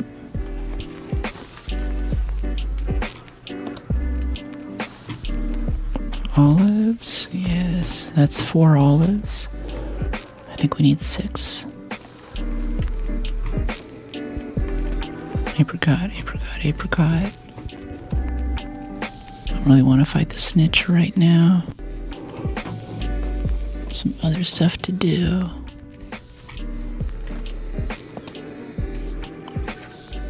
He's still just hanging out. Randomly spawned right next to us. Wow, big pile of lemons and apricots this time though. That's awesome. Scrappy's gonna be so happy. Oh yeah, I was sending in bread updates for a bit. For anyone who's not in the Discord, the update there is I ordered another 10 pounds of flour off Instacart, and someone stole it right off my porch within 2 or 3 minutes. I had to submit a support thing to Instacart and be like, hey, this is San Francisco. You gotta ring the doorbell. If something sits on your porch, that's horrible. I know, right? If something sits on your porch for more than a minute or 2 unattended, like here it is on security camera, here he is dropping it off, here he is not ringing the doorbell, and here it is walking away 5 minutes later, or like 3 minutes later. I think it was actually here on my computer too, like I could hear it, and I was like, oh, what if that's my delivery? He'll probably ring the doorbell in a second. But I looked, and there's nothing out there. I was like, okay, I guess it's still coming. I kind of forgot about it, and a day or 2 later I was like, I'm pretty sure I ordered some flour so I could bake more. And I was like, yep, it was stolen. At first they didn't want to credit it back either. I did the initial support thing, and they're like, oh, it's more than $100, so I'll have to escalate this to a higher department. You'll hear back. And I'm like, how do I get updates? And he just ends the chat, but I'm like, okay.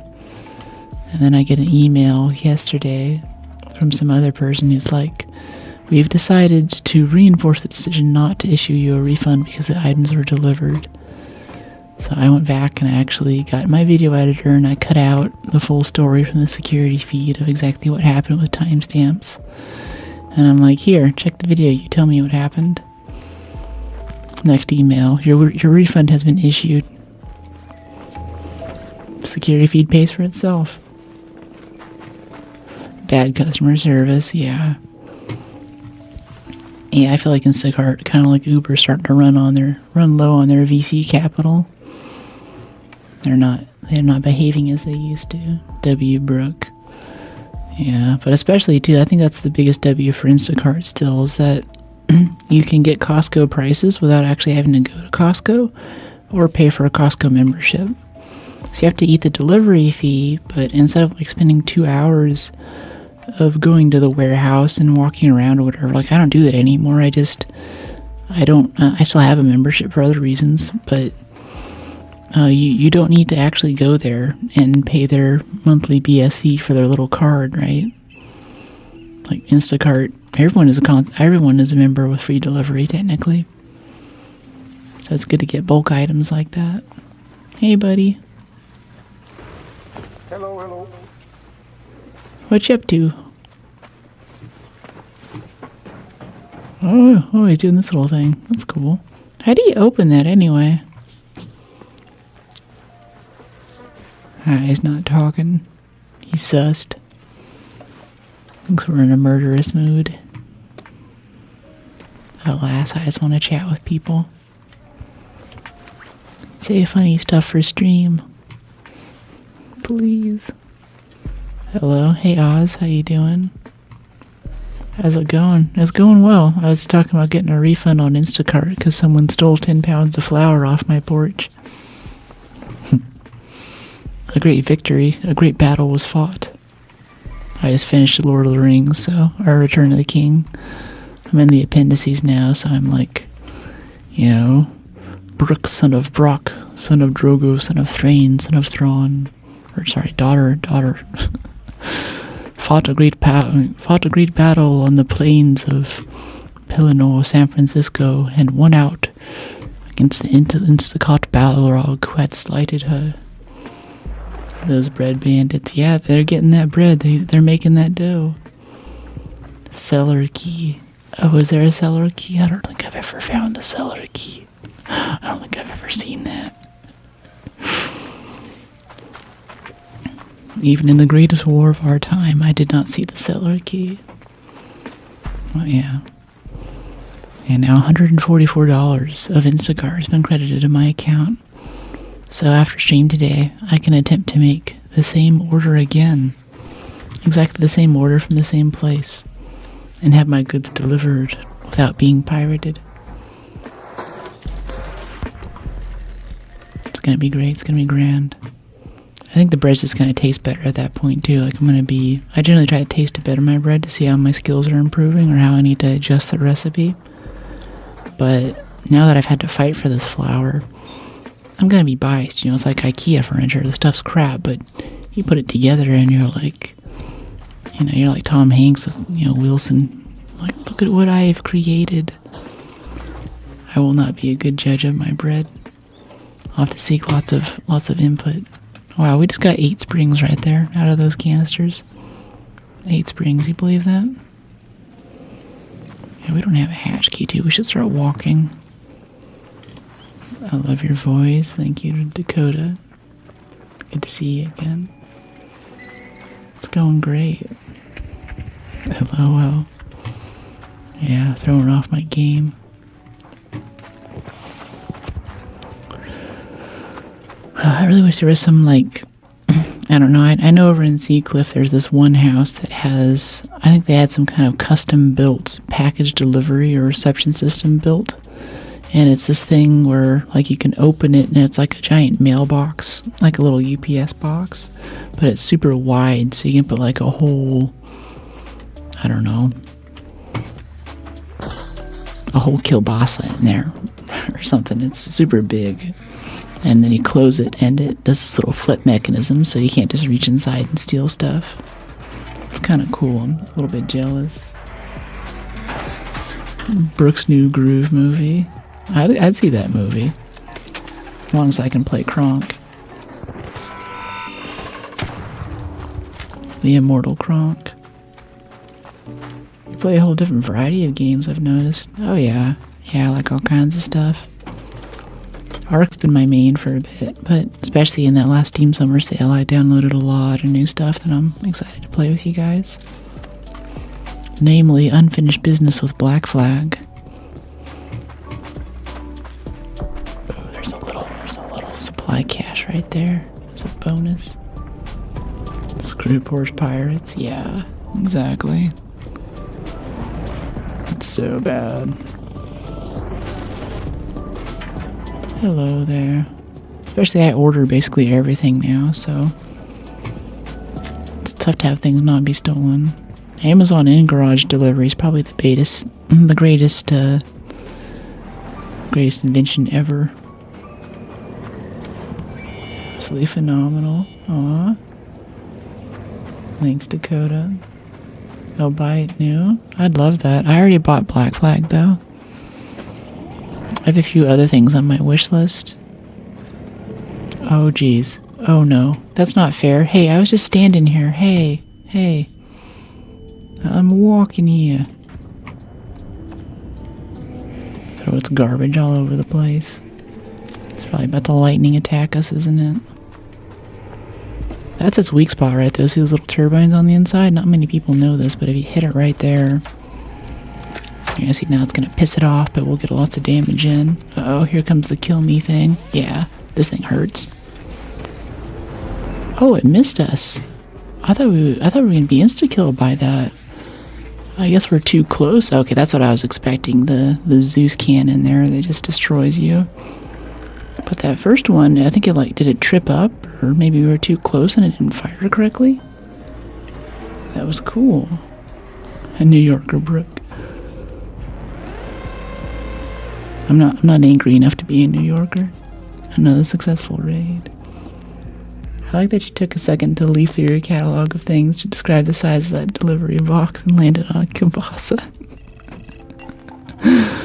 I don't know. I think it's because there's a really cool grocery chain in town here. They have a butcher where you actually get to know the butcher, and if you want to, like, hey, I got this dinner coming up, man, and I got this, it's like a date, or I want to do this, and he'll ask you what size you're doing with it, and he's like, okay, I got a cow coming in next week. I'll get it dressed up for you real nice. Get you some fillets, a little bit of New York strip. They'll finish about the same on the grill. It'll be perfect. He'll get you all set up. But part of it is that the kielbasa there is like, it's this massive. It's just really intimidating. It's really good. It's like, however he grinds it, it's got lots of great spices, and it's not super fatty like it can be sometimes. It's got lots of protein in it. But it's just intimidating bringing that thing home.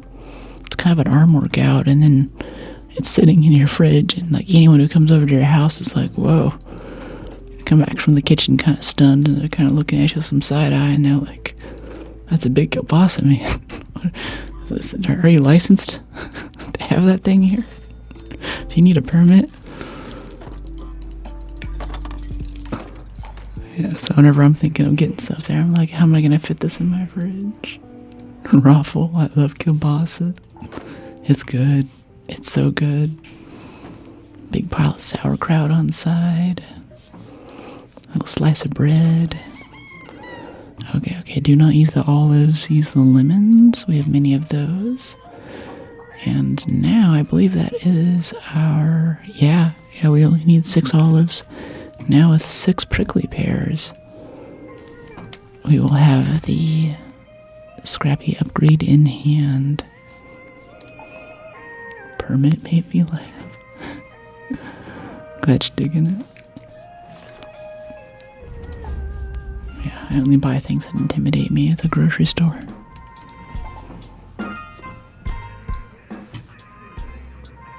Kind of like people say, oh, I eat healthy. And they're like, how do you eat healthy? How do you know? Like, well, I only eat things with ingredients that I can pronounce. Things like aspartame or whatever, they're not gonna eat that. I'm just the opposite. I only eat things that I can't pronounce. Like some nice spicy Indian dish. It's got like 3 peppers next to it. Or like some kind of like 15-syllable German thing with like spätzle and 4 or 5 different types of sausage in different parts of the world. Best stuff ever. I couldn't tell you what it's called, or if I wanted to order again, I wouldn't be able to write it down, definitely, but I know that it's good. If I can't pronounce it, that's my diet. I have the unpronounceable diet. Equipped firearm is damaged. It's worked fine for me. I only eat things I cannot read. I can't read. Eat everything. That's pretty good, Cliff. That's good. The unpronounceable tastes the best. Indeed. I was in Singapore, and I went out to the outskirts of the city, which I quickly learned is not air conditioned anywhere, which is why no one looks like me goes there. But I wanted a local special of this soup. I forget what it's called exactly, but it's a Singaporean twist on a more traditional Chinese one. It's got a lot of organ meats. I think there's a trotter in there and stuff. And I talk about this in my Singapore vlog on YouTube, but I walked in and they're like, okay, what would you like? And it's Michelin listed. Looks like a really good place, really legit, kind of hole in the wall, but you can tell they really care about making some good food, and there's some national pride there in serving this. And they're like, okay, just so you know, if you get the deluxe, it's got organ meats in it. You okay with that? And I'm like, yep. And they're kind of like, okay, like I half expected if they give this to me, they're just gonna end up throwing it away 5 minutes later. But it was really good. It was quite nice. I think where I stop, especially with Asian foods, is like chicken feet. It's never been a thing for me. Like, I know it's just such basic white chick, but I don't like eating around bones. Like, even wings are kind of pushing it. Ribs I can do. There's a lot of yield for the amount of work, but as much as I love crab, too, it's just too much. It's too much fiddly stuff. Scrappy approves. Nice. Never tried South American borswurst. It'll ruin all other sausage forever. South African borswurst. Oh, it's like Boer's worst, kind of. Sorry, I keep saying South American. South African, yeah. Yeah, most of what I know from South African dishes, every now and then I'll make this, what is it? It's basically a tomato base with eggs over the top, sunny side eggs up. It's really good. It's very high protein. Very good for you. What is it called, though? Love me some chicken feet. I like chicken feet. Yeah, I've tried it a few times, and it's just, I know it's good, especially sometimes it's tangy, or it's got the nice kind of orangey sauce on there. It's supposed to be really good, but I can never get into it for some reason. I think it's just the little bones. I'm okay with fish bones. Like, I'll have a unagi. I don't mind picking through the bones or getting one in the back of my throat every now and then. That's okay, but like mammalian or avian bones, I don't know, it's like the texture just feels kind of off to me for some reason. Chicken dansak last night, all 3 chili logos. Well, you see, here's the thing too, is I like white bread, so when I go into a place and I order spicy, a lot of times they don't give me spicy. Like one time I had the gall to order Indian spicy from this place in LA. Sarah looked at me and was like, oh, okay then. That was spicy. But I feel like that's kind of challenging fate. I need like an Indian or like a Pakistani friend to go in and order for me. Like my friend had this hookup with her friend Rabinder. He go in and order it. What do you have to say? He wants it spicy. And he ate. He ate like I never could at that restaurant. They see me walking and they're like, oh yeah, we're giving it to you, white girl spicy. I'm gonna glance at a jalapeno from across the room while we're stirring it at the end. But what is this dansak thing? Tell me of this culinary delight. I got curry last night and asked for it to be spicy. It was not spicy. Yeah, exactly. I've had good luck with Pakwan, a Pakistani place in town. It's chicken achar. That'll make my eyes water a little bit. It'll clear my sinuses. It's close, but a lot of times I want spicy. I have to go to like a choose your own adventure spice kind of place, like some ramen, some ghost chili pepper that you can add yourself. Or if you're in San Francisco, there's a dude on the bridge in Japantown. We're pretty close to, if you think about, we're like the closest thing to Japan for the United States. So we have a sick Japantown here. There's a little place in Japantown Mall where there's this bridge that goes over the roadway to connect the east and western halves of the mall.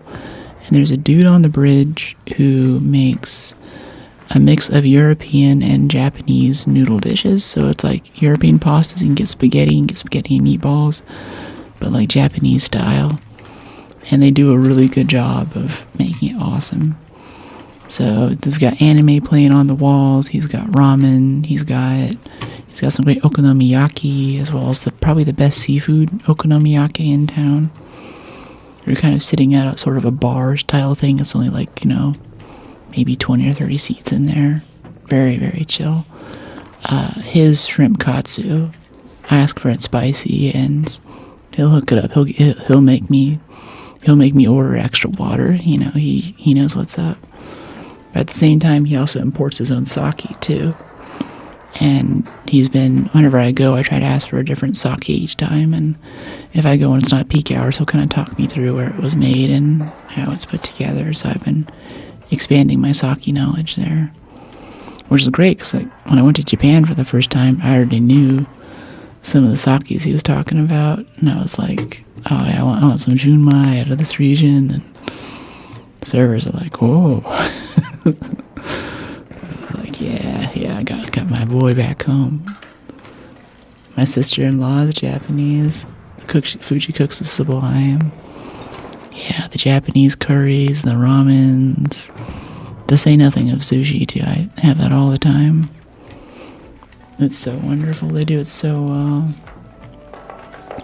There's an incredible vegan place near me called Heart and Soy, run by a lovely Vietnamese woman. Actually respect my wishes and actually give me fresh, your message is lighted, peppers and stuff. Can't beat it. That's nice. The little tiny chili peppers, those things. That's quite good. And yeah, the Vietnamese places, there's a few pho places in town that'll hook it up on the spice too. But I feel like with pho, it's also a lot of just temperature heat that I'm getting, so I'm usually sweating anyway. By the time I finish the bowl, I don't really have air conditioning in there, you know? And then I got the spice on top of that, and I think layering those two together is a bit too... It's a little bit too draconian for me. So I'll get like the beef tendon mild stuff when I'm doing pho.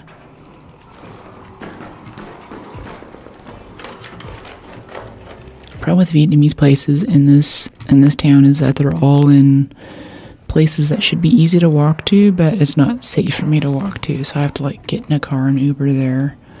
If I take a Waymo, it's gonna drop me off like a block away, and I have to like walk through a bunch of encampments and get harassed and all that. So I usually have to, if I'm getting Vietnamese, I'm generally going with someone who can kind of escort me.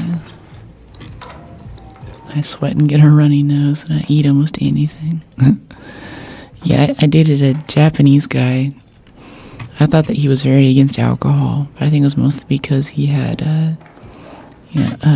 apparently a lot of Asian folks, they get this thing where they get this Asian flush. They'll drink and they kind of flush red, and like I have low melanin in my skin, so I get it too. If you guys see me blush on stream or something, if you're very fair skinned, there's no hiding any emotion of embarrassment or great joy. It just turns your face beet red instantly. But this guy would never drink around me because he was always self-conscious about the flush that he would get. And I was like, it's okay, it's fine, I don't care. Hey buddy, looking for anything in particular? Yeah, I'm looking for my last rusted shut medical kit. Ah, gotcha. No luck. You? I'm just opening stuff for XP mostly. Did you check all the gurneys over here in the other part of the building? I checked a bunch of stuff. I don't think I checked everything. I did this floor, but I didn't do the other one. Oh, okay. Well, this is mostly your floor, like over here in this medical wing, like especially down here on the left is generally where I find those. Yeah, there's like 3 rooms there, and there was purple cloth and antiseptic, but that's about it. Aw, well, have a good one, mate. The guy's cool. Red face. Sure is upsetting. Yeah. You know, you're eating good out there in SF. I'm from Louisville. We actually have some good international stuff. I'm not sure it's on another level. Yeah, it's pretty good. It's not LA, but LA is just, like I said earlier, it's so huge that within the city itself, there will be like 5 of the best Vietnamese places on the whole West Coast or something. Just depends like how long it takes to drive there and stuff. Traffic and parking is more of what you're worried about for a good dining experience. But yeah, SF has good things, but just like everything else about the city, you really need to have some locals. Or check out actually this newspaper thing, the SF Chronicle has good recommendations. Get away from the touristy stuff and all that. And nice Michelin-rated places in town. Most notably, there is a Michelin-rated vegan sushi place. And generally, like, I need my protein. I appreciate you vegans. It's cool what you do for health or for exercise or for ethics. It's all cool, but I need my protein. I need to keep this muscle on so I can do the stuff I like to do. And it's interesting. Everything there is made out of like zucchini or eggplant or whatever. And after 2 or 3 hours of eating, as a pretty experienced sushi connoisseur, I still couldn't tell that I wasn't eating fish. It was really wild. It all tasted extremely good. It was very well prepared and well made. And somewhere in the back of my head, there's like my boomer dad, sort of commentary like, you're eating vegetables on rice with sauce on top. They're tricking you. You're not getting the protein. Which is just silly, but it's really fun. I definitely recommend checking it out just for the novelty of eating something that's made to imitate something else. If I could run for mayor, would I? No, I'm completely over my illustrious career in government service. But when I was little, I did win the local newspaper contest for a speech as if I was elected mayor for my hometown. I don't know if that helps with the resume.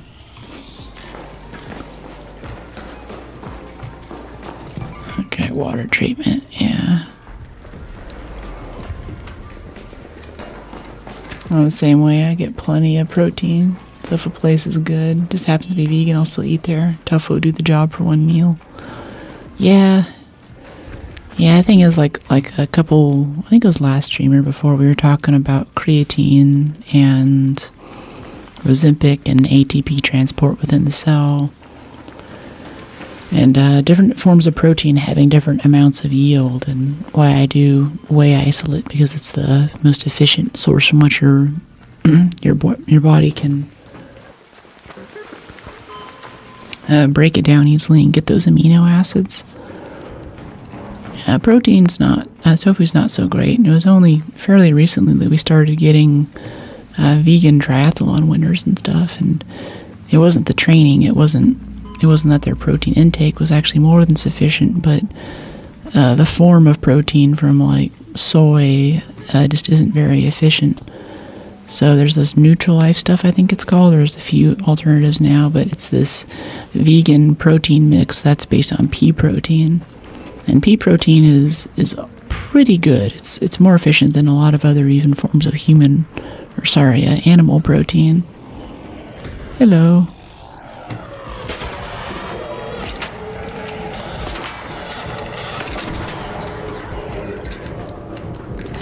What is that, Cliff? I've never heard of that. Hey, nice. I like to peek it for the XP. Do you want the cells? Ah, yeah. GG, you're awesome. It's like, nah, I'm just killing stuff, getting out. I'm already at the end of expedition. Loser. Oh, now this guy's gonna show up and ruin the party.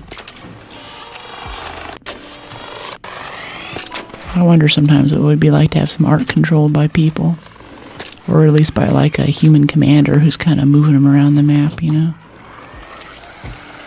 Extra challenge mode. Someone's kind of playing an RTS with all the raiders, trying to goad them into areas where they'll kill us. Sometimes people come in and I'll be like, yeah, this guy here, he's getting us. And they'll be like, are those controlled by players? And I'm like, nah. This is all just NPCs. But the AI is really good. Like you can see, I've played this game a lot, and they still have a way of getting a leg up on us. So I struggle to hit this thruster. Appreciate you, buddy. Yeah, you're welcome to the leaper. Go ahead. Last guy killed it. If you really need the leaper cell, I'll give it to you. Otherwise, I'm just peeking for XP. Simple gun parts, medium gun parts. Statue, let's drop the medium ammo. Let's go fully defenseless here so we can maximize our loot. I love creatine as well. Yeah, I'm taking it now for the mental boost. Basically, heroic dosing creatine. That's what part where I say I'm not a medical doctor. I do not recommend any of this. Please consult your physician before taking any actions that you hear in the stream. All that, but that's what I am doing lately. I don't recommend it, but I am doing it, and I think I have some extra mental acuity, and even after I come off of caffeine from the morning, I feel like I don't have to take theanine anymore to prevent that crash, or tea or anything like that. Oh, there's a return. I really want to take this right to this field depot right there, but I know I gotta quit while I'm ahead. This is already more than enough. But where did that Leaper cell go, though? Did I drop it? Whatever, I don't know where it went. It's not important. What is important is getting out alive. Another successful raid. What milligrams are you rocking? So it takes 5 milligrams for about a month to saturate your muscles and give you that extra 10% power while you're working out, for get that extra rep in, or just from ATP recycling. I moved up to 15 after the study, showing that it has some mental benefits, and maybe even mental benefits for people with like sort of degenerative mental issues like Alzheimer's, dementia, age, memory. They perform really well in cognitive tests with huge amounts of creatine. So pretty soon, Grandma's going to be bulking if the stuff continues to show promise like this. And I don't feel tingly even. I do I forget what it is. I think some creatine ones, it's not a very good formulation. You'll get kind of antsy when you're on higher doses like I am. And I was advised by my doctor too that whenever I get blood work done with my, like, a lot of creatine intake, some of your labs will come out and show that I'm in kidney failure. Really, I'm not. It's just like there's just extra stuff in my blood from the creatine. There's nothing wrong, and there's another test that they can do to verify that no, you're not actually in kidney failure. But it's I try to keep that in mind. I'll get blood draws and stuff, and as part of a series of other tests, they'll do some things, and you get a call, and they'll be like, "Hey, are you?" Or I'll get a call, and they'll be like, "Hey, this is Dr. So-and-so. I have a question for Brooke. What color is your pee?" And I'm like, "It's creatine." And she goes, "Oh, okay." And then the call's over. Yeah, hope you have a great day. Yeah, we reset. We're up to level 14 now. We came in with Calming Stroll at level 0, and we just got our second perk into Proficient Prior, so I'm feeling pretty good. I've heard about that. Maybe I'll give it a shot. Sauna helps with Alzheimer's. I haven't heard about that. It's interesting. If you have an article, drop it in the Discord. I'd love to check it out.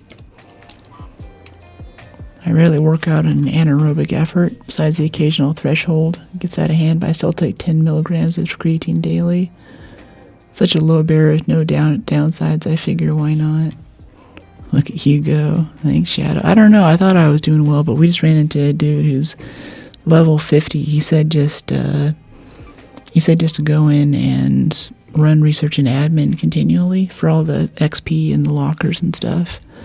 We did that a couple runs ago, and yeah, we came out with 2 level ups just instantly. My goal today is to get to 15 though, so let's do one more. Just one more run. Famous last words. This Renegade's basically busted and we can't repair it, so we'll be swapping in the Pharaoh. Tomorrow I'll be able to buy a new one. And let's see, a grip. Yeah, let's get a grip on it. Get a grip, chat. Alright, ammo. Let's get some heavy ammo on there. Okay, feed, commits, claim. Can we level you? Yep, we can level up Scrappy. We already have the apricots. Now we need mushrooms and very comfortable pillows for His Majesty. I have to do that. Thanks for the info. Not my recommendation. Consult your doctor. But I'm liking it. Yeah. It's really good stuff. And combined with some of the other nootropics that I take, which may or may not help, but especially a bit of zinc at nighttime I use to kind of help me get to sleep. Kind of keeps the potassium on all that together. It's been really good. Sleep better, exercise better, more activity, more energy during the day. I think it's all really good stuff. It sucks looking at older folks now and how poor their quality of life can be if they haven't shared themselves up to this point. But I try to remember that the people in their 80s today were born in the the 50s and the kind of medical science we had back then, you know, like health lifespans were increasing, but health spans are not. People were living longer, but they weren't living well. I think we have a lot more information now, and if we take care of ourselves, then you can grow to a ripe old age and still have quite a bit of mobility. Missing ammo. We need some shotgun ammo over here. I'll get to your messages in a second. I want to get this kicked off. Yeah. Play. Diet's 80% of it. I'll take the spice take and say jeans are 60% of it. But yeah, diet is huge. 15 is the most that I can absorb. I don't know. I think that's just what the studies seem to indicate. I think they're doing something at more like 10, and they were getting, like, after muscle saturation, then it becomes available for brain cells. So you have to get your first saturation period in for like a month before you see any benefits. It's like beta-alanine or something. And then I think in the studies it indicated about 10 milligrams, but they're playing it kind of safe, so I'm like, hey, I'll do 50, no problem. Yeah, I take 5 milligrams a day. I can't say whether it is safe to take 50, and that's something you have to talk to your own doc about, DYOR. And more relevant from my sport, have you noticed the trend in modern endurance sport fueling? The days of gel every half an hour are over. The elites are consuming 150 grams of carbs per hour. It's wild. Boomers are a breed of their own. Yeah, I don't buy that. There's like a lot of this carb loading stuff out there, and they could be out with friends and they'll be like drinking or something and like, oh yeah, I walked to work today, I'm in a carb load. Like this idea that if you eat a bunch of refined starches and carbs, which breaks down to sugar basically, it's not instantly going to be turned into fat, which it basically is. Like, unless you have an extremely, like if you're like an Olympic athlete or a pro athlete, I don't think any of us, like I'm pretty active. I spent the last few days doing kiting and stuff. That's not something I think most Americans at least do. I don't think anyone can really take care of carb loading unless you have a personal doctor and you're getting your blood drawn like every week because you're going to play in the World Cup or something. Like, that's just me. I don't think there's really a lot there. I think we have way too many carbs in our diet, especially anytime you go out to eat now, or I DoorDash anything. There's a giant pile of rice, or I get a burger or a sandwich, and the bread keeps getting bigger and the protein slice keeps getting smaller. I think that's a huge problem, where there's a lot more balancing in diet that needs to happen before carbs aren't essentially poisonous for how much we get of them. Would you say gummy or powder creatine mix? I only have experience with powder. Whenever I travel now, I have some pills. I think I have to take like 6 of them to get up to my usual dose, so it's not super efficient. And I think the absorption isn't quite as good because it's all at once. But usually I do the powder like after stream. I have a big thing of whole milk. I love, like, we have lots of milk jokes in the chat, but I love whole milk. I love the unpasteurized raw milk with a big cream top. I put that in the blender and I add 2 scoops of whey isolate protein powder and then 3 scoops of creatine monohydrate. And that's kind of my midday snack meal thing that I have right before lunch. So I'll drink that slowly over an hour or two. Sometimes you see me drink it on stream. And that gives me, I think, the protein that I need to be able to be active a lot and not lose muscle. I think it's really easy to go into a muscle wasting state with how many carbs are in our diet now. I think we still need those building blocks, those amino acids, to keep that muscle alive and keep it healthy. Smash burgers with a bun is wild, even if it's a double patty. Yeah, the buns are just huge, and it's tough. Just realized you're on. Would have checked in earlier. You should jump on the Discord. You can actually get a notification every time, even if you're subbed or followed on whatever platform you're on. Uh-oh, that guy just went down right by the bombardier. I'm coming to revive you. Hold on, if you can hear me.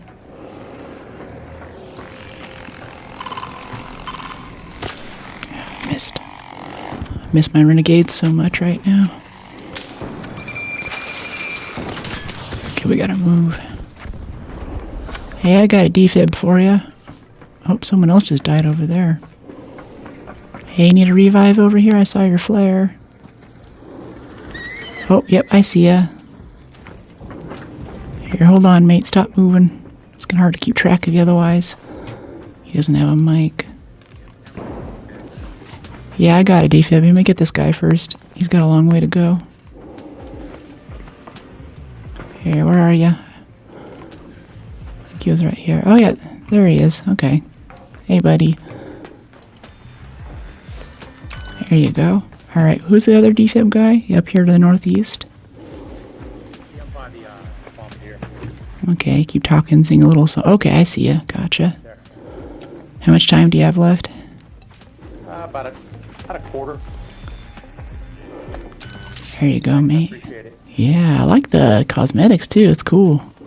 Thank you. Yeah, my pleasure. Do you mind if I peek this for XP? You can have the cells. Sure. Appreciate it. Or I can just pull it all out if you want. Just dump it on the ground. What do you need? You need anything? I need the cores. Kinda. Some performance deal and stuff, but I'm mostly just getting XP for the levels at this point. There's a core there. Big Brook, thanks. Thank you. Yeah, totally. My pleasure.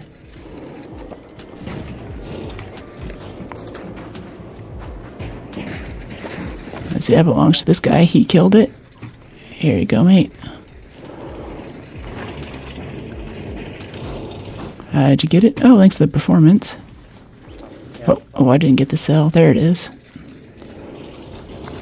Yeah, there you go, buddy. Pleasure. Some more over here.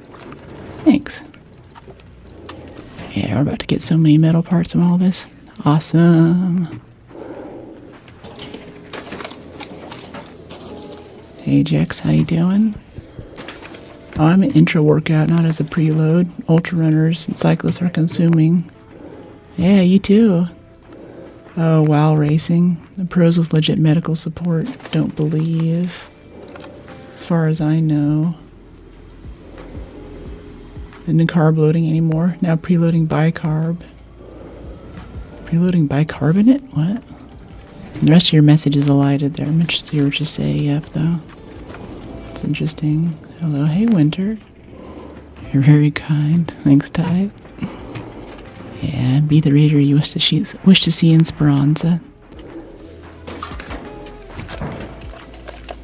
Yeah, Arcalloy. Yeah. Oh, that guy left a bombardier cell. Hey, if you're still around, you left a bombardier cell over here. Folks are so eager to get on to the next thing, they don't loot thoroughly. It's really important when you're looting bombardiers and bastions to try and take everything out of the husk so the parts disappear. That way you can see what's under it and you don't miss anything like that guy did. Oh, sodium bicarbonate before the race to reduce lactate buildup. That's kind of cool. It does drop your blood pH. So I guess if your blood might be more efficient at moving lactic acid away from your muscles so they burn less. Huh. I haven't heard about that, but it sounds plausible. Like if you have ADHD, you take amphetamine derivatives like Adderall or something. Something that I do is I'll have a little bit of sodium bicarbonate before I take my pill. That neutralizes some stomach acid and changes my blood pH a bit so it stays in my bloodstream longer. And instead of hitting me in like this big spike, it's this nice, flat sinusoidal wave that carries me through a greater part of the day. Kind of like a slow release thing like you'd get with a Vyvanse or something. It's kind of nice. I haven't heard of anyone else doing it. My doc suggested it. And I was like, that sounds like a cool idea. He's like, yeah, give it a try. If there's anything that I can do to take less of a drug and get more of its effects, I'm all about that.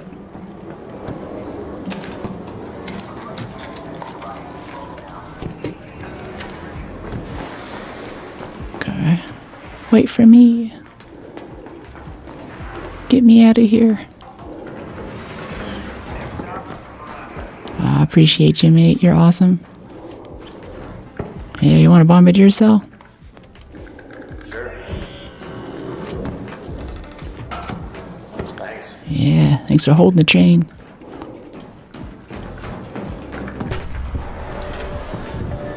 Another successful raid. Yeah, that guy didn't have to wait for us. I appreciate that. That's really good. You could have gotten out of there right then. Oh, we're just barely to the next level up. Hey, love the chakras from Oreo in space. Yeah. Okay. Yeah, so all this right here. All of these performance steel, thermo lining. This is how I get the giant piles of metal parts.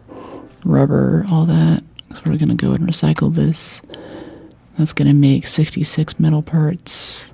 That arc alloy will make more metal parts at one point. It's really good.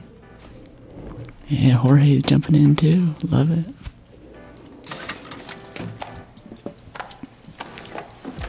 Okay, cool. Motion cores, advanced arc power cells. Yeah. Nice. Off to bed. I got a daily dose of your ASMR. Good night. Yeah, well, just in time, Dammy. That's it for today. We just hit 4 p.m. Pacific, and we'll be back tomorrow at 11 a.m. Pacific. Here are a few time zone conversions to make it easy for you. And as my usual warning, these platforms don't actually notify you every time I go live. And YouTube especially doesn't send any notification if you haven't interacted with that channel for at least once in the last month. So it's good to go in, and not just for me, but for other creators if they stream, or if you have a YouTuber that you like, go in and try to follow the Discord so you can get notifications. Otherwise, you might go to Thanksgiving or, Christmas, go see family, whatever, and come back and there's no one to watch, and they're still there. You just can't find them anymore, Love your content. Awesome conversation. Yeah, thanks, Storm. It's been good having you in chat. I'll be here for sure, totally. You the best. Thank you. Thank you so much, Dammy. It's been great having you. Hope you sleep well. Hope you get the rest that you need to wake up tomorrow and be more the incredible person you were today.